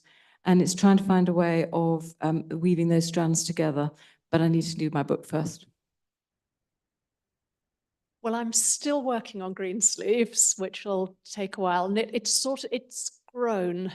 I think it may be 2 books and a recording at the rate it's going. Because having looked at Greensleeves, I then started looking at other songs, and there's any number of songs of the erotic lament of the man giving gifts, but there are ones of women giving gifts back, making gifts, and there's a lovely poem, a lovely song that I've just transcribed from 1600, where you've got a shepherd and shepherdess, you couldn't get more cliched, sitting together, and he goes, well, I'm making you this. You see this straw? I'm making you a straw hat so that you can wear it. And she says, and this wool, you see that I'm spinning, I'm going to spin it fine as silk, and I'm going to make you stockings. And then they move on from things they're making themselves to go, well, and if they've got some money. So when I got some money, he goes, well, I'll buy you some yellow say that you can wear on a Sunday. And she says, and I'll buy you, I'm going to get you garters because you've got really good legs. And then I'll see it on a Sunday. And then there's the inevitable, oh, look, there's your mother, I'll hide. So you've got songs like that. Then there's, then I found another song which is a girl saying, yes, but I'm ugly. You're getting all these presents for all these pretty girls, and I'm still wearing homespun. And then you've got the people who are selling the clothes and all the different social contexts of that. You've got lots of commentary, people complaining, lots of moralization. And then, men going, once they've got a wife, the men going, well, I want my yellow hose again now because I'm not happy, and now she says she's pregnant and I've got to get her a loose gown. And now for churching, she wants another gown. And that I like that ballad because he spends a lot of time moaning about how tough it is on him being a poor married man. And then there's a response ballad where she goes, yeah, we're married. Yes, I did want those clothes. Tell you what, you try having the babies and see if you'd settle for just 1 or 2 gowns. And it's nice to see all these attitudes. There are, please stop me if I start talking for too long, otherwise I can just go on this topic. There are very jingoistic English views describing costume of other countries. There's a ballad about, there are ones about shoes, there are ones about hats. It's going to be quite a long project, I think, but I'm recording some of it next May, and the rest of it, well, I need to get some money first, so we'll see. One thing we haven't really spoken about very much is the specificity of site, and the project that we're about to embark on at the Manor is in response to exactly that, which is the conservation and reconfiguration of our Samson tapestries, which were quite radically adapted for the tapestry room at the Manor in probably the late 17th or early 18th century. And then in the 20th century, all of those adaptations were reversed in order to recreate the series of 5 tapestries as they would have been when they were first woven, but very much not how the Morris family and Morris himself in particular would have known them. And the reason that it's really crucial for us that we reverse those changes is that for Morris, the tapestry room was really the epicenter experientially of what the Manor meant to him in terms of its atmosphere. He termed tapestry as being the highest of the textile arts, but the reason why he felt the tapestry room specifically at the Manor was so important was because the tapestries within it were so old, so faded, that their original design, which had probably been rather garish, was knocked back in a way that he found extremely pleasing. And it was a space within which he felt the past and present met, and in which he found it very conducive to work, and at which he wrote about at quite some length. So we're about to embark on quite a complex project in order to change the room spatially, reinstate a partition to create 2 rooms out of what's currently 1 large room, and then reinstate the tapestries as Morris and subsequently May Morris would have known them. I don't think, if our schedule goes according to plan, they'll be back in the room until 2026. So watch this space.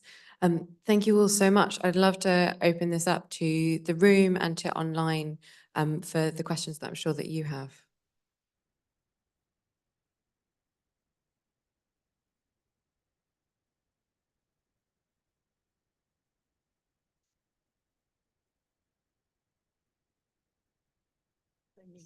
Hi. I teach, well, I don't teach, I work on I'm a costume designer, a set designer who works with students. Most of the students who come on our costume course come because they've done cosplay, and they still do Comic-Con. Nobody's mentioned it today, and yet it's so big. How do we feel about that? That's a really good question. So we had a focus group for the ball, and 3 of the girls who were in the focus group all were interested, not just because they liked history, but because they also were involved in Comic-Con. So that, according to the like academic definition with Ben Wild, is distinct from fancy dress because that's within a specific space for a specific purpose, and you're in a specific character, which I know you can dress up as like Harlequin and stuff, but it's interesting to see there is a distinction, but there are also so many overlaps, and the way that people, I don't want to say recreation because I don't think that's right, maybe like for leisure and enjoyment, but there's also a very serious devotion to Comic-Con, and authenticity to a certain extent of representing characters, feeds into then the industry of representation of characters through literature and history of the past. I do think that's a very understudied link. And I mean, as you point out, that was completely absent from anything that at least I am very aware that I said. I don't know if anyone else has any thoughts on that. Just that clearly there's the topic for our next Janet Arnold conference. Any other questions online or in the room? Yeah, absolutely.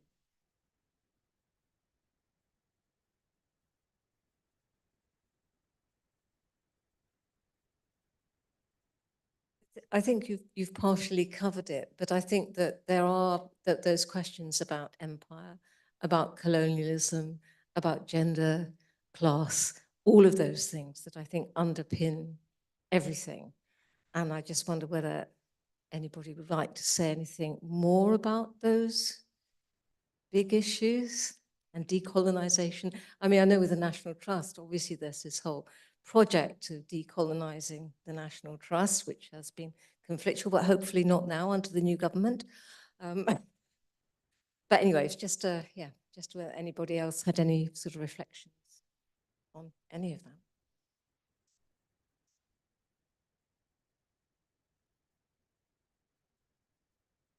Well, I mean, in terms of shoes, we have to think about the uses to which shoes were put.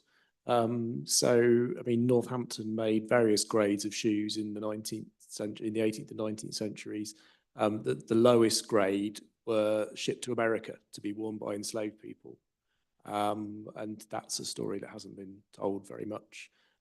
They also shod soldiers who did, unspeakable things across the globe. I mean, actually, one of the key ways in which the British state kind of projected its power abroad was by effectively shoeing its men. An army can't move without shoes, and Britain was very good at mass producing them. So it's kind of part of Britain's ability to colonize other nations.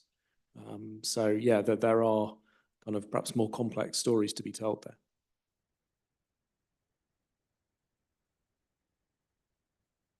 I think where I am with my area is that it's this form of I think it's been called intellectual colonialization, that and this these embroideries were collected and described, and there's a subject matter created, which then goes back and becomes the mode of explaining them back in Greece and other places, and it's the way that there's, and why are there foreign schools in Athens at all?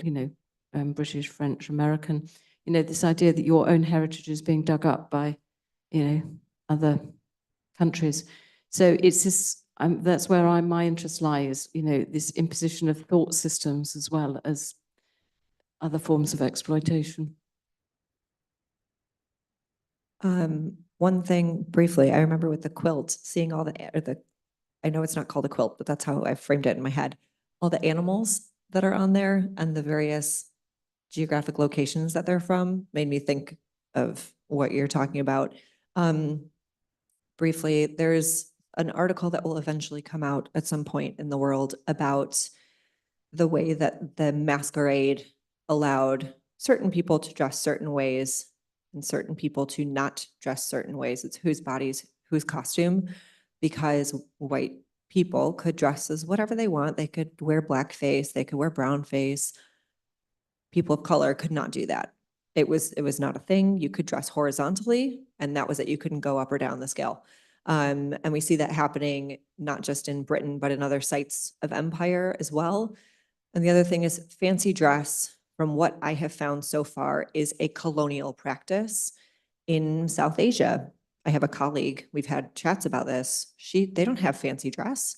They might have costume for different purposes in I hate calling it the West Indies, but because collective groups of countries, John Canoe is a thing. They didn't have fancy dress. They used dress in a different way, right? Thinking of the legacy of Mardi Gras, those were more subversive forms of fancy dress as opposed to like all the elite partying, dressing as whatever they want. You can call it subversive to a certain extent, but I don't think that's the right term for it.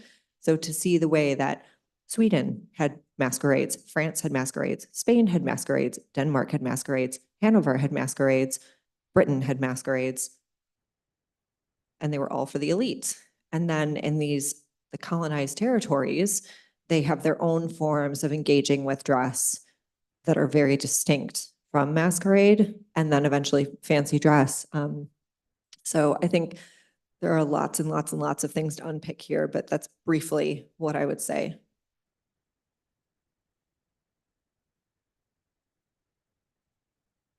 Any other questions that we have? First of all, I'd like to thank you all for a wonderful day.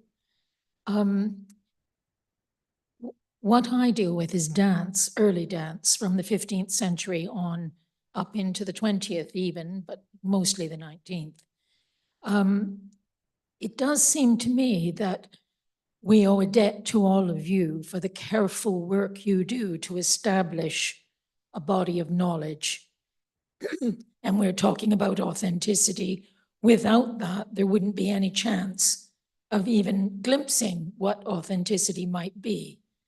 But at the same time, that is not, it seems to me, what makes the past live and be of significance to people today. And for that, it seems to me it needs emotional power. And, sorry, a number of you have touched on this. And at first I thought the least likely subject might be shoes.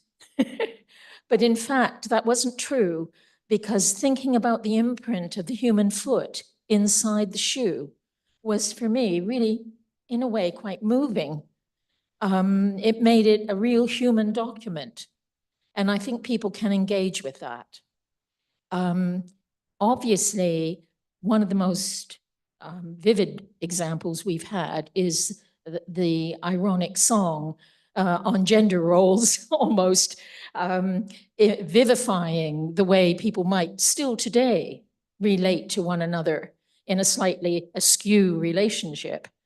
But I was particularly drawn to the quilt because, to me, you didn't really, I don't think, mention this very much, but the Mappa Mundi shape, it's as though this is the child's world, with the little cottage at the center, the animals that provide food, milk, whatever, clustered round, and the river enclosing everything in a very kind of maternal, almost natal way.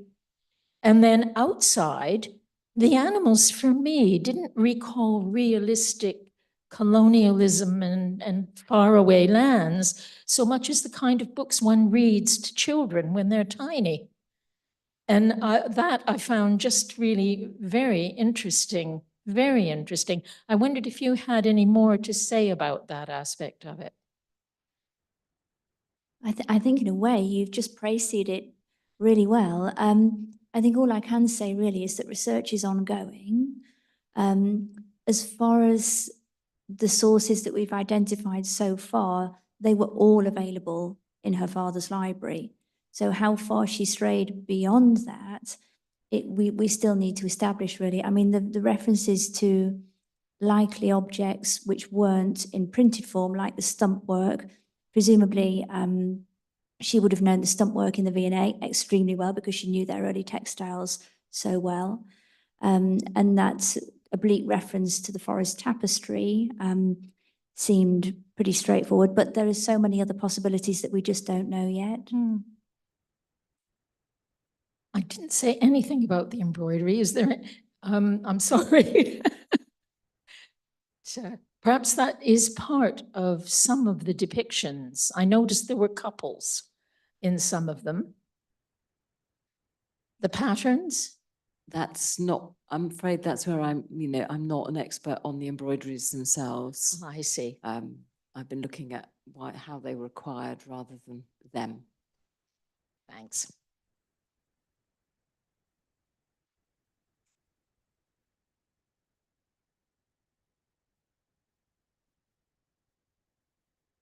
What do you think the advantages and disadvantages are in terms of looking at textiles? Because there's something, especially clothing, that everyone wears. And so if you're looking at communicating to an audience, perhaps that's quite useful in that way. But also the combination of textiles being so familiar to everyone and a lot of the time clothing, making, embroidery being more women's roles. Is that possibly to do with why things have been disregarded as well?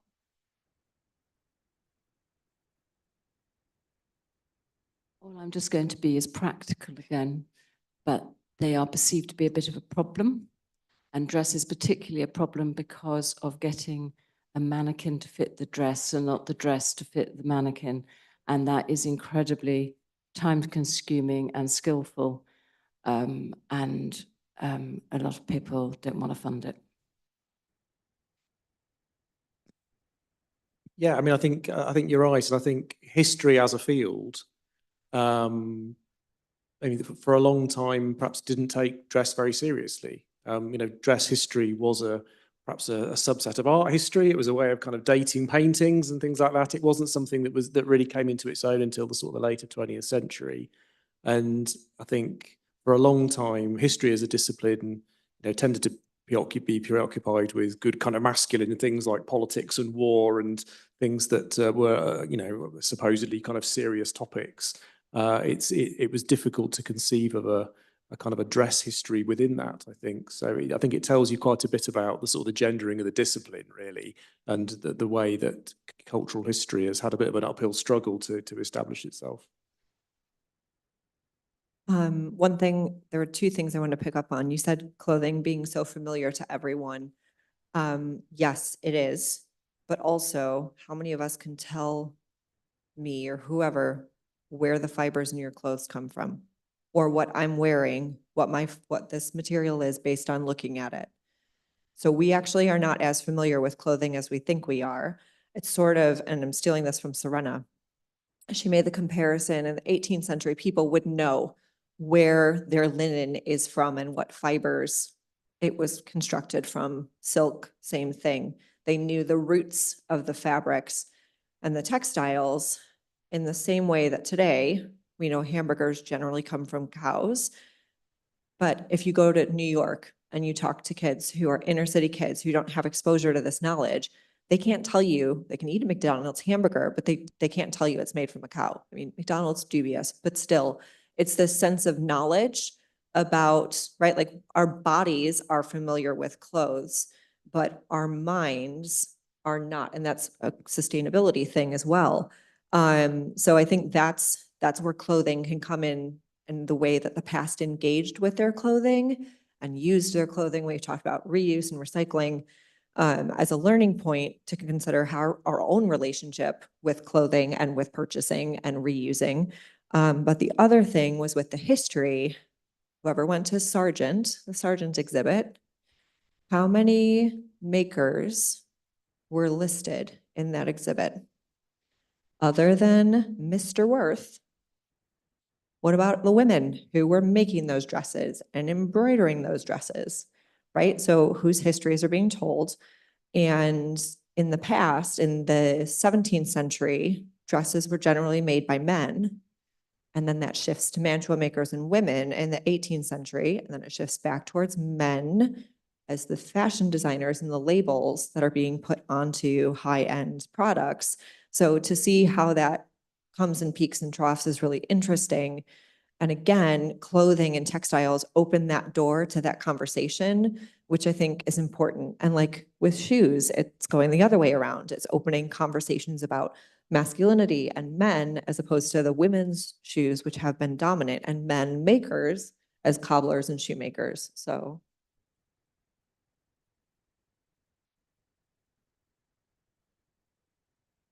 And for one final question. I'm not quite sure how to say this as a question, but what you were just saying about, knowing about the materials that we wear, the textiles. Nowadays, it's all about branding. People don't care what their clothing is made of, it's the brand that's very important. I'm wearing 5 different brands at the moment. But I'm not sure what sort of question that is, but, it's just my way of seeing what it's like now. My voice. And if like other people, please jump in on this. Thinking about that, it's also like, what brands do we recognize, right? So thinking I have 1, 2, 3, 4, 5, 6, 7 brands that I'm like, oh, 8 socks. But what brands we make visible and what brands aren't visible. And there was an article that just came out by Rachel, I can't pronounce her last name, but she writes for the Washington Post and she's a fashion writer. And if you don't follow her, her stuff is so intelligent and so well written. But she was saying, she was in an interview and saying that now we're not even just selling brands, we're selling the selling of brands. So we've moved up to like this whole other level of consumption. And I think that's a big part of it is like with the Industrial Revolution, there's a change away from the knowledge of going in and having your body draped with a fabric at a mantua maker to it's being mass produced in a mill. And so you're losing that connection with the garments.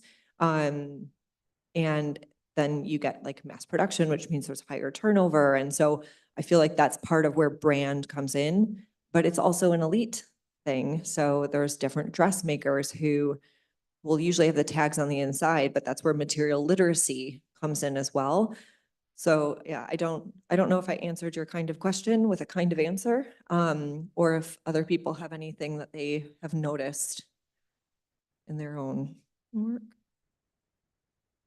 I mean, I suppose sort of shoemaking is a bit kind of transitional in that respect, because on the one, if you were kind of the elite and you were getting things made bespoke, you would seek out particular makers, and people would ask you, are those boots by Hobie, who had a shop not far from here. So, in the 18th century, you are starting to get shoes that would have perhaps a paper label in saying who the maker is. A lot of those are lost now, of course, but I think we are sort of seeing the origins of branding maybe in the 18th century.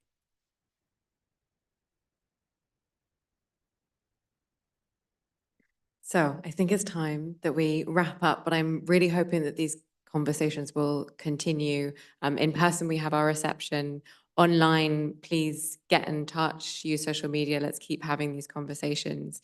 I think one of the things for me about Janet Arnold and the work that she was doing was this incredible, meticulous historical research, but it was also about empowering people to make the knowledge their own, this intellectual knowledge, this embodied knowledge, and to keep telling these stories, keep finding ways of telling these stories that haven't been told before and making things. And so I'm hoping that we can continue doing this. This will be a first of many events where we can keep doing that here at the Antiquaries and with these wonderful speakers. So huge thank you again to all of you for coming, and please join me in thanking our fantastic speakers.